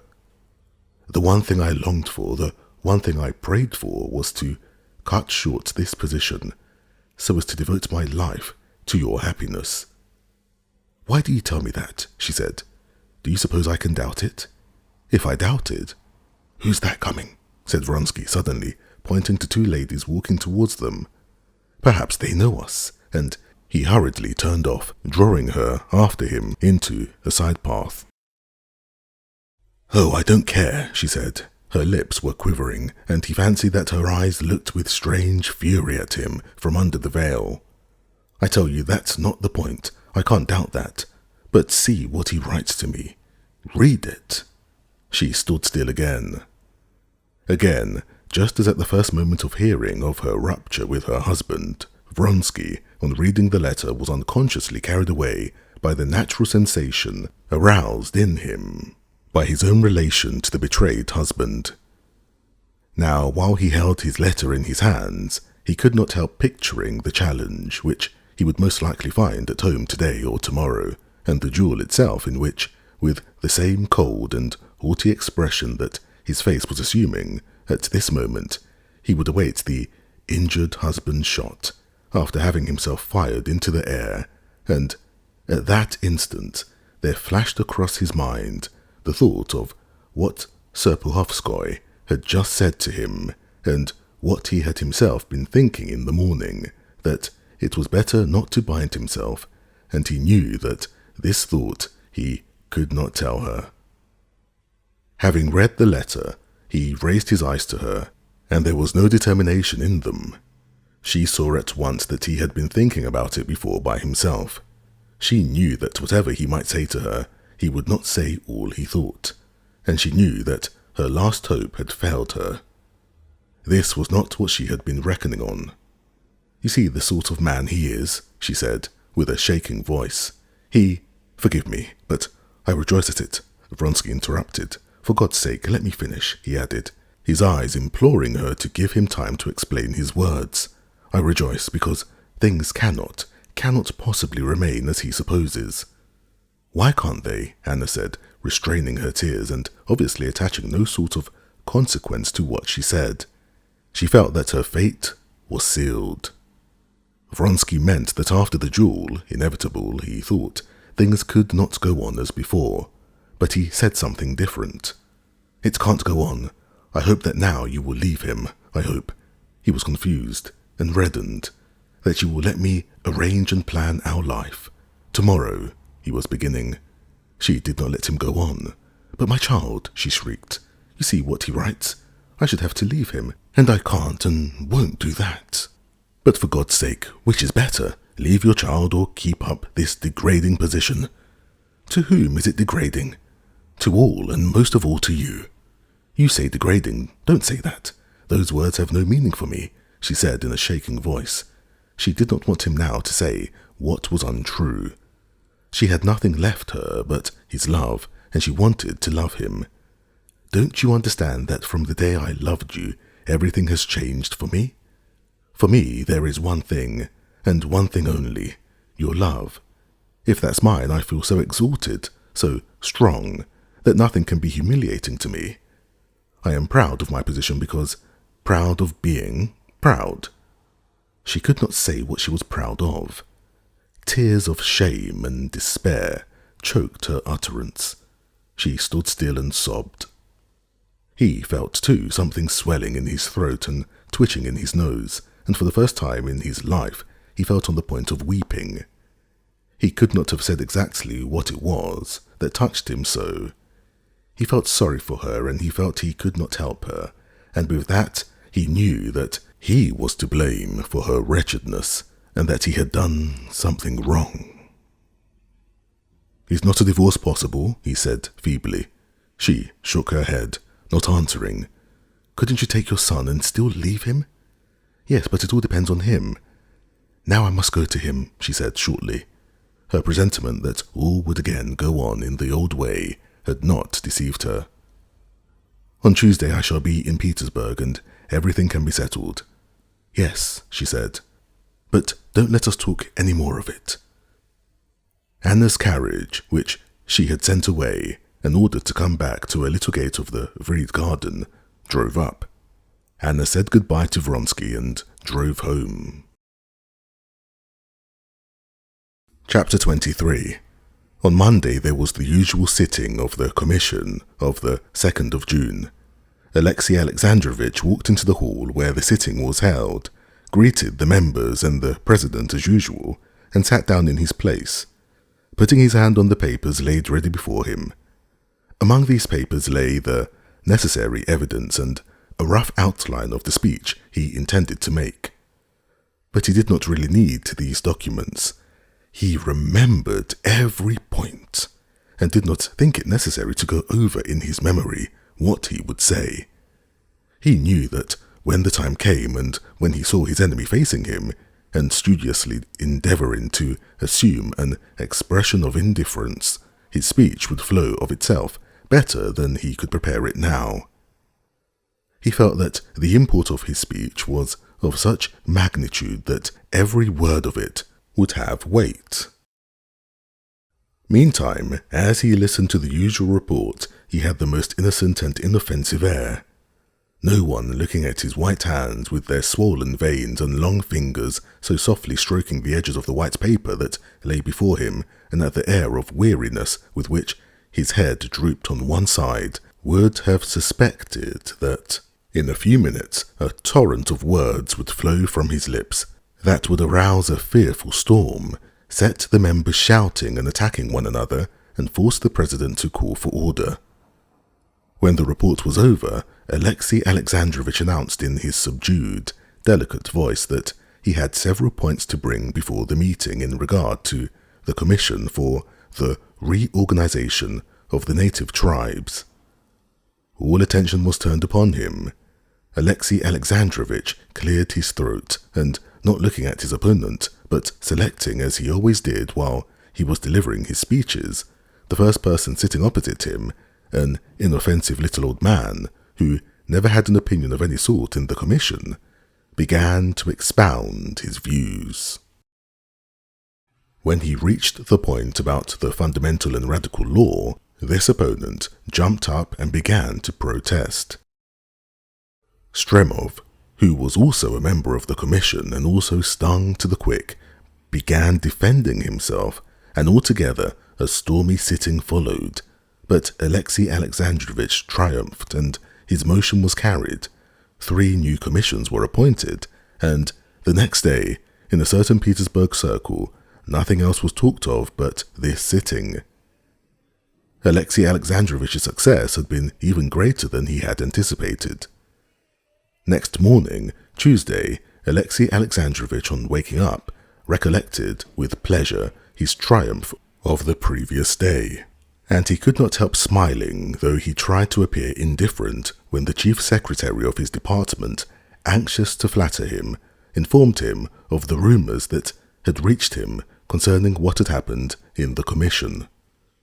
Absorbed in business with the chief secretary, Alexei Alexandrovich had completely forgotten that it was Tuesday, the day fixed by him for the return of Anna Arkadyevna, and he was surprised to receive a shock of annoyance when a servant came in to inform him of her arrival. Anna had arrived in Petersburg early in the morning. The carriage had been sent to meet her in accordance with her telegram, and so Alexei Alexandrovich might have known of her arrival. But when she arrived, he did not meet her. She was told that he had not yet gone out, but was busy with his secretary.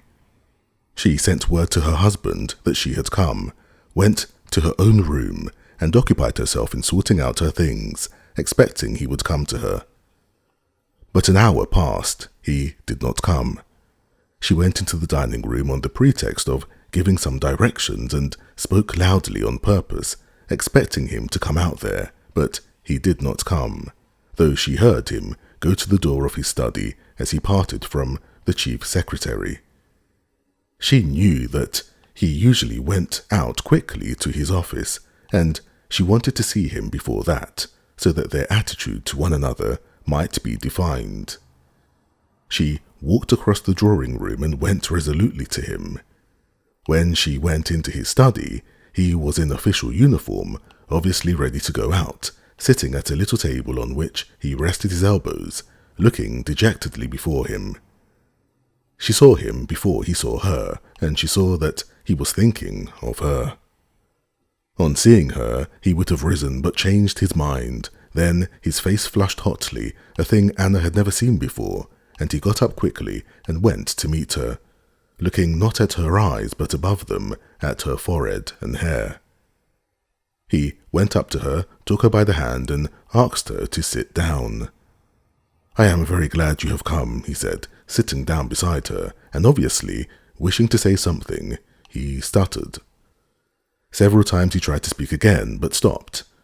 In spite of the fact that, preparing herself for meeting him, she had schooled herself to despise and reproach him, she did not know what to say to him, and she felt sorry for him. And so the silence lasted for some time. "Is Seyosa quite well?" he said, and not waiting for an answer, he added, "I shan't be dining at home today, and I have got to go out directly." "I had thought of going to Moscow," she said. "No, you did quite right to come," he said, and was silent again. Seeing that he was powerless to begin the conversation, she began herself. "Alexei Alexandrovich," she said, looking at him and not dropping her eyes, under his persistent gaze at her hair. I am a guilty woman. I am a bad woman, but I am the same as I was, as I told you then, and I have come to tell you that I can change nothing. I have asked you no question about that, he said all at once, resolutely and with hatred, looking her straight in the face. That was as I had supposed. Under the influence of anger, he apparently regained complete possession of all his faculties. But as I told you then, and have written to you, he said in a thin, shrill voice, I repeat now that I am not bound to know this. I ignore it. Not all wives are so kind as you, to be in such a hurry to communicate such agreeable news to their husbands. He laid special emphasis on the word agreeable. I shall ignore it so long as the world knows nothing of it, so long as my name is not disgraced, and so I simply inform you that our relations must be as they have always been, and that only in the event of your compromising me, I shall be obliged to take steps to secure my honor. But our relations cannot be the same as always, Anna began in a timid voice, looking at him with dismay. When she saw once more those composed gestures, heard that shrill, childish and sarcastic voice, her aversion for him extinguished her pity for him, and she felt only afraid, but at all costs she wanted to make clear her position.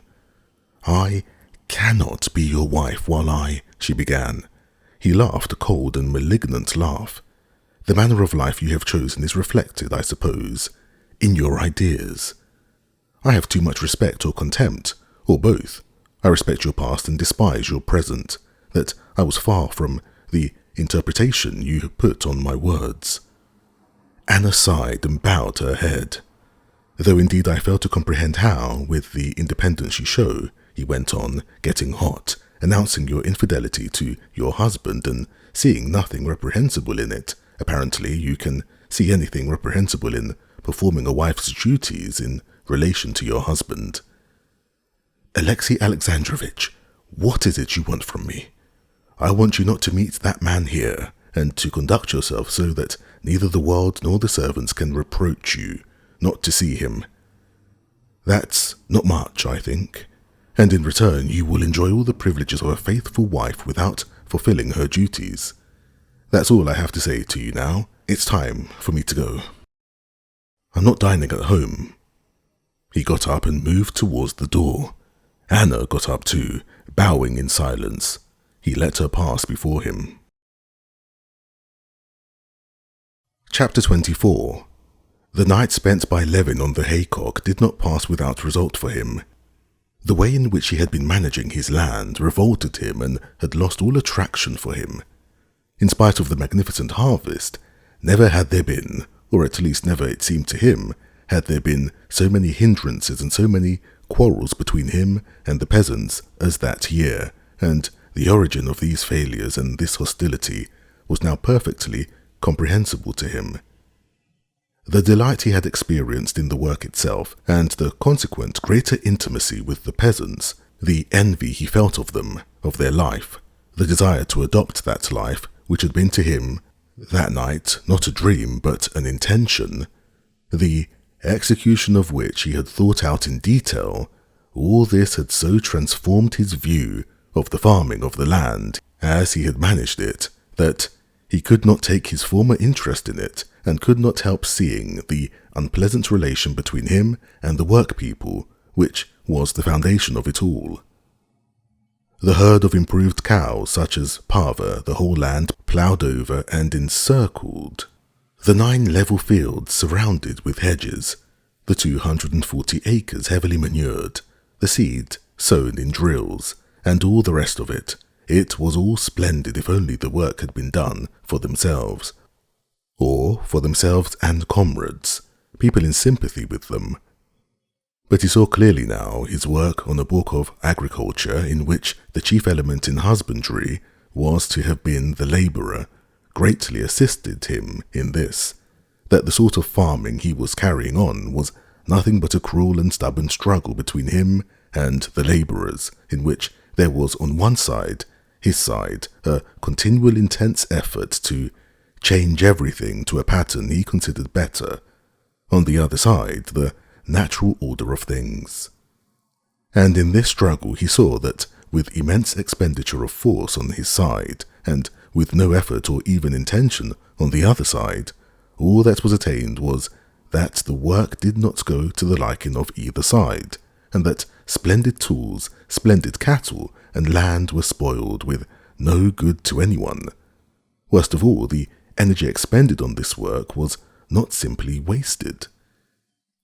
He could not help feeling now, since the meaning of this system had become clear to him, that the aim of his energy was a most unworthy one.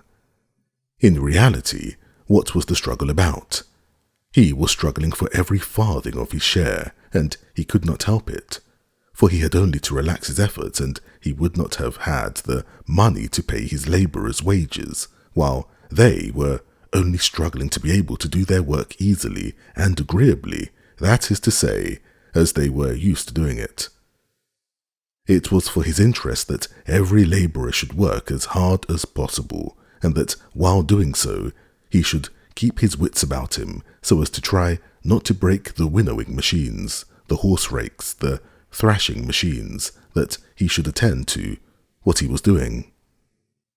What the labourer wanted was to work as pleasantly as possible, with rests, and above all, carelessly and heedlessly, without thinking. That summer, Levin saw this at every step. He sent the men to mow some clover for hay, picking out the worst patches where the clover was overgrown with grass and weeds and of no use for seed. Again and again they mowed the best acres of clover, justifying themselves by the pretense that the bailiff had told them to, and trying to pacify him with the assurances that it would be splendid hay. But he knew that it was owing to those acres being so much easier to mow. He sent out a hay machine for pitching the hay. It was broken at the first row because it was dull work for a peasant to sit on the seat in front with the great wings waving above him. And he was told, "Don't trouble your honour, for sure. The women folks will pitch it quick enough." The ploughs were practically useless because it never occurred to the labourer to raise the share when he turned the plough, and forcing it round, he strained the horses and tore up the ground. And Levin was begged not to mind about it.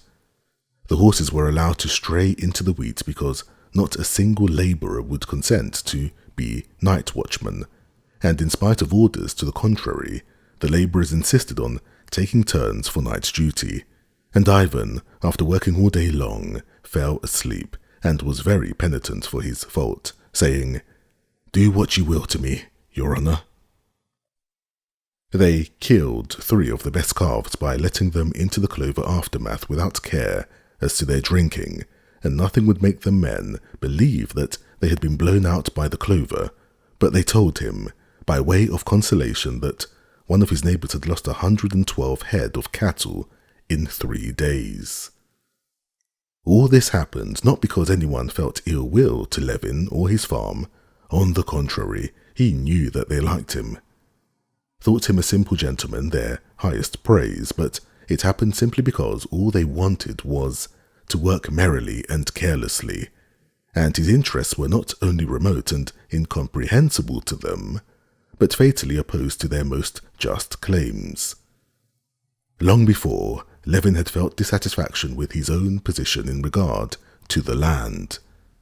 He saw where his boat leaked, but he did not look for the leak, perhaps purposely deceiving himself. Nothing would be left him if he lost faith in it. But now he could deceive himself no longer. The farming of the land, as he was managing it, had become not merely unattractive but revolting to him, and he could take no further interest in it. To this now was joined the presence, only 25 miles off, of Kitty Sherchabaskaya, whom he longed to see and could not see. Darya Alexandrovna Oblonskaya had invited him, when he was over there, to come with the object of renewing his offer to her sister, who would, so she gave him to understand, accept him now.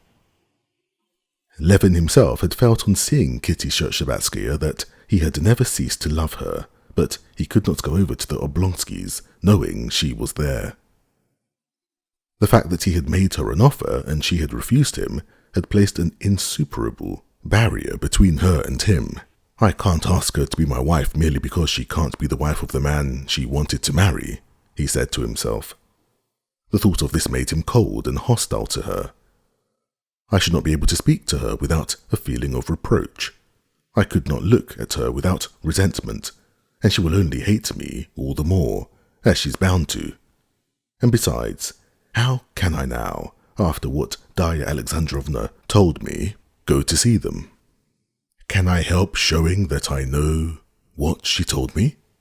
And me to go magnanimously to forgive her and have pity on her? Me go through a performance before her of forgiving and deigning to bestow my love on her? What induced Darya Alexandrovna to tell me that? By chance I might have seen her, then everything would have happened of itself, but as it is, it's out of the question, out of the question. Darya Alexandrovna sent him a letter asking him for a side saddle for Kitty's use. I'm told you have a side saddle, she wrote to him. I hope you will bring it over yourself. This was more than he could stand. How could a woman of any intelligence, of any delicacy, put her sister in such a humiliating position? He wrote 10 notes and tore them all up, and sent the saddle without any reply. To write that he would go was impossible, because he could not go. To write that he could not come because something prevented him, or that he would be away, that was still worse. He sent the saddle without an answer, and with a sense of having done something shameful, he handed over all the now revolting business of the estate to the bailiff, and set off next day to a remote district to see his friend Sviatsky, who had splendid marshes for grouse in his neighbourhood, and had lately written to him to ask him to keep a long-standing promise to stay with him.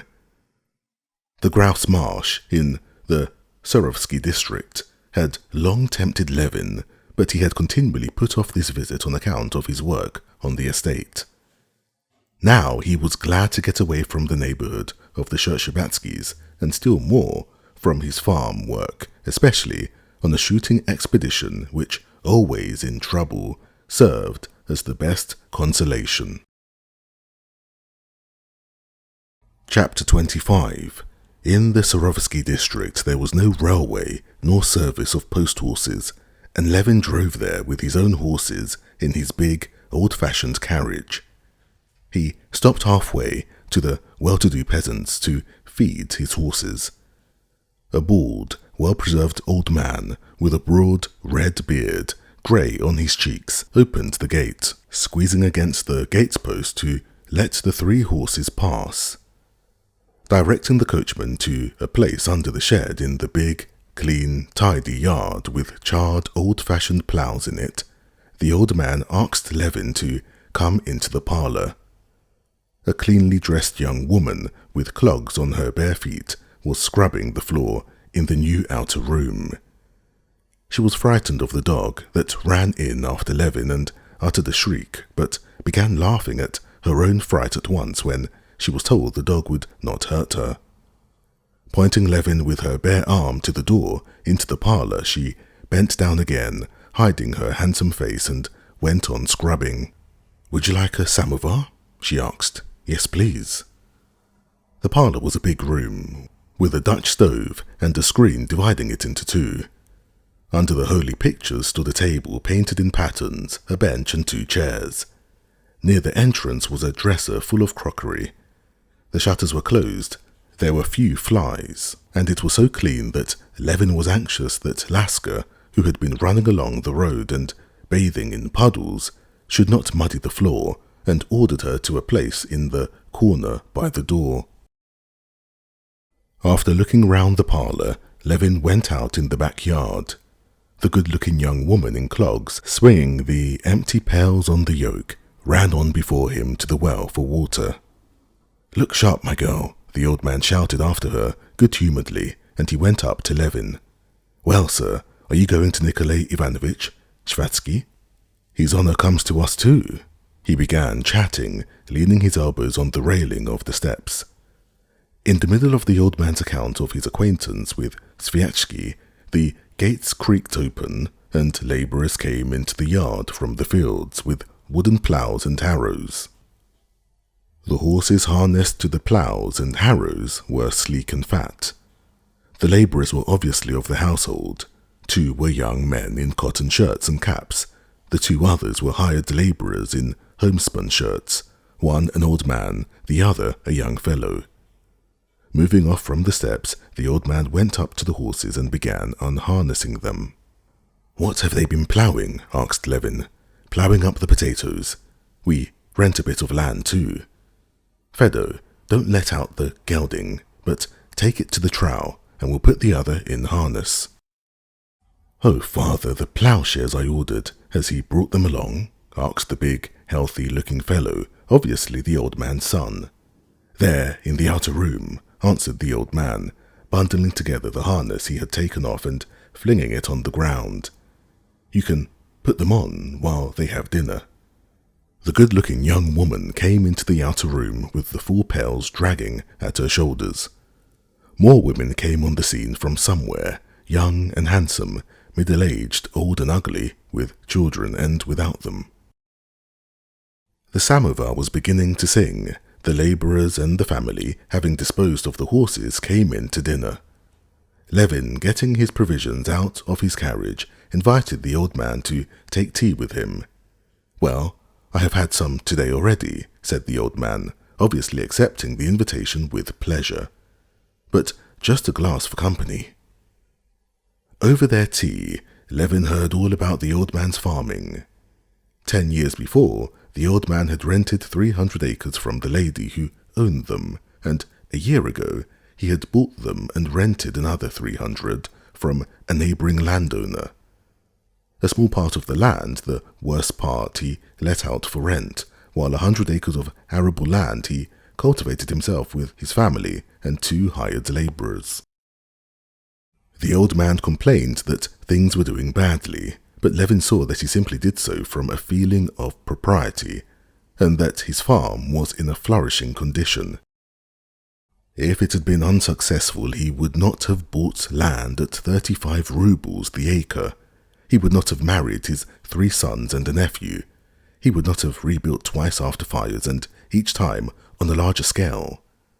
In spite of the old man's complaints, it was evident that he was proud, and justly proud, of his prosperity, proud of his sons, his nephew, his sons' wives, his horses, and his cows, and especially of the fact that he was keeping all his farming going.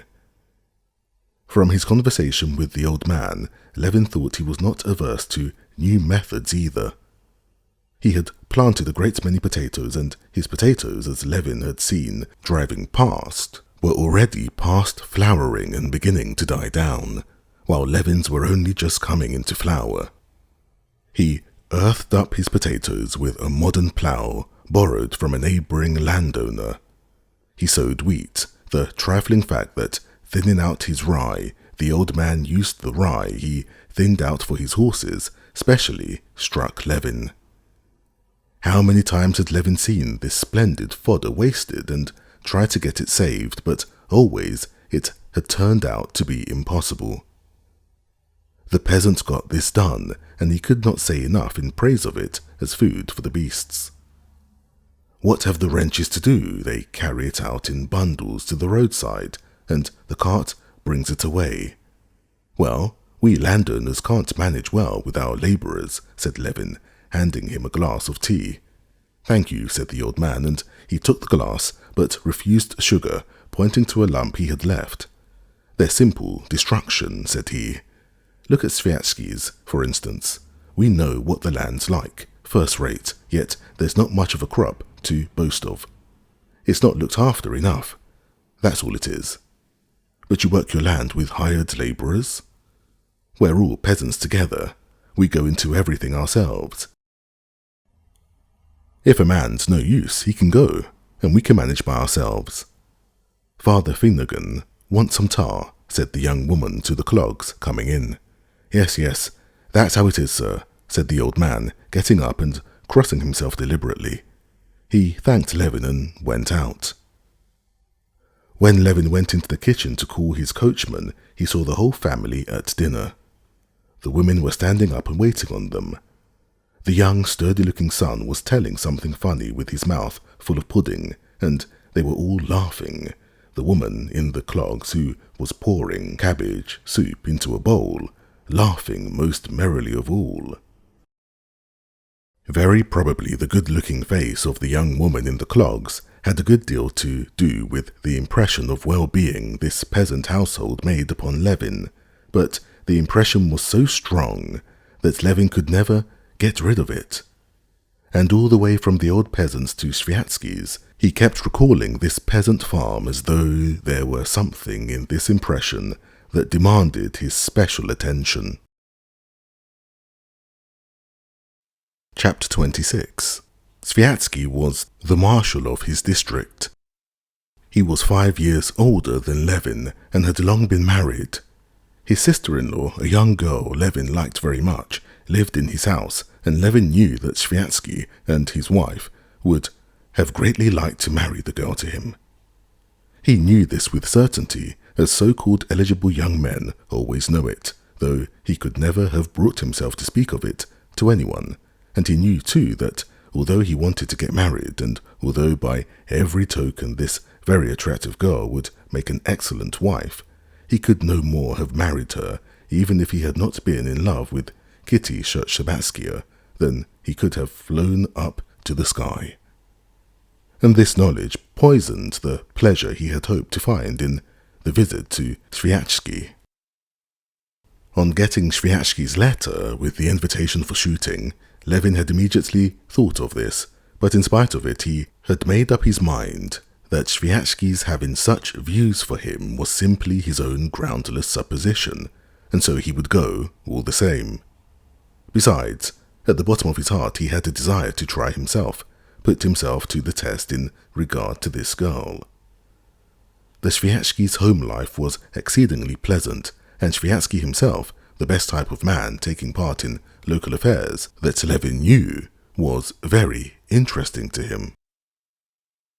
Sviatsky was one of those people always a source of wonder to Levin, whose convictions, very logical though never original, go one way by themselves, while their life, exceedingly definite and firm in its direction, goes its way quite apart and almost always in direct contradiction to their convictions.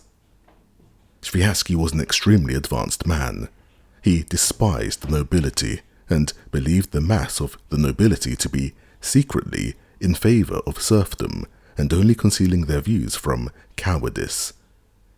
He regarded Russia as a ruined country, rather after the style of Turkey, and the government of Russia as so bad that he never permitted himself to criticize its doings seriously, and yet he was a functionary of that government and a model marshal of nobility, and when he drove about he always wore the cockade of office and the cap with the red band. He considered human life only tolerable abroad, and went abroad to stay at every opportunity, and at the same time he carried on a complex and improved system of agriculture in Russia, and with extreme interest followed everything and knew everything that was being done in Russia. He considered the Russian peasant as occupying a stage of development intermediate between the ape and the man, and that at the same time, in the local assemblies, no one was readier to shake hands with the peasants and listen to their opinion.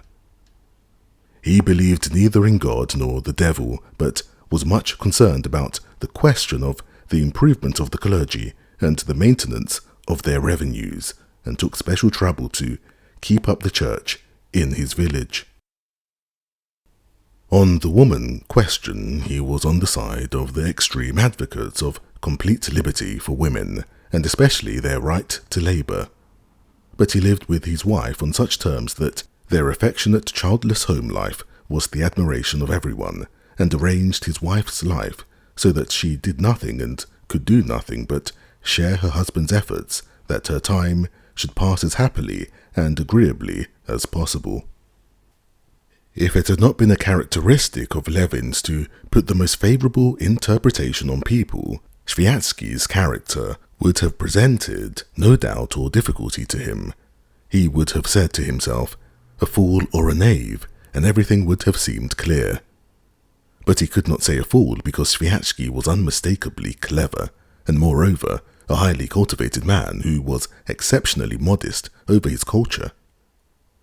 There was not a subject he knew nothing of, but he did not display his knowledge except when he was compelled to do so. Still less could Levin say that he was a knave, as Sviatsky was unmistakably an honest, good-hearted, sensible man who worked good-humouredly, keenly, and perseveringly at his work. He was held in high honour by everyone about him, and certainly he had never consciously done, and was indeed incapable of doing, anything base. Levin tried to understand him, and could not understand him, and looked at him and his life as at a living enigma. Levin and he were very friendly, and so Levin used to venture to sound Sviatsky, to try to get at the very foundation of his view of life, but it was always in vain. Every time Levin tried to penetrate beyond the outer chambers of Sviatsky's mind, which were hospitably open to all, he noticed that Sviatsky was slightly disconcerted. Faint signs of alarm were visible in his eyes, as though he were afraid Levin would understand him, and he would give him a kindly, good-humoured repulse. Just now, since his disenchantment with farming, Levin was particularly glad to stay with Sviatsky. Apart from the fact that the sight of this happy and affectionate couple, so pleased with themselves and everyone else, and their well-ordered home, had always a cheering effect on Levin, he felt a longing, now that he was so dissatisfied with his own life, to get at that secret in Sviatsky that gave him such clearness, definiteness, and good courage in life. Moreover, Levin knew that at Sviatsky's he should meet the landowners of the neighbourhood, and it was particularly interesting for him just now to hear and take part in those rural conversations concerning crops, labourers' wages, and so on, which he was aware are conventionally regarded as something very low, but which seemed to him just now to constitute the one subject of importance. It was not, perhaps, of importance in the days of serfdom, and it may not be of importance in England. In both cases, the conditions of agriculture are firmly established, but among us now, when everything has been turned upside down and is only just taking shape, the question what form these conditions will take is the one question of importance in Russia, thought Levin. The shooting turned out to be worse than Levin had expected. The marsh was dry and there were no grouse at all. He walked about the whole day and only brought back 3 birds, but to make up for that, he brought back, as he always did from shooting, an excellent appetite, excellent spirits, and that keen, intellectual mood which, with him, always accompanied violent physical exertion. And while out shooting, when he seemed to be thinking of nothing at all, suddenly the old man and his family kept coming back to his mind, and the impression of them seemed to claim not merely his attention, but the solution of some question connected with them. In the evening, at tea, 2 landowners who had come about some business connected with a wardship were of the party, and the interesting conversation Levin had been looking forward to sprang up. Levin was sitting beside his hostess at the tea table, and was obliged to keep up a conversation with her and her sister, who was sitting opposite him. Madame Sviatskaya, who was a round-faced, fair-haired, rather short woman, all smiles and dimples. Levin tried through her to get a solution of the weighty enigma her husband presented to his mind, but he had not complete freedom of ideas because he was in an agony of embarrassment. This agony of embarrassment was due to the fact that the sister-in-law was sitting opposite to him in a dress specially put on, as he fancied, for his benefit, cut particularly open in the shape of a trapeze on her white bosom. This quadrangular opening, in spite of the bosoms being very white, or just because it was very white, deprived Levin of the full use of his faculties. He imagined, probably mistakenly, that this low-necked bodice had been made on his account, and felt that he had no right to look at it, and tried not to look at it, but he felt that he was to blame for the very fact of the low-necked bodice having been made. It seemed to Levin that he had deceived someone, that he ought to explain something, but that to explain it was impossible, and for that reason he was continually blushing, was ill at ease and awkward. His awkwardness infected the pretty sister-in-law too, but their hostess appeared not to observe this, and kept purposely drawing her into the conversation. "You say," she said, pursuing the subject that had been started, "that my husband cannot be interested in what's Russian? It's quite the contrary. He is always in cheerful spirits abroad, but not as he is here. Here he feels in his proper place. He has so much to do, and he has the faculty of interesting himself in everything. Oh, you've not been to see our school, have you?" "I've seen it. The little house converted with ivy, isn't it?" "Yes, that's Nastia's work," she said, indicating her sister. "You teaching it yourself?" asked Levin, trying to look above the open neck, but feeling that wherever he looked in that direction, he should see it. "Yes, I used to teach in it myself, and do teach still, but we have a first-rate schoolmistress now, and we've started gymnastic exercises." "No, thank you, I won't have any more tea," said Levin, and conscious of doing a rude thing, but incapable of continuing the conversation, he got up, blushing. "I hear a very interesting conversation," he added, and walked to the other end of the table where Sviatsky was sitting with the two gentlemen of the neighbourhood. Sviatsky was sitting sideways, with one elbow on the table and a cup in one hand, while with the other hand he gathered up his beard, held it to his nose and let it drop again, as though he were smelling it. His brilliant black eyes were looking straight at the excited country gentleman with grey whiskers, and apparently he derived amusement from his remarks. The gentleman was complaining of the peasants. It was evident to Levin that Sviatsky knew an answer to this gentleman's complaints, which would at once demolish his whole contention, but that in his position he could not give utterance to this answer, and listened, not without pleasure, to the landowner's comic speeches.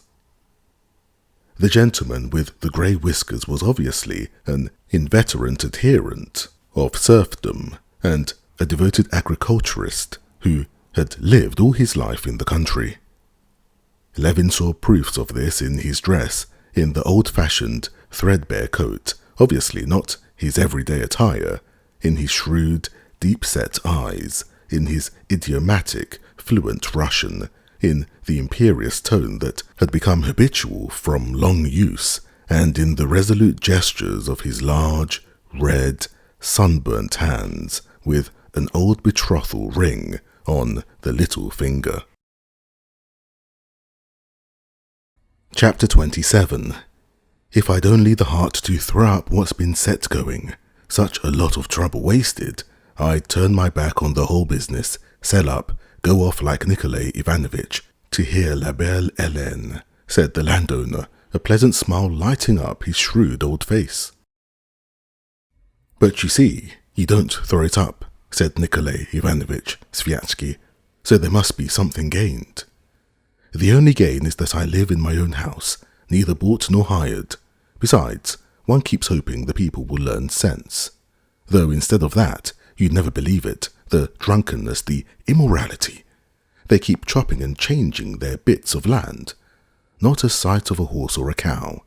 The peasant's dying of hunger, but just go and take him on as a labourer. He'll do his best to do you a mischief, and then bring you up before the justice of the peace. But then you make complaints to the justice too, said Sviatsky. I lodge complaints? Not for anything in the world. Such a talking and such a to-do. that one would have cause to regret it. At the works, for instance, they pocketed the advance money and made off. What did the justice do? Why, acquitted them. Nothing keeps them in order but their own communal court and their village elder. He'll flog them in the good old style. But for that there'd be nothing for it but to give it all up and run away. Obviously the landowner was chaffing Sviatsky, who, far from resenting it, was apparently amused by it. "But you see, we manage our land without such extreme measures," said he, smiling. "Levin and I and this gentleman." He indicated the other landowner. "Yes, the thing's done at Mihail Petrovich's, but ask him how it's done." "Do you call that a rational system?" said the landowner, obviously rather proud of the word rational. "My system's very simple," said Mihail Petrovich. "Thank God. All my management rests on my getting the money ready for the autumn taxes, and the peasants come to me. 'Father, master, help us.' Well, the peasants are all one's neighbours. One feels for them, so one advances them a third, but one says, 'Remember, lads, I have helped you, and you must help me when I need it, whether it's the sowing of the oats, or the hay cutting, or the harvest,' and, well, one agrees, so much for each taxpayer. Though there are dishonest ones among them too, it's true." Levin, who had long been familiar with these patriarchal methods, exchanged glances with Sviatsky and interrupted Mihail Petrovich, turning again to the gentleman with the grey whiskers. "Then what do you think?" he asked. "What system is one to adopt nowadays?" "Why, manage like Mihail Petrovich, or let the land for half the crop or for rent to the peasants. That one can do, only that's just how the general prosperity of the country is being ruined. Where the land with serf labour and good management gave a yield of 9-1, on the half-crop system it yields 3-1. Russia has been ruined by the emancipation." Sviatsky looked with smiling eyes at Levin and even made a faint gesture of irony to him, but Levin did not think the landowner's words absurd. He understood them better than he did Sviatsky. A great deal more of what the gentleman with the grey whiskers said to show in what way Russia was ruined by the emancipation struck him indeed as very true, new to him and quite incontestable. The landowner unmistakably spoke his own individual thought, a thing that very rarely happens, and a thought to which he had been brought not by a desire of finding some exercise for an idle brain, but a thought which had grown up out of the conditions of his life, which he had brooded over in the solitude of his village, and had considered in every aspect. "The point is, don't you see, that progress of every sort is only made by the use of authority?" he said, evidently wishing to show he was not without culture. "Take the reforms of Peter, of Catherine, of Alexander. Take European history, and progress in agriculture more than anything else. The potato, for instance, that was introduced among us by force. The wooden plough, too, wasn't always used. It was introduced maybe in the days before the Empire, but it was probably brought in by force. Now, in your own day, we landowners in the serf times used various improvements in our husbandry, drying machines and thrashing machines and carting manure and all the modern implements. All that we brought into use by our authority, and the peasants opposed it at first and ended by imitating us. Now, by the abolition of serfdom, we have been deprived of our authority, and so our husbandry, where it has been raised to a high level, is bound to sink to the most savage, primitive condition. That's how I see it." "But why so? If it's rational, you'll be able to keep up the same system with hired labour," said Sviatsky. "We've no power over them. With whom am I going to work the system, allow me to ask? There it is, the labour force, the chief element in agriculture," thought Levin. "With labourers. The labourers won't work well, and won't work with good implements. Our labourer can do nothing but get drunk like a pig, and when he's drunk, he ruins everything you give him. He makes the horses ill with too much water, cuts good harness, barters the tires of the wheels for drink, drops bits of iron into the thrashing machine so as to break it. He loathes the sight of anything that's not after his fashion. And that's how it is that the whole level of husbandry has fallen. Land's gone out of cultivation, overgrown with weeds or divided among the peasants, and where millions of bushels were raised, you get 100,000. A wealth of the country has decreased. If the same thing has been done, but with care, that... And he proceeded to unfold his own scheme of emancipation by means of which these drawbacks might have been avoided. This did not interest Levin, but when he had finished, Levin went back to his first position and addressing Sviatsky and trying to draw him into expressing his serious opinion that the standard of culture is falling, and that with our present relations to the peasants, there is no possibility of farming on a rational system to yield a profit. That's perfectly true, said he. I don't believe it, Sviatsky replied quite seriously. All I see is that we don't know how to cultivate the land, and that our system of agriculture in the serf days was by no means too high, but too low. We have no machines, no good stock, no efficient supervision. We don't even know how to keep accounts. Ask any landowner, he won't be able to tell you what crop's profitable and what's not.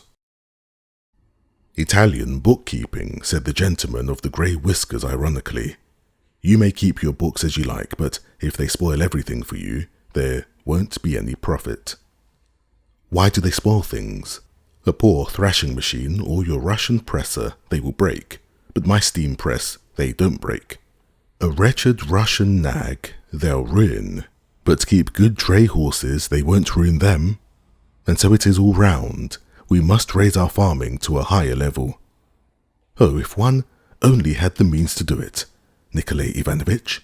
It's all very well for you, but for me, with a son to keep at the university, lads to be educated at the high school, how am I going to buy these dray horses? Well, that's what the land banks are for. To get what's left me sold by auction? No, thank you. I don't agree that it's necessary or possible to raise the level of the agriculture still higher, said Levin. I devote myself to it and I have means, but I can do nothing. As to the banks, I don't know to whom they're any good. For my part anyway, whatever I've spent money on in the way of husbandry, it has been a loss. Stock, a loss. Machinery, a loss. That's true enough, the gentleman with the grey whiskers chimed in, positively laughing with satisfaction. And I'm not the only one, pursued Levin. I mix with all the neighbouring landowners who are cultivating their land on a rational system. They all, with rare exceptions, are doing so at a loss. Come, tell us, how does your land do? Does it pay? Said Levin, and at once in Sviatsky's eyes he detected that fleeting expression of alarm which he had noticed whenever he had tried to penetrate beyond the outer chambers of Sviatsky's mind. Moreover, this question on Levin's part was not quite in good faith. Madame Sviatskaya had just told him at tea that they had that summer invited a German expert in bookkeeping from Moscow who, for a consideration of 500 rubles, had investigated the management of their property and found that it was costing them a loss of 3,000 odd rubles. She did not remember the precise sum, but it appeared that the German had worked it out to the fraction of a farthing. The grey-whiskered landowner smiled at the mention of the profits of Sviatsky's farming, obviously aware how much gain his neighbour and marshal was likely to be making. Possibly it does not pay, answered Sviatsky. That merely proves either that I'm a bad manager or that I've sunk my capital for the increase of my rents. Oh, rent, Levin cried with horror. Rent there may be in Europe, where land has been improved by the labour put into it, but with us, all the land is deteriorating from the labour put into it. In other words, they're working it out, so there's no question of rent. How no rent? It's a law. Then we're outside the law. Rent explains nothing for us, but simply muddles us. No, tell me how there can be a theory of rent. Will you have some junket? Masha, pass us some junket or raspberries. He turned to his wife. Extraordinarily late the raspberries are, lasting this year. And in the happiest frame of mind, Sviatsky got up and walked off, apparently supposing the conversation to have ended at the very point when, to Levin, it seemed that it was only just beginning. Having lost his antagonist, Levin continued the conversation with the grey-whiskered landowner, trying to prove to him that all the difficulty arises from the fact that we don't find out the peculiarities and habits of our labourer, but the landowner, like all men who think independently and in isolation, was slow in taking in any other person's idea, particularly partial to his own. He stuck to it that the Russian peasant is a swine and likes swinishness, and that to get him out of his swinishness, one must have authority, and there is none. One must have the stick, and we have become so liberal that we have all of a sudden replaced the stick that served us for 1,000 years by lawyers and model prisons, where the worthless, stinking peasant is fed on good soup and has a fixed allowance of cubic feet of air. What makes you think, said Levin, trying to get back to the question, that it's impossible to find some relation to the labourer in which the labour would become productive? That never could be so with the Russian peasantry. We've no power over them, answered the landowner. How can new conditions be found, said Sviatsky. Having eaten some junket and lighted a cigarette, he came back to the discussion. All possible relations to the labour force have been defined and studied, he said. The relic of barbarism, the primitive commune with each guarantee for all, will disappear of itself. Serfdom has been abolished. There remains nothing but free labour, and its forms are fixed and ready-made, and must be adopted. Permanent hands, dry labourers, rammers, you can't get out of those forms. But Europe is dissatisfied with these forms, dissatisfied and seeking new ones, and will find them, in all probability. That's just what I was meaning, answered Levin. Why shouldn't we seek them for ourselves? Because it would be just like inventing afresh the means for constructing railways. They are already invented. But if they don't do for us, if they're stupid, said Levin. And again he detected the expression of alarm in the eyes of Sviatsky. Oh yes, we'll bury the world under our caps. We've found the secret Europe was seeking for. I've heard all that, but excuse me, do you know all that's been done in Europe on the question of the organization of labour? No, very little. That question is now absorbing the best minds in Europe, the Schultz-Delitzsch movement, and then all this enormous literature of the labour question, the most liberal Lassalle movement, the Mauthausen experiment. That's a fact by now, as you're probably aware. I have some idea about it, but very vague. No, you only say that. No doubt you know all about it as well as I do. I'm not a professor of sociology, of course, but it interested me, and really, if it interests you, you ought to study it. But what conclusion have they come to? Excuse me.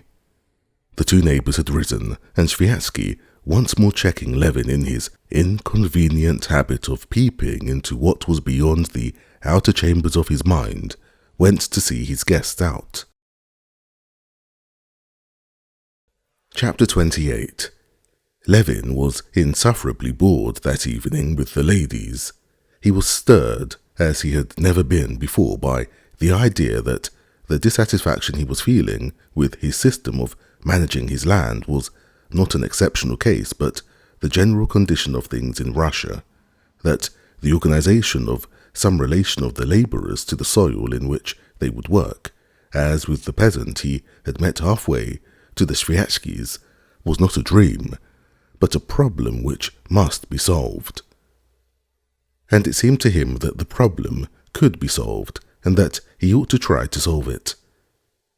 After saying good night to the ladies and promising to stay the whole of the next day, so as to make an expedition on horseback with them to see an interesting ruin in the Crown Forest, Levin went, before going to bed, into his host's study to get the books on the labour question that Sviatsky had offered him.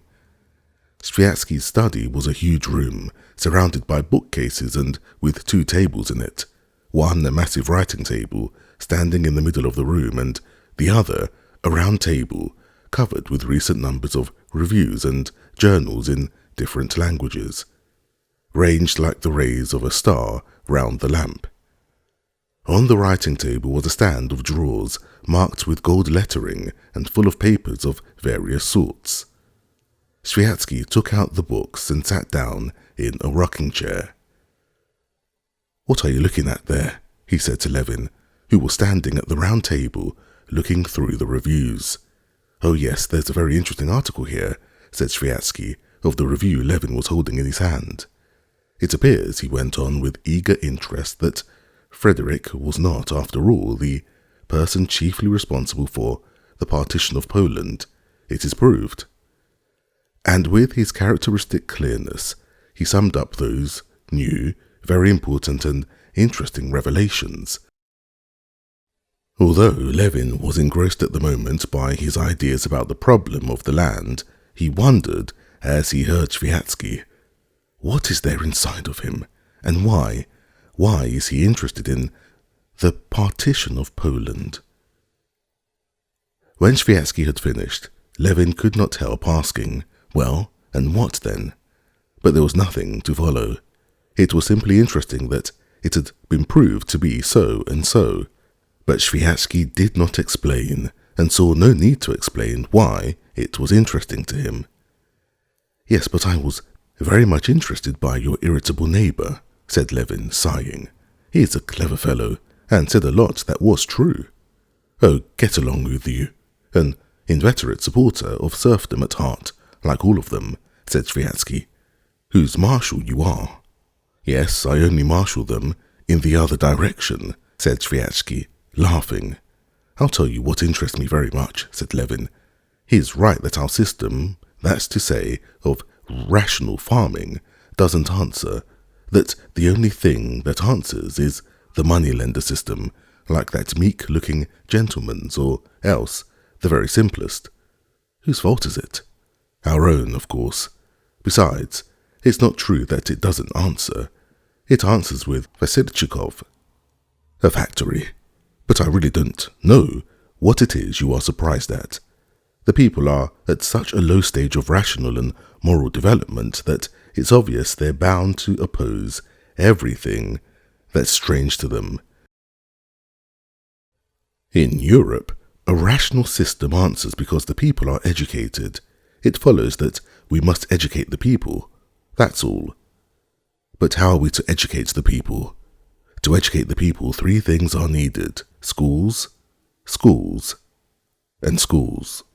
But you said yourself the people are at such a low stage of material development. What help are schools for that? Do you know, you remind me of the story of the advice given to the sick man. You should try purgative medicine. Taken, worse. Try leeches. Tried them, worse. Well then, there's nothing left but to pray to God.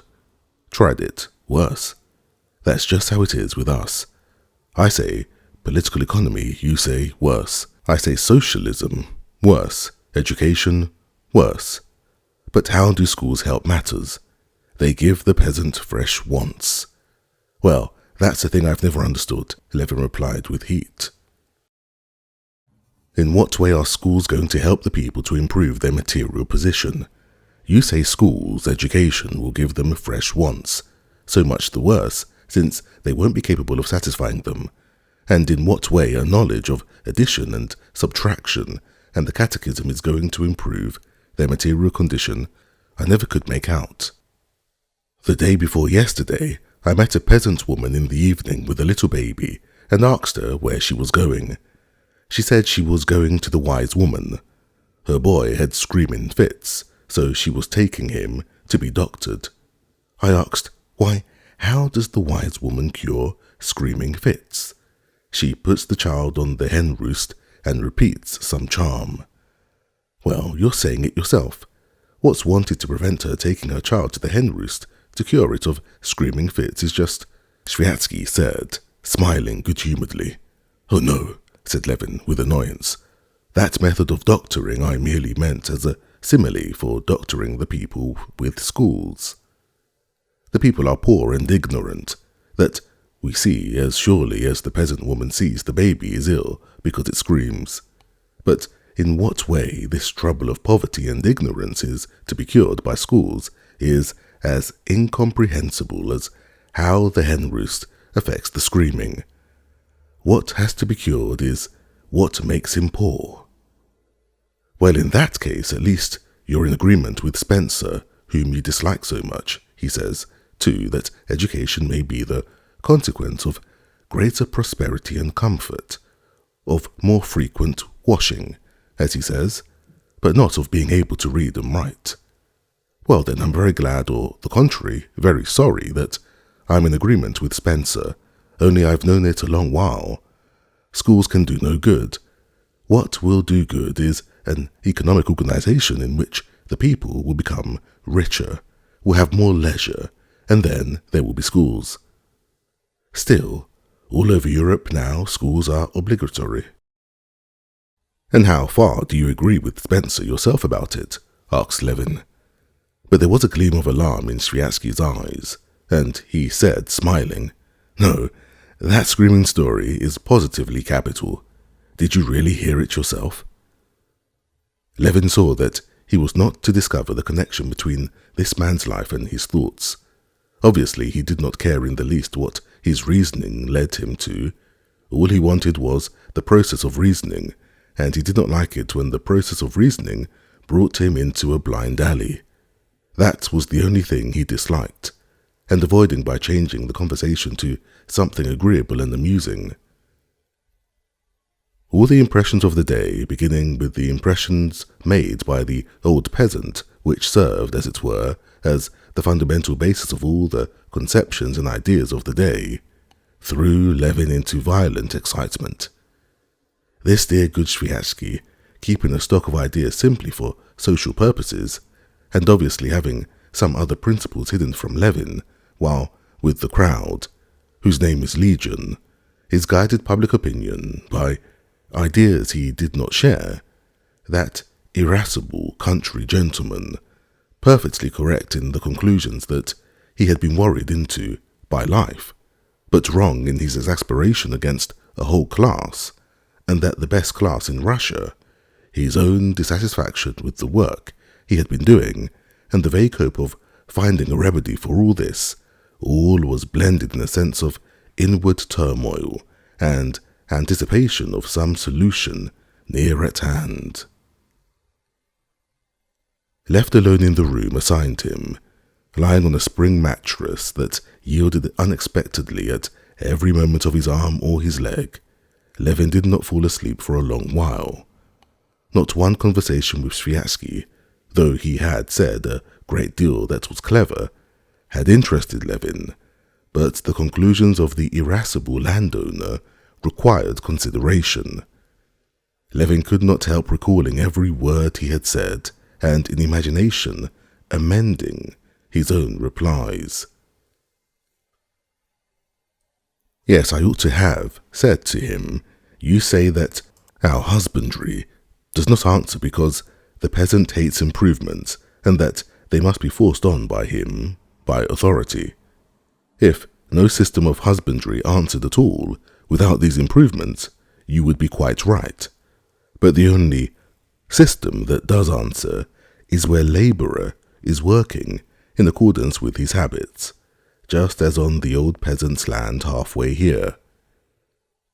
Your and our general dissatisfaction with the system shows that either we are to blame or the labourers. We have gone our way, the European way, a long while, without asking ourselves about the qualities of our labour force. Let us try to look upon the labour force not as an abstract force, but as the Russian peasant with his instincts, and we shall arrange our system of culture in accordance with that. Imagine I ought to have said to him that you have the same system as the old peasant has, that you have found means of making your labourers take an interest in the success of the work, and have found the happy mean in the way of improvements which they will admit, and you will, without exhausting the soil, get 2 or 3 times the yield you got before. Divide it in halves, give half as a share of labour. The surplus left you will be greater, and the share of labour will be greater too. And to do this, one must lower the standard of husbandry and interest the labourers in its success. How to do this? That's a matter of detail, but undoubtedly it can be done. This idea threw Levin into a great excitement. He did not sleep half the night, thinking over in detail the putting of his idea into practice. He had not intended to go away next day, but he now determined to go home early in the morning. Besides, the sister-in-law with her low-necked bodice aroused in him a feeling akin to shame and remorse for some utterly base action. Most important of all, he must get back without delay. He would have to make haste to put his new project to the peasants before the sowing of the winter wheat, so that the sowing might be undertaken on a new basis. He had made up his mind to revolutionize his whole system. Chapter 29. The carrying out of Levin's plan presented many difficulties, but he struggled on, doing his utmost, and attained a result which, though not what he desired, was enough to enable him, without self-deception, to believe that the attempt was worth the trouble. One of the chief difficulties was that the process of cultivating the land was in full swing, that it was impossible to stop everything and begin it all again from the beginning, and the machine had to be mended while in motion.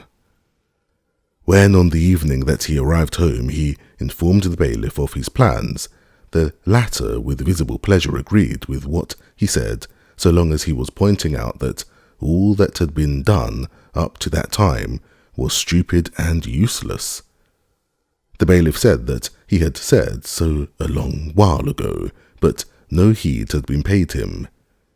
But as for the proposal made by Levin to take a part as shareholder with his labourers in each agricultural undertaking, at this the bailiff simply expressed a profound despondency and offered no definite opinion, but began immediately talking of the urgent necessity of carrying the remaining sheaves of rye the next day, and of sending the men out for the second ploughing, so that Levin felt that this was not the time for discussing it. On beginning to talk to the peasants about it and making a proposition to cede them the land on new terms, he came into collision with the same great difficulty, that they were so much absorbed by the current work of the day that they had not time to consider the advantages and disadvantages of the proposed scheme. The simple-hearted Ivan, the cowherd, seemed completely to grasp Levin's proposal that he should with his family take a share of the profits of the cattle yard, and he was in complete sympathy with the plan. But when Levin hinted at the future advantages, Ivan's face expressed alarm and regret that he could not hear all he had to say, and he made haste to find himself some task that would admit of no delay. He either snatched up the fork to pitch the hay out of the pens, or ran to get water, or to clear out the dung. Another difficulty lay in the invincible disbelief of the peasant that a landowner's object could be anything else than a desire to squeeze all he could out of them. They were firmly convinced that his real aim, whatever he might say to them, would always be in what he did not say to them, and they themselves, in giving their opinion, said a great deal, but never said what was their real object. Moreover, Levin felt that the irascible landowner had been right. The peasants made their first and unalterable condition of any agreement whatever that they should not be forced to any new methods of tillage of any kind, nor to use new implements. They agreed that the modern plough ploughed better, that the sacrificer did the work more quickly, but they found thousands of reasons that made it out of the question for them to use either of them, and though he had accepted the conviction that he would have to lower the standard of cultivation, he felt sorry to give up improved methods, the advantages of which were so obvious. But in spite of all these difficulties, he got his way, and by autumn, the system was working. Or at least, so it seemed to him. At first, Levin had thought of giving up the whole farming of the land just as it was to the peasants, the labourers, and the bailiff on new conditions of partnership, but he was very soon convinced that this was impossible, and determined to divide it up. The cattle yard, the garden, hayfields, and arable land, divided into several parts, had to be made into separate lots. The simple-hearted cowherd Ivan, who Levin fancied understood the matter better than any of them, collecting together a gang of workers to help him, principally of his own family, become a partner in the cattle yard. A distant part of the estate, a tract of wasteland that had lain fallow for 8 years, was, with the help of the clever carpenter, Fyodor Ryazanov, taken by 6 families of peasants on new conditions of partnership, and the peasant, Shurev, took the management of all the vegetable gardens on the same terms. The remainder of the land was still worked on the old system, but these 3 associated partnerships were the first step to a new organization for the whole, and they completely took up Levin's time. It is true that in the cattle yard things went no better than before, and Ivan strenuously opposed warm housing for the cows and butter made of fresh cream, affirming that cows require less food if kept cold, and that butter is more profitable made from sour cream. And he asked for wages just as under the old system, and took not the slightest interest in the fact that the money he received was not wages but an advance out of his future share in the profits. It is true that Fyodor Rezanov's company did not plough over the ground twice before sowing, as had been agreed, justifying themselves on the plea that the time was too short. It is true that the peasants of the same company, though they had agreed to work the land on new conditions, always spoke of the land not as held in partnership but as rented for half the crop, and more than once the peasants and Reyanov himself said to Levin, "If you would take a rent for the land, it would save you trouble, and we should be more free." Moreover, the same peasants kept putting off on various excuses the building of a cattle yard and barn on the land as agreed upon, and delayed doing it till the winter. It is true that Shurev would have liked to let out the kitchen gardens he had undertaken in small lots to the peasants. He evidently quite misunderstood, and apparently intentionally misunderstood, the conditions upon which the land had been given to him. Often, too, talking to the peasants and explaining to them all the advantages of the plan, Levin felt that the peasants heard nothing but the sound of his voice, and were firmly resolved, whatever he might say, not to let themselves be taken in. He felt this especially when he talked to the cleverest of the peasants, Ryazanov, and detected the gleam in Ryazanov's eyes, which showed so plainly both ironical amusement at Levin and the firm conviction that if anyone were to be taken in, it would not be he, Ryazanov. But in spite of all this, Levin thought the system worked, and that by keeping account strictly and insisting on his own way, he would prove to them in the future the advantages of the arrangement, and then the system would go off itself. These matters, together with the management of the land still left on his hands, and the indoor work over his book, so engrossed Levin the whole summer that he scarcely ever went out shooting. At the end of August he heard that the Oblonskys had gone away to Moscow from their servant who brought back the side saddle. He felt that in not answering Darya Alexandrovna's letter he had, by his rudeness, of which he could not think without a flush of shame, burned his ships, and that he would never go and see them again. He had been just as rude with the Sviatskys, leaving them without saying goodbye. But he would never go to see them again either. He did not care about that now. The business of reorganizing the farming of his land absorbed him as completely as though there would never be anything else in his life. He read the books lent him by Sviatsky, and copying out what he had not got. He read both the economic and socialistic books on the subject, but, as he had anticipated, found nothing bearing on the scheme he had undertaken. In the books on political economy, in Mill, for instance, whom he studied first with great ardour, hoping every minute to find an answer to the questions that were engrossing him, he found laws deduced from the condition of land culture in Europe, but he did not see why these laws, which did not apply in Russia, must be general. He saw just the same thing in the socialistic books. Either they were the beautiful but impractical fantasies which had fascinated him when he was a student, or they were attempts at improving, rectifying the economic position in which Europe was placed, with which the system of land tenure in Russia had nothing in common. Political economy told him that the laws by which the wealth of Europe had been developed and was developing were universal and unvarying.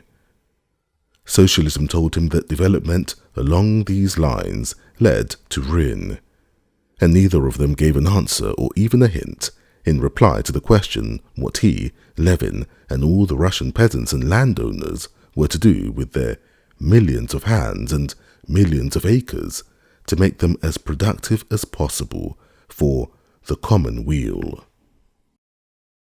Having once taken the subject up, he read conscientiously everything bearing on it, and intended in the autumn to go abroad to study land systems on the spot, in order that he might not on this question be confronted with what so often met him on various subjects. Often, just as he was beginning to understand the idea in the mind of anyone he was talking to, and was beginning to explain his own, he would suddenly be told, "But Kaufmann, but Jones, but Dubois, but Micheli, you haven't read them? They've thrashed that question out thoroughly." He now saw distinctly that Kaufmann and Micheli had nothing to tell him. He knew what he wanted.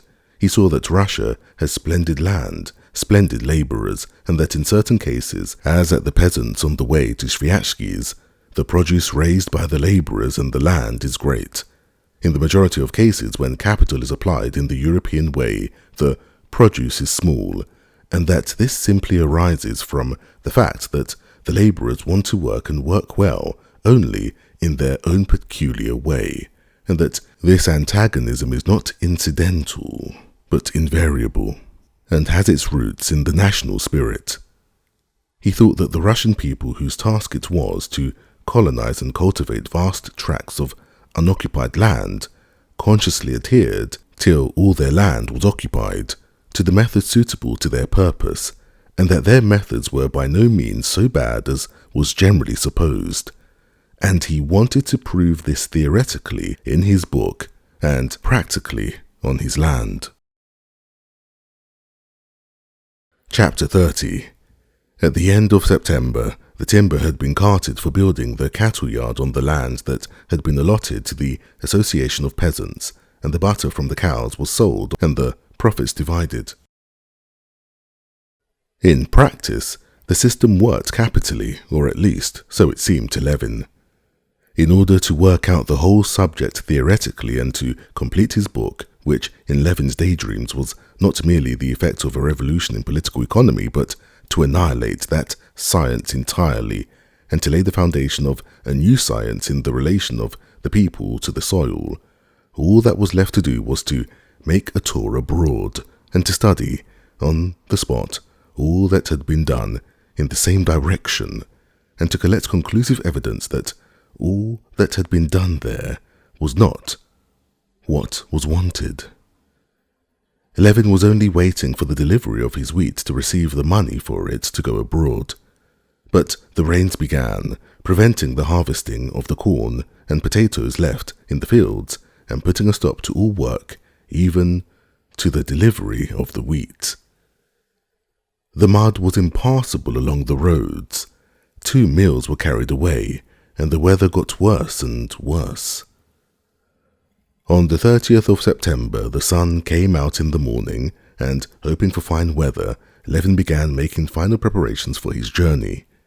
He gave orders for the wheat to be delivered, sent the bailiff to the merchant to get the money owing him, and went out himself to give some final directions on the estate before setting off. Having finished all his business, soaked through with the streams of water which kept running down the leather behind his neck and his gaiters, but in the keenest and most confident temper, Levin returned homewards in the evening. The weather had become worse, and ever towards evening the hail lashed the drenched mare so cruelly that she went along sideways, shaking her head and ears, but Levin was all right under his hood, and he looked cheerfully about him at the muddy streams running under the wheels, at the drops hanging on every bare twig, at the whiteness of the patch of unmelted hailstones on the planks of the bridge, at the thick layer of still juicy, fleshy leaves that lay heaped up about the stripped elm tree. In spite of the gloominess of nature around him, he felt peculiarly eager. The talks he had been having with the peasants in the further village had shown that they were beginning to get used to their new position. The old servant to whose hut he had gone to get dry evidently approved of Levin's plan, and of his own accord proposed to enter the partnership by the purchase of the cattle. I have only to go stubbornly on towards my aim, and I shall attain my end, thought Levin, and it's something to work and take trouble for. This is not a matter of myself individually, the question of the public welfare comes into it. The whole system of culture, the chief element in the condition of the people, must be completely transformed. Instead of poverty, general prosperity and content. Instead of hostility, harmony and unity of interests. In short, a bloodless revolution, but a revolution of the greatest magnitude, beginning in the little circle of our district, then the province, then Russia, the whole world. Because a just idea cannot but be fruitful. Yes, it's a name worth working for, and it's being me, Kostya Levin, who went to a ball in a black tie and was refused by the Shabbatskaya girl, and who was intrinsically such a pitiful, worthless creature that proves nothing. I feel sure Franklin felt just as worthless, and he too had no faith in himself, thinking of himself as a whole. That means nothing, and he too, most likely, had an Agafea Mihailovna to whom he confided his secrets. Musing on such thoughts, Levin reached home in the darkness. The bailiff, who had been to the merchant, had come back and brought part of the money for the wheat. An agreement had been made with the old servant, and on the road the bailiff had learnt that everywhere the corn was still standing in the fields, so that his 160 shocks that had not been carried were nothing in comparison with the losses of others. After dinner, Levin was sitting, as he usually did, in an easy chair with a book, and as he read he went on thinking of the journey before him in connection with his book. Today all the significance of his book rose before him with special distinctness, and whole periods ranged themselves in his mind in illustration of his theories. I must write that down, he thought.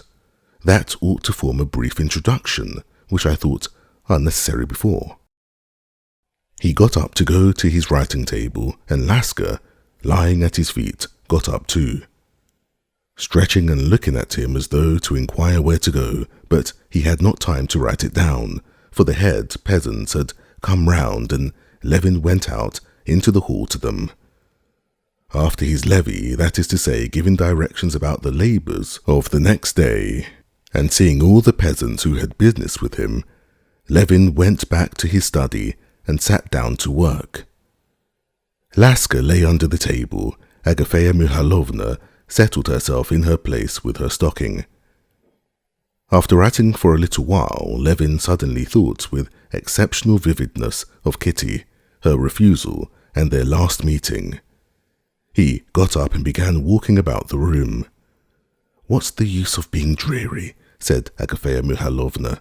"Come, why do you stay on at home? You ought to go some warm springs, especially now you're ready for the journey." "Well, I am going away the day after tomorrow, Agafea Mikhailovna. I must finish my work."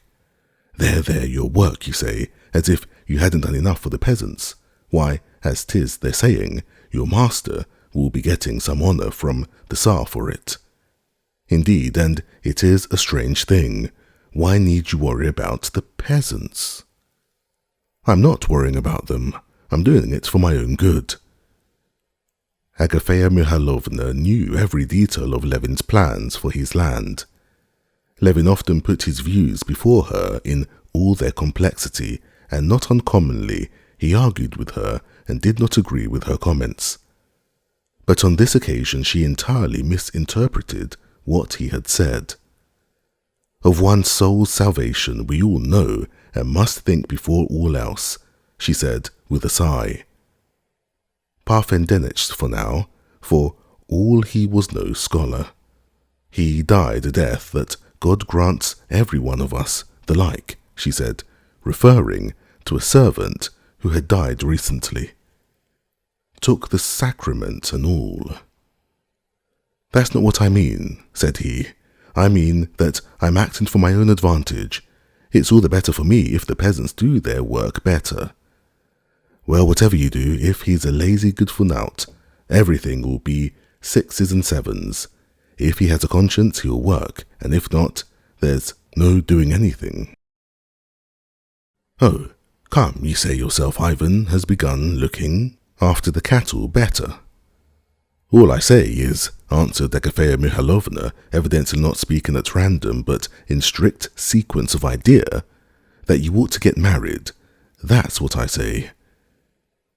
Agafea Mikhailovna's allusion to the very subject he had only just been thinking about hurt and stung him. Levin scowled, and without answering her, he sat down again to his work, repeating to himself all that he had been thinking of, the real significance of that work. Only at intervals he listened in the stillness to the click of Agafea Mikhailovna's needles, and recollecting what he did not want to remember, he frowned again. At 9 o'clock they heard the bell and the faint vibration of a carriage over the mud. "Well, here's visitors come to us, and you won't be dull," said Agafea Mikhailovna, getting up and going to the door. But Levin overtook her. His work was not going well now, and he was glad of a visitor, whoever it might be. Chapter 31. Running halfway down the staircase, Levin caught a sound he knew, a familiar cough in the hall. But he heard it indistinctly through the sound of his own footsteps and hoped he was mistaken. Then he caught sight of a long, bony, familiar figure, and now it seemed there was no possibility of mistake, and yet he still went on hoping that this tall man, taking off his fur cloak and coughing, was not his brother Nikolay. Levin loved his brother, but being with him was always a torture. Just now, when Levin, under the influence of the thoughts that had come to him and Agafea Mikhailovna's hint, was in a troubled and uncertain humour, the meeting with his brother that he had to face seemed particularly difficult. Instead of a lively, healthy visitor, some outsider who would, he hoped, cheer him up in his uncertain humour, he had to see his brother, who knew him through and through, who could call forth all the thoughts nearest his heart, would force him to show himself fully, and that he was not disposed to do. Angry with himself for so base a feeling, Levin ran into the hall as soon as he had seen his brother close, This feeling of selfish disappointment vanished instantly and was replaced by pity. Terrible as his brother Nikolay had been before in his emaciation and sickliness, now he looked still more emaciated, still more wasted. He was a skeleton covered with skin. He stood in the hall, jerking his long, thin neck and pulling the scarf off it, and smiled a strange and pitiful smile. When he saw that smile, submissive and humble, Levin felt something clutching at his throat. "You see, I've come to you," said Nikolay in a thick voice, never for 1 second taking his eyes off his brother's face.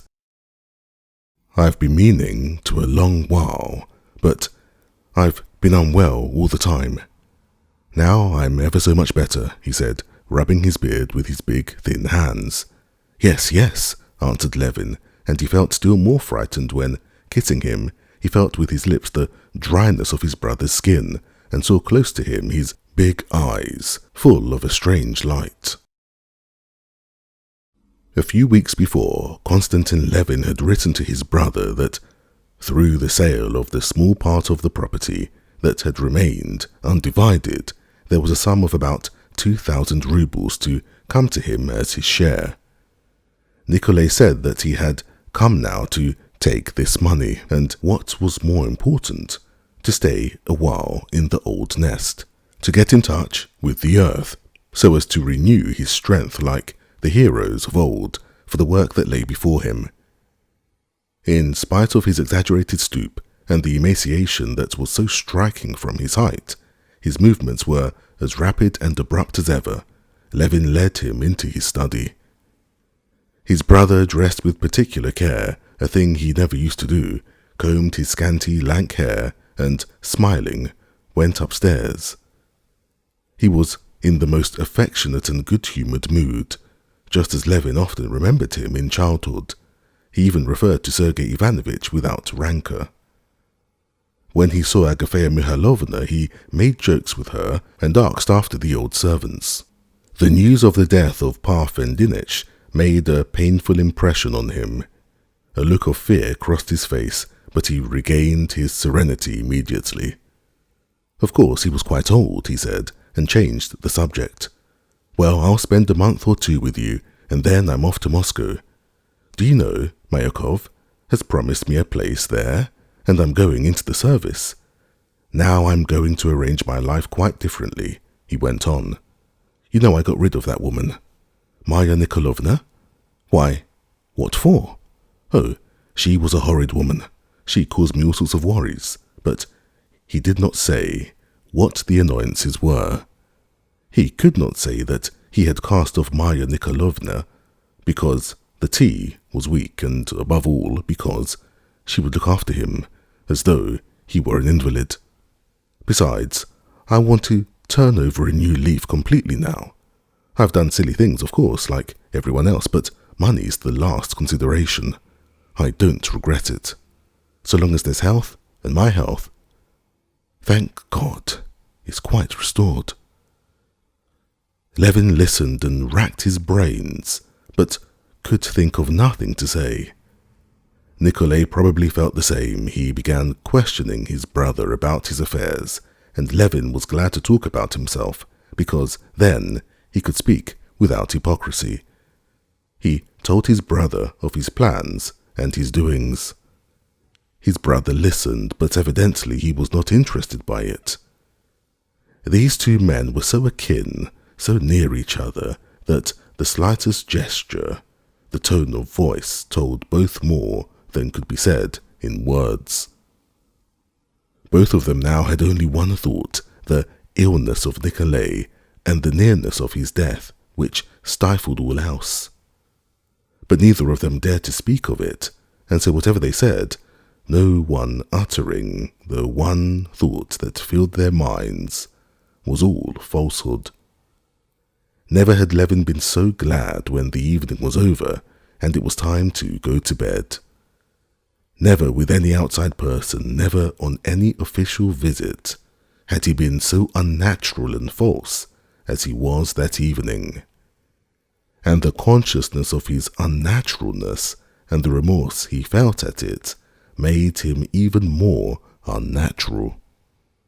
He wanted to weep over his dying, dearly loved brother, and he had to listen and keep talking of how he meant to live. As the house was damp and only one bedroom had been kept heated, Levin put his brother to sleep in his own bedroom behind a screen. His brother got into bed and, whether he slept or did not sleep, tossed about like a sick man, coughed, and when he could not get his throat clear, mumbled something. Sometimes when his breathing was painful, he said, "Oh my God." Sometimes when he was choking, he muttered angrily, "Oh, the devil." Levin could not sleep for a long while, hearing him. His thoughts were of the most various, but the end of all his thoughts was the same: death. Death, the inevitable end of all, for the first time presented itself to him with irresistible force, and death which was here in this loved brother, groaning half asleep, and from habit calling without distinction on God and the devil, was not so remote as it had hitherto seemed to him. It was in himself too, he felt that. If not today, tomorrow; if not tomorrow, in 30 years. Wasn't it all the same? And what was this inevitable death? He did not know, had never thought about it, and what was more, had not the power, had not the courage to think about it. I want to do something, but I had forgotten it all must end. I had forgotten death. He sat on his bed in the darkness, crouched up, hugging his knees, and holding his breath from the strain of thought. He pondered. But the more intensely he thought, the clearer it became to him that it was indubitably so, that in reality, looking upon life, he had forgotten one little fact: that death will come, and all ends, that nothing was even worth beginning, and that there was no helping it anyway. Yes, it was awful, but it was so. But I am alive still. Now what's to be done? What's to be done? He said in despair. He lighted a candle, got up cautiously, and went to the looking-glass, and began looking at his face and hair. Yes, there were grey hairs about his temples. He opened his mouth. His back teeth were beginning to decay. He bared his muscular arms. Yes, there was strength in them, but Nikolay, who lay there breathing with what was left of lungs, had a strong, healthy body too. And suddenly he recalled how they used to go to bed together as children, and how they only waited till Fyodor Bogdanich was out of the room to fling pillows at each other and laugh irrepressibly, so that even their awe of Fyodor Bogdanich could not check the effervescing, over-brimming sense of life and happiness. And now that bent, hollow chest, and I, not knowing what will become of me, or wherefore. Kaha, damnation! Why do you keep fidgeting? Why don't you go to sleep? His brother's voice called to him. Oh, I don't know. I'm not sleepy. I have had a good sleep. I'm not in a sweat now. Just see, feel my shirt. It's not wet, is it? Levin felt, withdrew behind the screen, and put out the candle, but for a long while he could not sleep. The question how to live had hardly begun to grow a little clearer to him when a new, insoluble question presented itself. Death. Why, he's dying. Yes, he'll die in the spring. And how help him? What can I say to him? What do I know about it? I'd even forgotten that it was at all. Chapter 32. Levin had long before made the observation that when one is uncomfortable with people from their being excessively amenable and meek, one is apt very soon after to find things intolerable from their touchiness and irritability. He felt that this was how it would be with his brother, and his brother Nikolay's gentleness did in fact not last out for long. The very next morning he began to be irritable, and seemed doing his best to find fault with his brother, attacking him on his tenderest points. Levin felt himself to blame and could not set things right.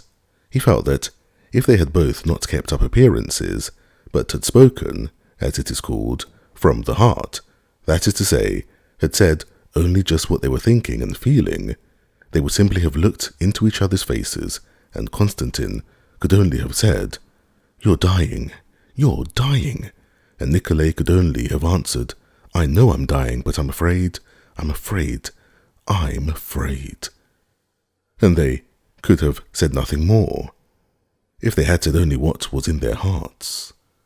But life like that was impossible, and so Konstantin tried to do what he was trying to do all his life, and never could learn to do, though, as far as he could observe, many people knew so well how to do it, and without it, there was no living at all. He tried to say what he was not thinking, but he felt continually that it had a ring of falsehood, that his brother detected him in it, and was exasperated at it. The third day, Nikolay induced his brother to explain his plan to him again, and began not merely attacking it, but intentionally confounding it with communism. You've simply borrowed an idea that's not your own, but you've distorted it, and are trying to apply it where it's not applicable. But I tell you it's nothing to do with it. They deny the justice of property, of capital, of inheritance, while I do not deny this chief stimulus. Levin felt disgusted himself at using such expressions, but ever since he had been engrossed by his work, he had unconsciously come more and more frequently to use words not Russian. All I want is to regulate labor, which means you've borrowed an idea, stripped it of all that gave it its force, and want to make believe that it's something new, said Nikolay, angrily tugging at his necktie. But my idea has nothing in common. That anyway, said Nikolay Levin with an ironical smile, his eyes flashing malignantly, has the charm of, what's one to call it, geometrical symmetry, of clearness, of definiteness. It may be a utopia, but if once one allows the possibility of making of all the past a tabula rasa, no property, no family, then labour would organise itself. But you gain nothing. Why do you mix things up? I have never been a communist, but I have, and I consider it premature, but rational, and it has a future, just like Christianity in its first ages. All that I maintain is that the labour force ought to be investigated from the point of view of natural science, that is to say, it ought to be studied, its qualities ascertained. But that's utter waste of time. The force finds a certain form of activity of itself, according to the stage of its development. There have been slaves first everywhere, then metayers, and we have the half-crop system, rent and day labourers. What are you trying to find? Levin suddenly lost his temper at these words because, at the bottom of his heart, he was afraid that it was true that he was trying to hold the balance even between communism and the familiar forms, and that this was hardly possible. I am trying to find means of working productively for myself and for the labourers. I want to organise, he said hotly. You don't want to organise anything, it's simply just as you've been all your life. That you want to be original, to pose as not exploiting the peasants simply, but with some idea in view. Oh, all right, that's what you think.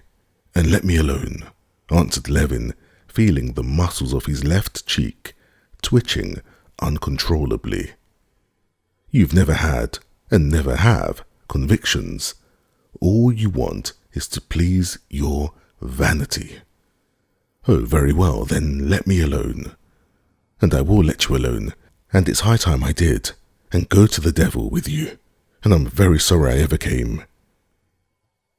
In spite of all Levin's efforts to soothe his brother afterwards, Nikolay would listen to nothing he said, declaring that it was better to part, and Konstantin saw that It simply was that life was unbearable to him. Nikolay was just getting ready to go when Konstantin went into him again and begged him, rather unnaturally, to forgive him if he had hurt his feelings in any way. "Ah, generosity," said Nikolay, and he smiled. "If you want to be right, I can give you that satisfaction. You're in the right, but I'm going all the same." It was only just at parting that Nikolay kissed him and said, looking with sudden strangeness and seriousness at his brother, "Anyway, don't remember evil against me, Kostya," and his voice quivered.